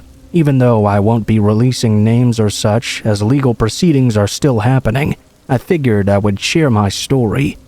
I still work there, and I'm very grateful for Daniel, who very well could have saved all our lives in that moment. He managed to keep the man pinned the entire time until the police arrived and disarmed him. The true hero of this story, although I do pride myself on quick thinking for getting him out of the store. Moral of the story, trust your gut feelings and always have a steaming hot bucket of something on hand.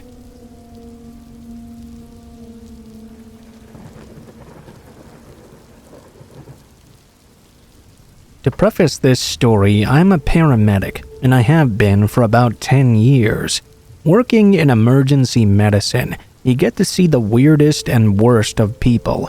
It's not too uncommon for these types of stories to exist.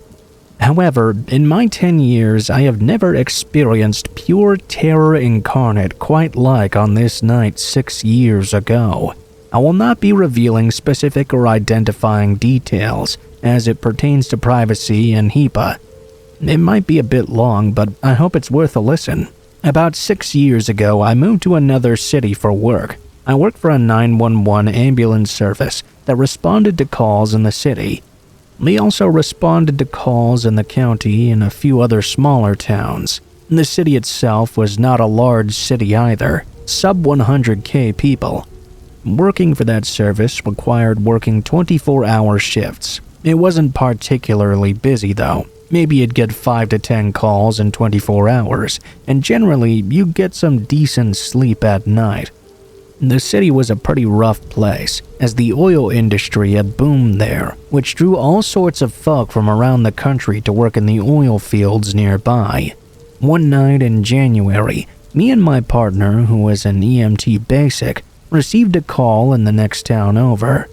It was about 2 a.m. when the call came out. The only information we had was that a person in an apartment had called 911 after hearing the downstairs neighbor screaming and begging for help. We responded emergent, as the details were very limited. When we arrived on scene, police and the fire department were already there, and we were getting ready to make entrance into the building with them. The person who called 911 was there and told us which apartment the screaming had come from. We attempted to pound on the door at first to get the resident to come to the door. When no one answered, the fire department got ready to spread the door and make entry. Luckily, the landlord showed up and gave us keys to get inside. As we opened the door, the creepiness started immediately. The apartment was pitch black. Not a single light, as if no one was home. Police entered first, and with our flashlights we followed. We looked around the apartment, the kitchen, and the dining room. It looked like a hoarder's nest. I'm not exaggerating when I say there were literally 5 feet tall mountains of garbage, food, and dishes in the kitchen. Same in the living room, but with magazines and clothes. This meant there was only a very narrow walkway to navigate. Officers proceeded down the hallway ahead, where the bedroom and bathroom were. One of the officers stopped at the bathroom door, as there was light shining from underneath. He opened the door and just stood in the hallway. With a flat tone, he said, "She's in here." I walked first into the bathroom. The first thing I noticed was the peculiarity of the light in here. It was a very pale yellow light, coming from a single bulb on the ceiling. The light gave off an odd vibe to the scene. The next thing I noticed was the lack of anything in the bathroom. No floor mats, no toilet cover, no towels, no knickknacks, nothing. Completely empty, except the vanity which contained the sink. On top, in the bowl of the sink, were approximately 20 to 30 makeup bottles piled up. Some were open and leaking, causing there to be powders and liquids everywhere. The last thing I noticed, though, was the body of a woman lying naked in the tub. As I walked closer, I could see her laying on her side, nearly in the fetal position. Her skin was pale. There were about 8 inches of water in the tub. Looking at her face, her eyes were closed, her head was against the bottom, and her mouth and nose were completely submerged under the water. My partner stepped in behind me. He suggested we call the coroner and inform them of the body. 2 officers piled into the bathroom behind my partner, so now there were 4 of us in this tiny bathroom, with me next to the lady in the tub. Me being who I am, I decided to do my due diligence and at least make sure the lady was dead. I kneeled down next to the tub. I reached my arm in and put my fingers on her neck and attempted to check for a pulse. In an instant, without any warning, with the slightest hint of movement, the woman sprung out of the tub with the agility and speed of a feral cat. The only reaction I was able to manage was to stand up as quick as possible. I stood there staring at her. She stared back at me, eyes wide as they could be, before she started screaming at me. She attempted to cover herself with her hands as best she could, while sitting in the water still. I quickly looked around and noticed that everyone else who was in the bathroom with me had bolted out of there, not a single soul in sight. I tried to steel myself and tried calming the woman down, telling her who I was and why I was there. She denied any screaming coming from her apartment and told me she did this every morning. She had some kind of joint condition, and soaking in warm water helped to ease her joint pain. At this point, though, I had serious doubts.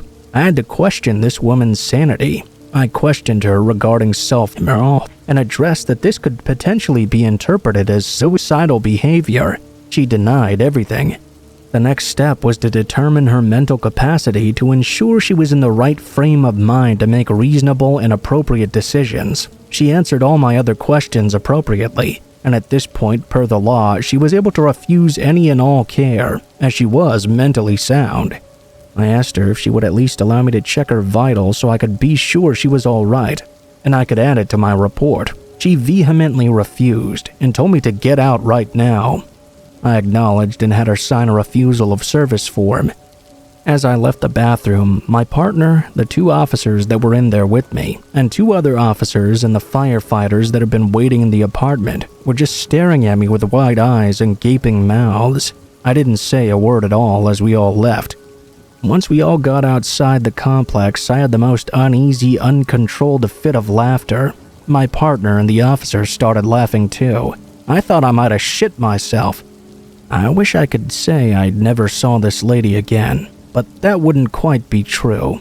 That's an encounter for another time, though.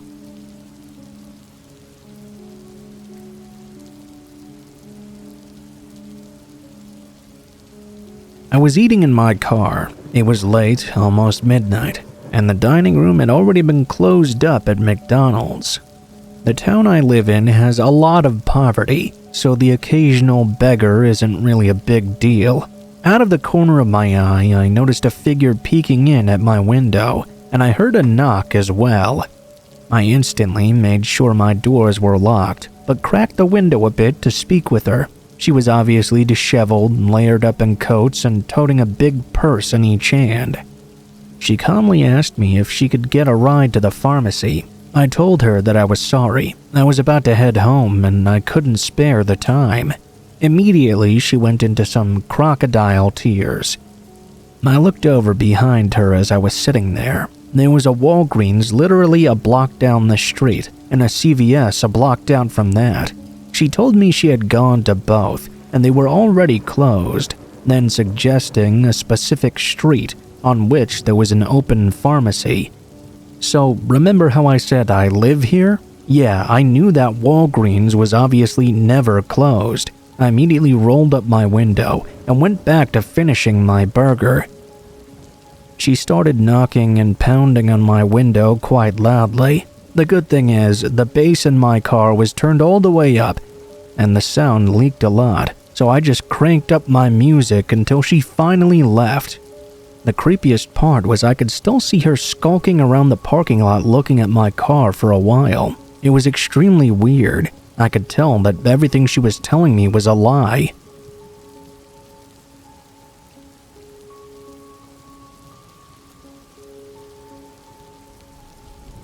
This happened a couple of days ago, sometime around midday. I had just gotten home from getting my son his very first haircut. I'd laid him down for a nap in his crib and laid down in bed myself. And that was when I heard the front door handle suddenly rattle. I never lock my door during the day usually, but today I had a feeling and did. It's so strange. I don't even remember actually doing it though. It rattled a few more times. My window in my room is on a level with the head of my bed and faces the front porch. I peeked out and saw this super tall man kind of trying to peer in through my other windows. He then sat in the chair I had on my porch, literally right by the window my head was next to. I didn't hesitate to call the police because I don't own a firearm and my baby was in the home. I didn't want to risk being confrontational. After about 6 minutes on the phone with the dispatcher, whispering the details to her, a police officer arrived. The man tried to run, but they arrested him promptly. I was later told he had an active warrant for burglary.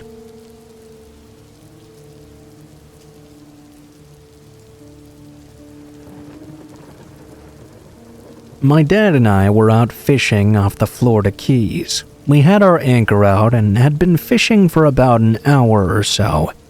15 minutes later, the boat sort of got bumped, and we rocked back and forth a bit. My dad joked, saying, "Looks like Jaws is after us. Better stay away from the edges." 10 seconds after him saying this, the boat began to move backwards. We were being towed away by our anchor line that was in the water. Whatever this was now dragging the boat backwards and slowly getting faster. Our boat was getting pulled under too. The next thing I heard was, "No fucking way." My dad dropped his pole and ran from the front to the back. He grabbed a knife and cut the anchor line. After that, we decided that fishing was not in the cards that day.